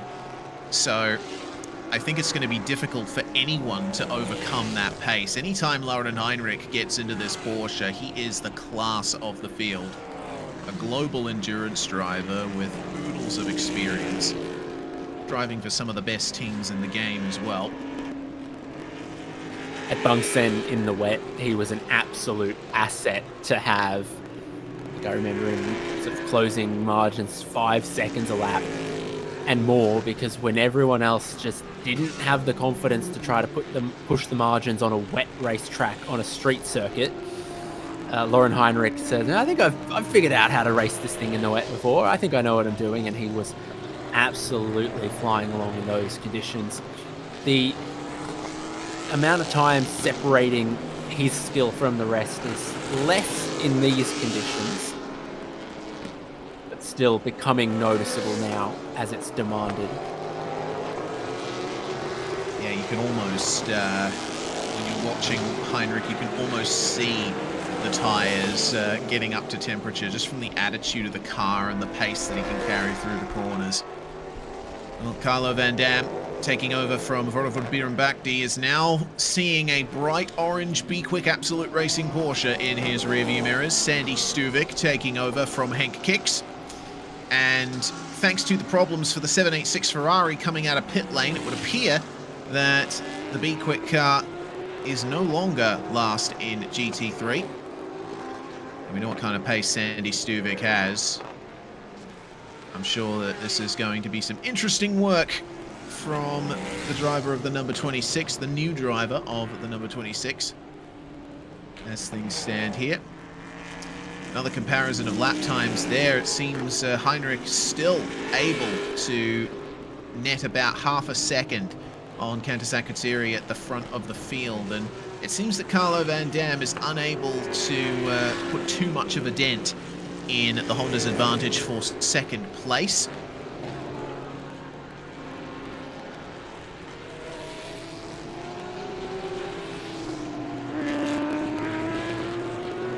Just as it's required, Carlo Van Dam finds a personal best. Sandy Stuvik finds enough time to keep the 786 Audi at bay.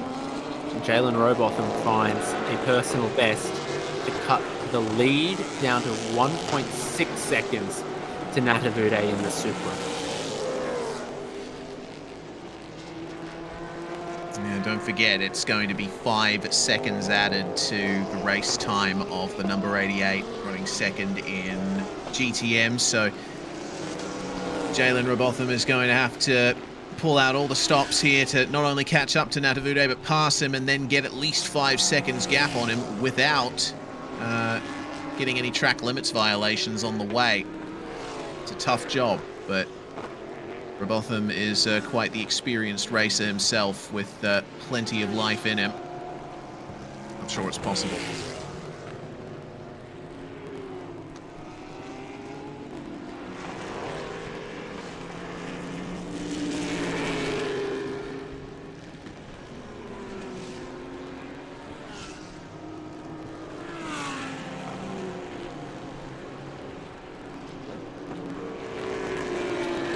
Times say that Carlo Van Dam should be getting a bit further away, but visually I'm not seeing it. It's not by much. Still under a lot of pressure.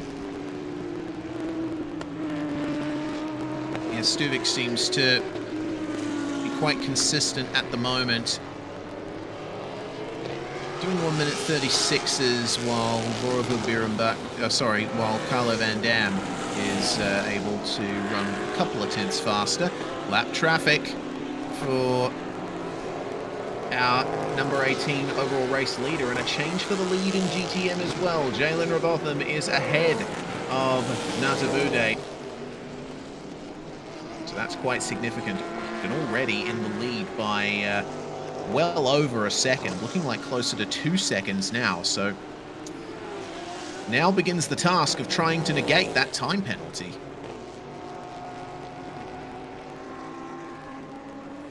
I feel like by the end of this lap, they'll almost have it. Because they started last lap 1.6 seconds behind and finished at 1.3 seconds ahead for 2.7 seconds. So if they do the same again, they'll be 4 seconds in the lead, and then the next lap, they'll have a 5-second margin, which is what they need.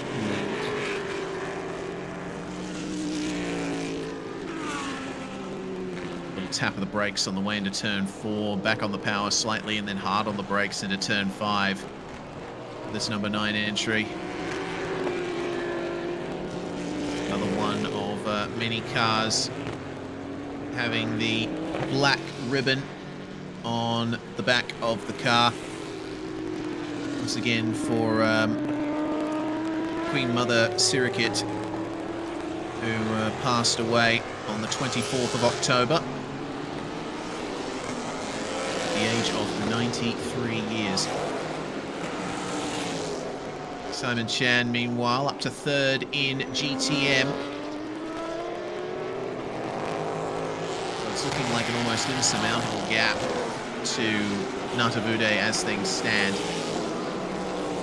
He's putting in some good times, though. Look at those times in GTM. You've got Jalen Robotham, of course, with a stonking lap time of 1:38.1, but Simon Chan and Natavude, they are only separated by 15 thousandths of a second, and Natapong, it looks like, is trying to make some gains once again.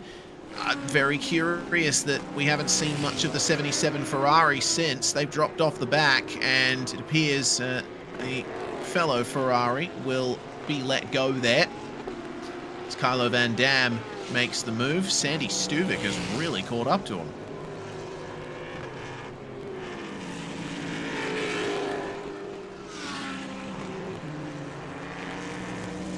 Yeah, we'll see if it goes the other way through the traffic. For reasons we pointed out before, the Ferrari Challenge car is difficult to pass because it's quick in a straight line.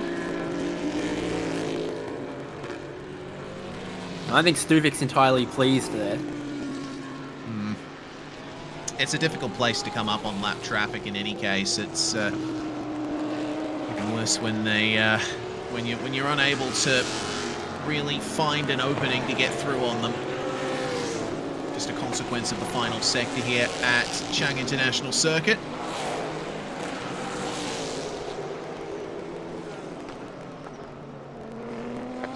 We are hearing A little bit of speedy analysis by Dan in the background that Carlo Van Dam is the slowest of the 3 cars battling for 3rd place, and you see it right there.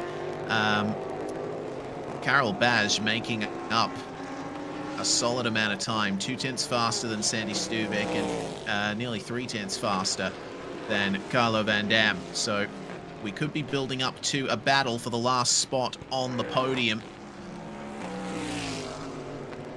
Last lap, Van Dam 36.9, 37.2 for Stuvik, and a 37.6 for Baj. This 36.6, sorry. So this could certainly be a tough fight to watch in the last 15 minutes of this race. Headlight flash, because he knew he was going to do that into turn 5.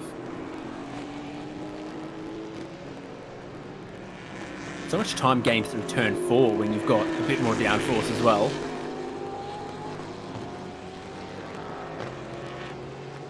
Yeah, it's quite crazy, honestly, seeing the speed that some of these drivers can take. Stuvik finds his way through on Simon Chan, and looks like Simon's doing a pretty good job at keeping out of the way, but don't forget, it's 3rd, 4th, and 5th in both classes that are together in this fight on the track at the moment. They're even appearing in the same shot. 3rd, 4th, and 5th in GT3, and then 3rd, 4th, and 5th in GTM. I love it when things come together like this.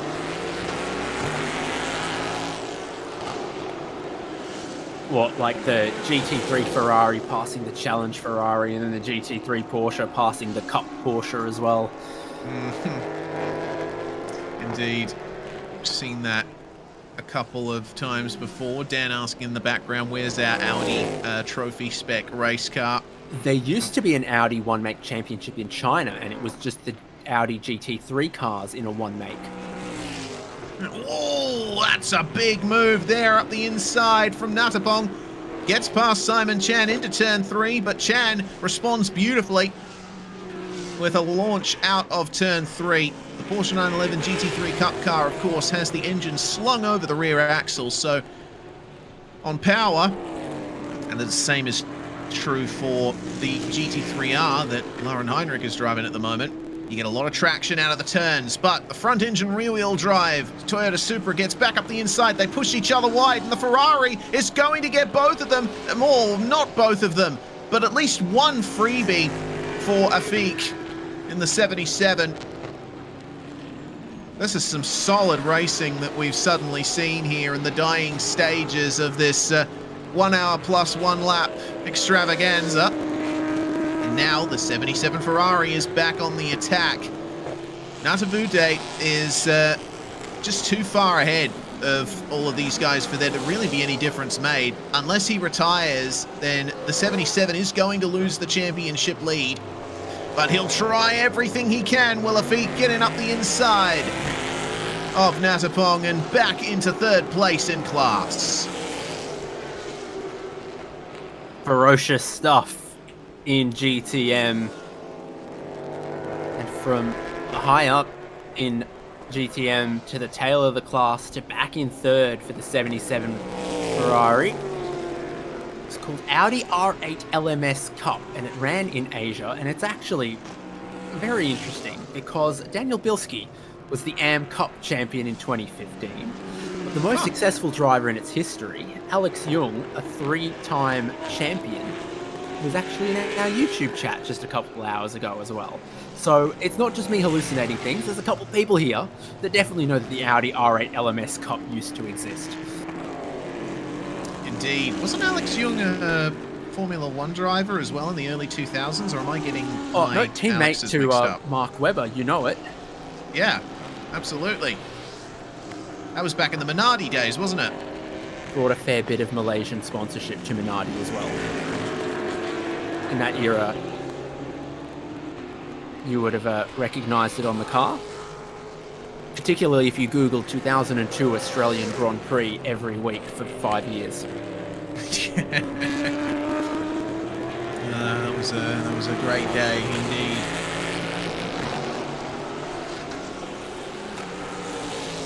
Well, Plenty more racing to come tomorrow as lap traffic is negotiated by our GT3 podium battle. That is Nata Bude in the number 24 there.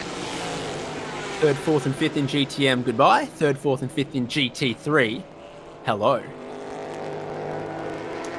Ooh, that makes it interesting. 786. Yeah, that's another black and white flag for track limits for the 786 here.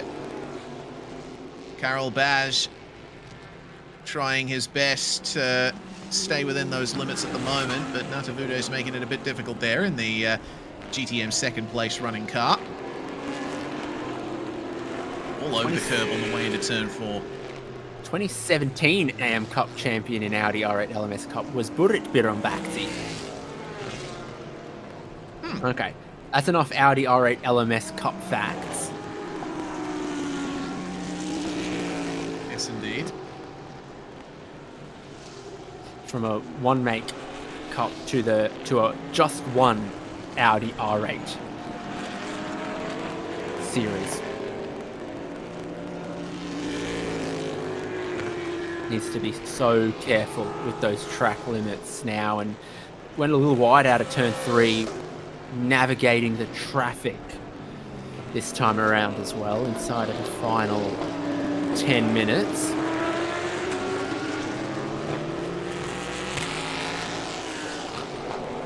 So keeping an eye on the gaps here. There is, at this point, very little chance of the number 88 Mustang losing the GTM win from the 5-second time penalty. They are nearly 17 seconds ahead of Natavude at the front of the GTM field. So looking like a dominant victory in store for Craig Corliss and Jalen Robotham. This looks like Stuvik went a bit wide into turn 3. Sometimes it's hard to tell, are they going for that late apex or are they wide, or are they wide and then decided I'll turn this into a late apex? But I think Carlo Van Dam is kind of getting just a little bit more comfort. Well, it's Sandy Stuvik who needs to hold on.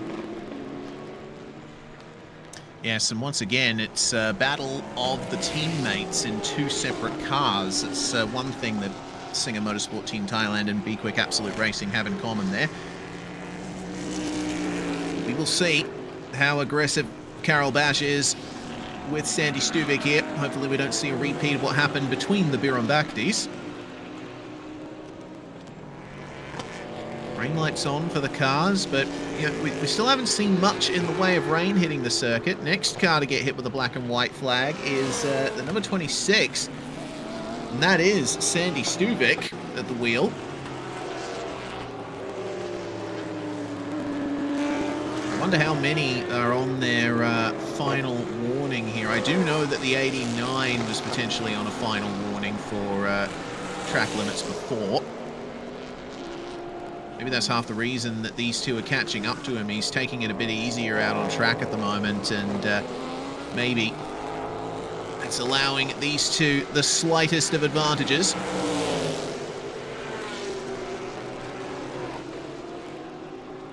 Very quick to the apex for 786. Now, the black and white flags and the final warning were in the first half of the race. I believe that was before Carlo Van Dam got into the car, and from our understanding of it, it seems that track limits violations don't carry over on the car. They are per driver. So Carlo Van Dam must be in the clear.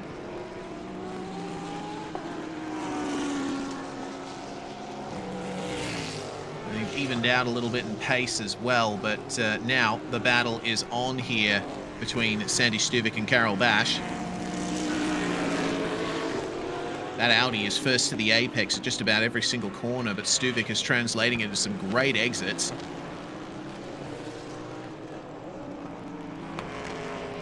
Under 6 minutes to go, and it seems that this is where things equalise a bit. Sorry, David. Yeah, I've just hopped onto the B-Quik website to see what tyres are available for my 2011 Honda Brio. And there's lots of options available. 2,990 baht, I can get Pirelli Cinturato Rosso tyres for my Honda Brio. I'm presently Googling the exchange rate here.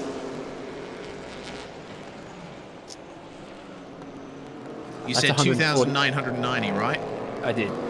Yeah, well, yeah, that's 141 Australian dollars and 43 Down the Australian inside. cents. And down the inside, turn 3, comes Carol Bash on Sandy Stuvik, who goes off the circuit and maintains the position.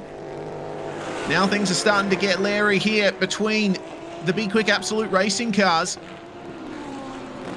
Only 5 minutes remaining plus 1 lap in this race, so if Carol Bash wants to preserve a good result for his car here, he'll be dialing up the aggression. But Sandy Stuvik has been desperately looking for a result all weekend so far.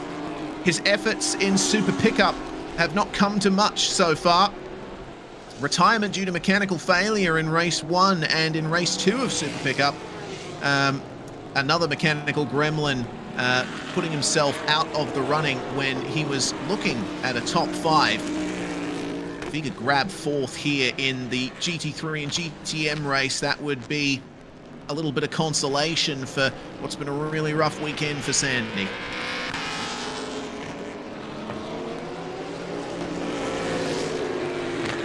My previous research based on this B-Quik versus B-Quik battle for 4th and 5th.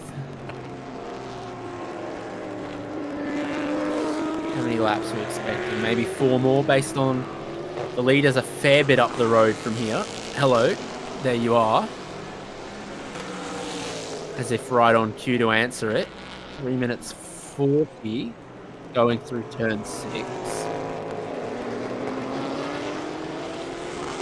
Yeah, 2 more and then the final lap. So 3 more at the line for the leader. Cool, the line is approaching rapidly for Lauren Heinrich. Kantasak Katsiri, meanwhile, in the number 12, unable to keep up with the sheer pace of the number 18 over the course of this one. Having said that, though, he was 3/10 faster than Heinrich on the previous lap, but the gap still remains at over 8 seconds. I get the feeling that they'll update here and we can see another look at the pace. 36.0 versus a 36.2. Leader versus second place there. And that's the gap back up then for Lauren Heinrich. Meanwhile, final warning for car 786. Battling with teammate Sandy Stuvik is Carol Bash, who's had an interesting stint. It started with running a bit deep on pit exit and dipping his left side wheels into the gravel trap, and he's been working his way up to that fight to try and grab 4th place in GT3, but he's going to have to keep his car within the track limits for now. This is all allowing Carlo Van Dam to skip away in the 3rd position here. If you'd have told me at the start of this weekend that a Porsche 911 GT3 is more dependable than a Ford Ranger, I'm not sure even Sandy Stuvik would have believed you. Such is racing. It's a bit of a difference between the categories, I guess. The Ford Aurora Thailand team putting together their own cars for this one. Meanwhile, the Porsche 911 GT3R is built on many decades of professional racing experience by the Porsche brand. Thoroughly tested in volume by many teams in many conditions all around the world, including here in Thailand by B-Quik Absolute Racing, like Absolute Racing in other places throughout Asia as well. And this about seals the deal, though. Oh, no. That's going to be that for Carol Bash's attempt to get into 4th place. 5 seconds added to the race time of the 786 for track limits. They'll probably keep the battle going as best they can, but I don't think it matters if Carol gets past Sandy in the end. That's going to be it. So, penultimate lap, we're thinking here, for Lauren Heinrich. time will Ian expire before he Vuitton. gets to the start-finish line. So yeah, it'll be the final lap board at the end of this one. Heinrich and Vuitton have put on a great performance here today. Perhaps one of the best match driver pairings in the whole field. And they've certainly proven that AAS Motorsport are the team to beat when it comes to this particular final round of the championship. They led by 10 points coming into this final round, and things stay as they are.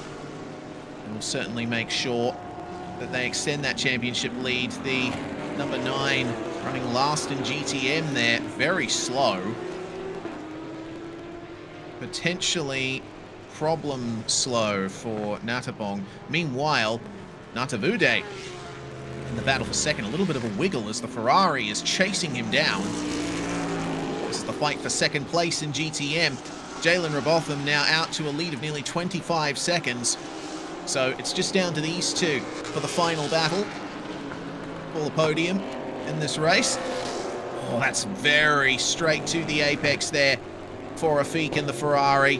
And a little bit of a wider entry for Natavude into turn 10. Straight line performance of the Ferrari will make it so difficult to keep behind, and I believe they're about to still see the final lap board this time. So turn 3 could be a great opportunity if you can exercise some patience. Great acceleration for the Ferrari though out of turn 12. That's a big dive at turn 1. Natavude is going to try and maintain pace around the outside and go very wide. Forced off the track. I don't know if race control is going to be too happy with that one. But up the front, it is the win, the checkered flag. Maximum points from race 1 for Lauren Heinrich and Vuitton Intrapuvasak. They win by some 6 seconds or so over Kantasak Kasiri and Pitibiram Bhakdi. And we have to wait a long time to see Carlo Van Dam come across the line to get third in GT3. Meanwhile, the GTM battle seems to have been won by the Ferrari there for second place at least. There's our podium, 4th and 5th in GT3. Sandy Stuvik beating Carol Bash to the line, and of course 5 seconds to be added to the time of the 786 there. Jalen Robotham, meanwhile, is going to take a dominant victory there across the line in the Mark Cars Mustang for GTM. He and Craig Corliss should be very happy with that. The number 9 still incredibly slow. Natapong in the background is probably just trying to limp it to the line at this stage. He'll finish a lap down on the other GTM competitors. Second place for the number 24 team. For the number 77 team. At the and that will speed be trap, crucially the championship lead maintained. Sorry, David. when everyone else in class was doing 240 kilometers an hour, this car tripped the speed trap at 90. Yeah, certainly Natapong is just trying to preserve his car to the finish there. And he'll finally make his way across the line, mercifully. Whatever the problem was for his car. It genuinely could be fuel. It could be.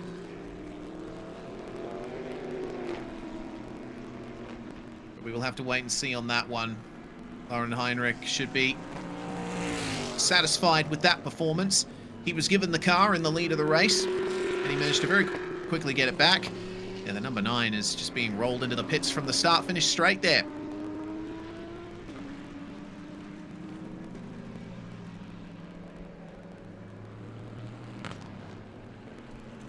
Don't forget, this number 18 is the car that we saw in the wall at Bangsen and in flames. It's been a great turnaround for Vuitton and Lauren Heinrich, who win in GT3. Pitibiram Bhakdi and Kantasak Kasiri beat their fellow Singer Motorsport Team Thailand car to the line. Vorevud Bierenbakti and Carlo Van Dam will probably have to have a chat to Piti Bierenbakti for that move at turn 12. Craig Corliss and Jalen Robotham, your winners in GTM. Saravut and Afik bring the PSC Motorsport Ferrari across the line ahead of Natavude, and the championship fight in GTM will continue on to the final race tomorrow. What an incredible lap it was from Lauren Heinrich there, though. That fastest lap, a 1 minute 34.9. That is crazy pace from these guys, but looks like that's going to be the end of the day's action there, David. We won't be signing off just yet, but I'm very happy with how today went. We got great racing all the way through. Yeah, from everything that TSS offers, Super Eco, Super Touring, Super Pickup, GT4, GTC, and GT3 and GTM. And you wouldn't say that even in the shadow of GT3 that the Super Touring and Super Eco races were boring. They were not. They were exciting, and to a certain sort of person, even that can be the highlight of the day. So yeah, non-stop unpredictability, but some really great performances on show. Yep, and the two drivers of the number 18 debriefing with each other, very happy with their performance, as they should be. Congratulated by the fellow podium getters as well.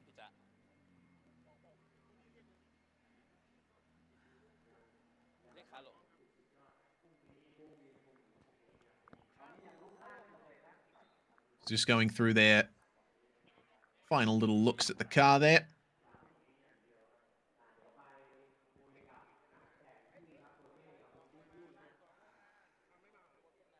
Heinrich always carries this air of quiet satisfaction when he finds success. Not much of a smiler, it seems, but you can tell that he's happy with how the race went today. So that's one heck of a job there. Broom and brush and shovel. But let's hear from the drivers with Goody in the pits. สำหรับรุ่น Thailand Supercar GT3 นะครับผู้ที่เข้ามาเป็นอันดับที่3นะครับต้องขอแสดงความยินดีนะครับกับทีมสิงห์มอเตอร์สปอร์ตทีมไทยแลนด์ครับขอเสียงปรบมือด้วยครับสวัสดีครับครับโอเคพี่จ้าครับพี่จ้าครับแสดงความยินดีด้วยครับพี่จ้าครับสวัสดีครับแสดงความยินดีครับคาร์โลด้วยครับ congratulations ครับผมครับ wow so 60 minutes and plus 1 How do you feel for this race today? I mean, we don't have a lot of cars in the championship, but it's always super excited. Kundvoravut, he made a great quali and was running well. Unfortunately, a little bit with the touch, we lost some time, but the pace was all right. Slowly, we got to figure out some of the stuff on the car, and I think we'll be only getting better, so pretty pleased. Yes, me too. It's a little bit touching. In turn 3 or 5 maybe that's why to mean in the rank. Yeah, but anyway, we focus on the performance, and I think we did a good race nevertheless. So we're pretty happy. It's been a tough season, but P3 on own merits, we should be happy with that. โอเคพี่จ้าครับครับโอ้โหก็คือตอนแรกคาร์โลก็บอกว่าก็แฮปปี้เลยครับได้พอใจในผลงานที่ผ่านมาแล้วก็จริงๆก็นิดนึงน่าเสียดายที่ไปแตะกันนิดนึงแต่ก็โอเคกับสิ่งที่ผ่านมาจริงๆมันเสียดายตั้งแต่คอลิฟายแล้วครับเพราะว่ามันนิดเดียวเอง track limit เท่านั้นก็น่าจะโพลนะครับแต่ว่าใช่ก็ดีใจเพราะว่าไม่ได้อยู่ข้างหน้ามาพักหนึ่งแล้วได้สตาร์ทข้างหน้าก็รู้สึกโล่งหน่อยครับซึ่งวันนี้เราก็รู้สึกดีใจไปด้วยครับก็ดีครับดีก็อาจจะเข้าใจผิดนิดนึงกับทางตอนเขานะครับแต่ก็สุดท้ายแล้วผมว่าที่3ก็ถือว่าดีมากแล้วครับโอ้มันก็เป็นอีกหนึ่งโมเมนต์ที่ตอนนั้นกำลังคิดอยู่ทาง race control เขาจะเป็นอะไรนะอะไรเงี้ยจะตัดสินว่าเป็นยังไงก็ race incident ล่ะครับเป็น race incident ใช่ครับก็ถือว่าโอเคมาจนในนาทีสุดท้ายดีครับดีคาร์โลก็ขับดีจริงๆรถมันยังต้องพัฒนามากกว่านี้นะครับยังไม่เต็มที่ครับแต่ก็ถือว่าใน1ปีที่ผ่านมากับFerrari 296ยังต้องพัฒนาเยอะ ค้นหาอีกนิดนึงเรายังไม่คุ้นเคยกับรถนะครับมันเป็นรถใหม่นะครับก็ต้องทำความเข้าใจกับรถด้วยแต่ว่าก็ถือว่าพัฒนามาได้ดีขึ้นมากแล้วครับอีกนิดหน่อยครับ ยังมีอีกหนึ่งสนาม อยากให้ พี่จะฝากถึงแฟนๆด้วยครับก็จริงๆแล้วอย่างที่คาร์โลบอกนะในรถในแชมเปี้ยนชิพมันก็ไม่ได้มีเยอะมาก ก็มีอยู่ไม่กี่แบรนด์นะครับมี Ferrari Porsche Audi นะครับแล้วก็ฝากแฟนๆใครที่ชอบแบรนด์ไหนก็เชียร์แบรนด์นั้นนะครับชอบทีมไหนก็มาชมกันนะครับก็น่าจะสนุกรถน้อยแต่ก็ยังสูสีกันนะครับ How about you, Carlo? Yeah, well, I'm pretty sure that we can improve the car further. I'm starting P4, but we saw qualifying is very tight, so I'm pretty confident we can challenge for the podium again, at least, and maybe more. If we do everything right, let's hope. Just hope everyone cheer us, and we'll do our best tomorrow. Congratulations again ครับขอบคุณมากครับสำหรับวันนี้อีกครั้งครับคาร์โลก็บอกว่าก็แน่นอนครับเดี๋ยวต้องมาดูเรื่องรถกันอีกทีนึงแล้วก็พรุ่งนี้สตาร์ทที่P4 นะครับก็เดี๋ยวมาดูกันว่าจะเป็นอย่างไรนะครับอันดับ2ครับยังเป็นของสิงห์มอเตอร์สปอร์ตทีมไทยแลนด์นะครับปิติพิรมภักดีพี่ตอนนะครับแล้วก็แบงค์กันศักดิ์กุลศรีครับสวัสดีครับยินดีอีกครั้งหนึ่งนะครับสำหรับวันนี้ครับครับผมเป็นอย่างไรบ้างครับก็พยายามกันเต็มที่แล้วครับก็ถือว่าพลาดไปนิดหน่อยนะครับก็มีการสื่อสารผิดพลาดระหว่างทีมที่จะมีเกี่ยวกันนิดหน่อยครับผมหลังจากนั้นก็พยายามไล่เวลาให้อยู่ในแกปให้ได้มากที่สุดแล้วผมว่ามันก็มีปัจจัยในเรื่องของยางที่เราเคยคุยกันเสมอนะครับว่ามันจะมีผลในสตินหรือว่าในช่วงประมาณ5นาทีถึง10นาทีสุดท้ายก่อนพี่ตอนจะจบแอบถามนิดนึงเพราะว่าในมุมคนดูครับตอนที่เราแปะกันนิดนึงเนี่ยในมันมีผลมากไหมในเรื่องของ aerodynamic ตอนที่โดนกันไม่เยอะมากครับแต่มีผลไหมมีผลตรงช่วงที่เป็น racing incident ตรงนั้นก็โดนไป 4-5 วินะครับแต่ว่าหลังจากนั้นก็เวลาก็อยู่ใน range ที่เราเคยเซตกันเอาไว้ครับยังคง remain เวลาได้อยู่ใช่ไหมครับใช่ครับโอเคก็คือเป็นเรื่องที่อยากให้คนดูได้เห็นด้วยเพราะในภาพมันดูแบบมันไม่รู้สึกไงครับก็จริงๆผมว่ามันแค่เพราะว่าไอ้ตัววิงข้างหน้าก็ยังอยู่นะครับไอ้ตรงที่มันเป็นเหมือนฟินก็ถือว่ามีผลน้อยมากครับครับโอเคครับแบงค์ครับครับก็อย่างที่พี่ตอดว่าครับเราก็ทำเต็มที่แล้วครับก็ไม่มีอะไรที่เราทำได้มากกว่านี้แล้วก็ทั้งหมดทั้งทีมช่างแล้วก็ตัวแบงค์กับพี่ตอดเองก็ทำเต็มที่แล้วครับครับพรุ่งนี้ยังไงบ้างครับก็ไม่มีอะไรแล้วครับก็ไปให้เร็วที่สุดเท่าที่ทำได้ครับครับพี่ตอดครับก็พรุ่งนี้ก็เป็นเรสสุดท้ายคะแนนแชมป์ประเทศไทยก็ค่อนข้างห่างนะครับก็คงทำให้ดีที่สุดในสนามสุดท้ายครับก็คงเราก็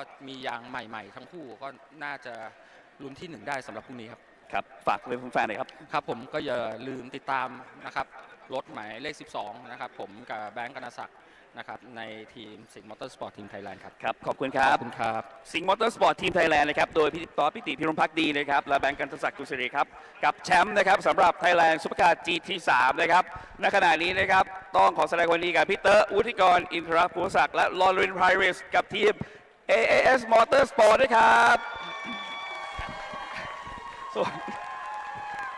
โอ้โหเป็นอย่างไรบ้างครับพี่เตอร์ครับก็ดีใจนะฮะที่ได้มารับคะแนนสูงสุดในวันนี้นะฮะก็เป็นคะแนนที่สำคัญสำหรับเรามากนะฮะก็ผมเองก็พยายามจะขับให้ดีที่สุดแล้วก็พยายามโฟกัสตัวเองไม่ให้เกิดข้อผิดพลาดแล้วก็พยายามส่งให้กับลอรินเนี่ยในเวลาที่มีแกปพอสมควรเพราะวันนี้เราโดนพิทสต็อปเนี่ย15 วินาทีใช่มากกว่าคนอื่นมันก็ค่อนข้างเยอะพอสมควรจริงๆก็ไม่ได้คิดว่าจะได้ที่1อะไรเงี้ยนะฮะแต่ว่าบังเอิญ strategy ทีมก็ต้องขอบคุณทีมขอบคุณลอรินที่สามารถนำรถกลับมาที่1ให้กับเลยจะเห็นได้ว่าเวลาทำอันเดอร์คัทเป็นเหมือน early เลยคือรีบเข้ามาแล้วก็รอให้เวลาที่เหลือซึ่งมันจะมี compensation time ที่เรามีมากกว่าทีมอื่นอยู่ประมาณ12 วินาทีอย่างถูกไหมฮะเพราะฉะนั้นตรงนี้ก็เลยใช้เวลาอย่างคุ้มค่ามากๆจริงๆก็ขึ้นอยู่กับคันไหน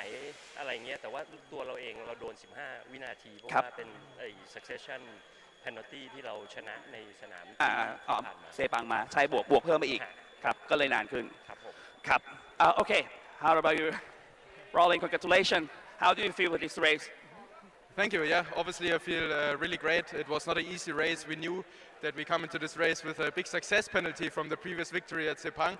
So we knew it was not easy to overcome this penalty, but Wuti did a great job in the first stint to extend the gap. And that was the reason why I could exit the pit lane right behind the Honda, which is our championship competitor. In the end, I could make a good move and yeah, bring it home. So after when you're out to the pits in the pit lane, so you follow the scene, right? And then you're not waiting here, you just push all over it, and then you remain stable until you win today. Yeah, exactly. I knew that it would be my shot to overtake on the outlap. I knew I had an advantage there, so I took it, took the opportunity. It worked off really nicely, and in the end, yeah, I could bring it home safely.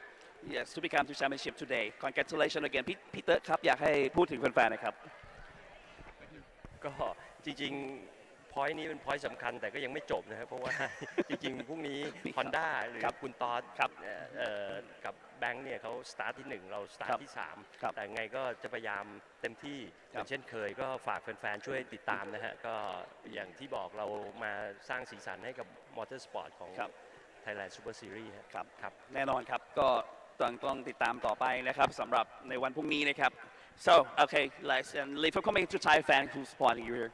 Yeah, thank you for all the support. We hope we have a good day tomorrow. So please keep your fingers crossed, all Porsche fans and all supporters from AAS Motorsport. And yeah, Kop Nu Cup. Okay, thank you. Congratulations. ขอบคุณครับขอเสียงปรบมือด้วยครับเอาละฮะท่านผู้ชมฮะเราไปดูกันต่อนะครับสำหรับรุ่น Thailand Supercar GTM ซึ่งนะฮะอันดับที่3นะครับแหมขับเคี่ยวกันมาจนนาทีสุดท้ายเลยนะครับเป็นของ Toyota Motorsport Team Thailand Toyota Gazoo Racing Team Thailand สวัสดีครับพี่วัวเป็นยังไงบ้างครับก็เป็นเรสที่ค่อนข้างทัฟเหมือนกันนะแต่ก็เกมสนุกดีครับก็ผมถือว่าทำได้ตามเป้านะครับแล้วก็ทีมช่างทำรถมาดีเลยเพราะว่าการขับของผมเนี่ยค่อนข้างคงที่มากๆนะตรงนี้แต่ว่าเราก็ต้องยอมรับในเรื่องของเกมอยู่แล้วนะครับเพราะฉะนั้นตรงนี้เนี่ยเราถือว่าประสบความสำเร็จนะครับต้องขอบคุณแฟนๆขอบคุณทีมช่างด้วยโอ้ก็เราก็ลุ้นนะในตอนท้ายๆก็จะเห็นว่ามีการแบบสู้กันแต่ก็มันก็คืออย่างที่พี่บัวบอกมันก็ใช่ครับก็คือเกมนะครับแล้วก็อย่างเราก็เต็มที่แล้วนะครับเขาก็เต็มที่เราโอเคเราคือเรายอมรับอยู่แล้วครับตรงนี้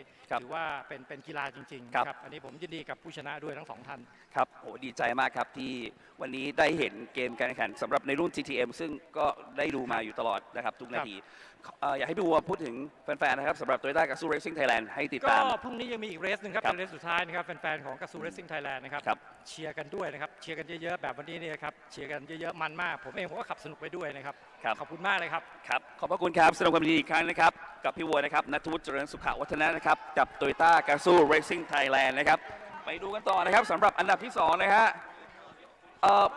พี่กี้ครับเอาขอเสียงปรบมือด้วยครับให้กับพี่กี้และอาฟิกาซิด้วยครับครับ PSC Motorsport นะฮะโอ้โหเป็นยังไงบ้างครับรู้สึกว่ามาจนถึงโค้งสุดท้ายกันเลยเดียววันนี้ก็เตรียมตัวมาค่อนข้างดีครับก็ขับเต็มที่นะครับเมื่อคืนก็นอนเร็วไม่ปาร์ตี้ก็ตั้งใจขับเต็มที่แล้วครับครับดีครับพี่นอนเร็วเสียงไม่แหบฮะนอนดึกนอนน้อยเสียงแหบแบบผมนี่เลยครับโอเคแต่รอบหลังๆก็รู้สึกว่ามันมีแบบมันเริ่มแบบลื่นขึ้นเหมือนยางเริ่มหมดเนี่ยครับก็พยายามประคองแล้วก็คุยกับอาฟิกแล้วว่าผมห้ามเทคลิสต์วันนี้คือขับเอาให้จบแล้วเดี๋ยวก็ค่อยพาเซอาฟิกขับต่อไงครับครับจนแต่ก็เข้ามาทำเพนัลตี้ก็บวกแล้วก็โดนบวก5 วิด้วยเพราะว่าแท็กลิมิตเกิน3 ครั้งก็พยายามประคองนะครับแต่ก็มันก็ออกไปนิดนึงนะครับครับผมจนมาถึงอาฟิกแล้วครับก็ขอบคุณครับ so finally how do you feel feel relief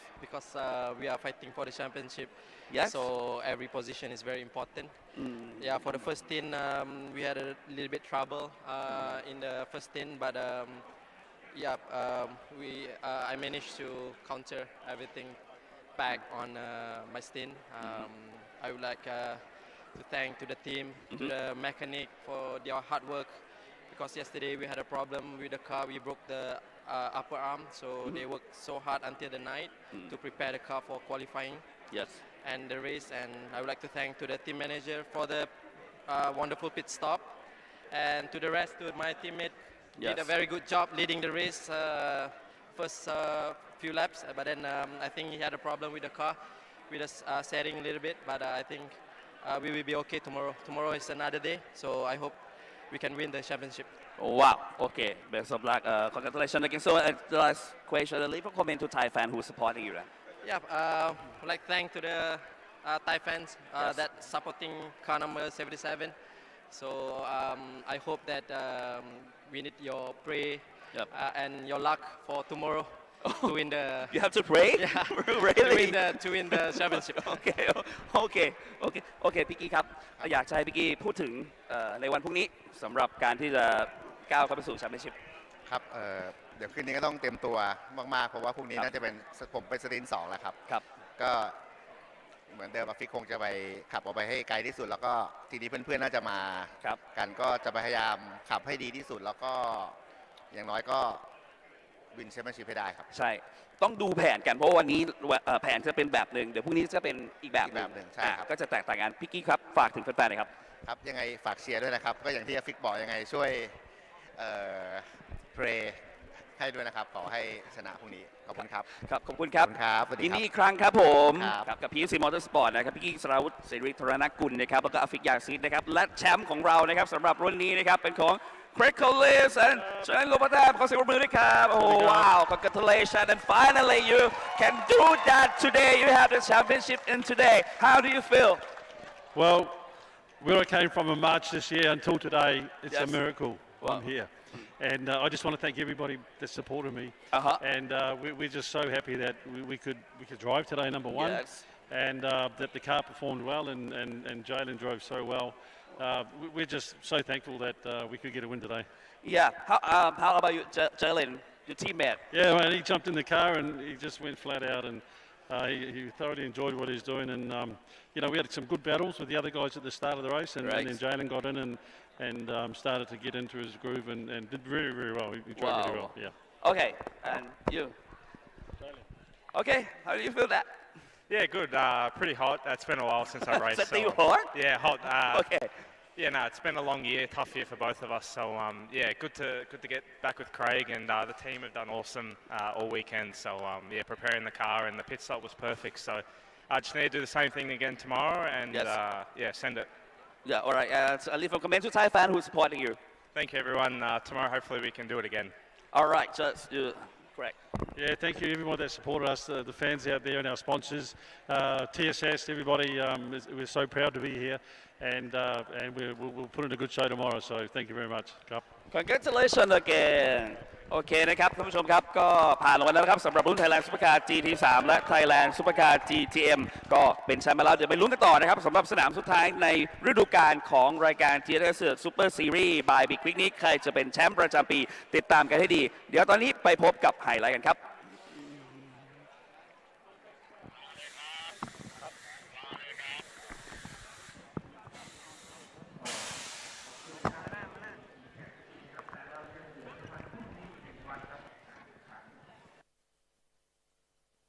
Well, the sun sets once again on Chung International Circuit, but it is far from over. We have a whole day of racing coming to you tomorrow to end the Super Series by B-Quik season. We'll be getting some highlights in just a few moments, I am sure, of this final race of the day. Absolute belter, David. I really enjoyed that. Yeah, absolutely. I think the name battle for third, fourth, and fifth will stick with us as it happened throughout the whole race for GT3 and GTM. Relatively dominant performance for the win in both classes. Not at all hurt by second and third coming together in GT3, and a dominant performance in GTM for that Mark car and Corliss and Robotham. Yeah, indeed. Also, the word track limits, we are not going to be done saying yet this weekend. Oh, absolutely not.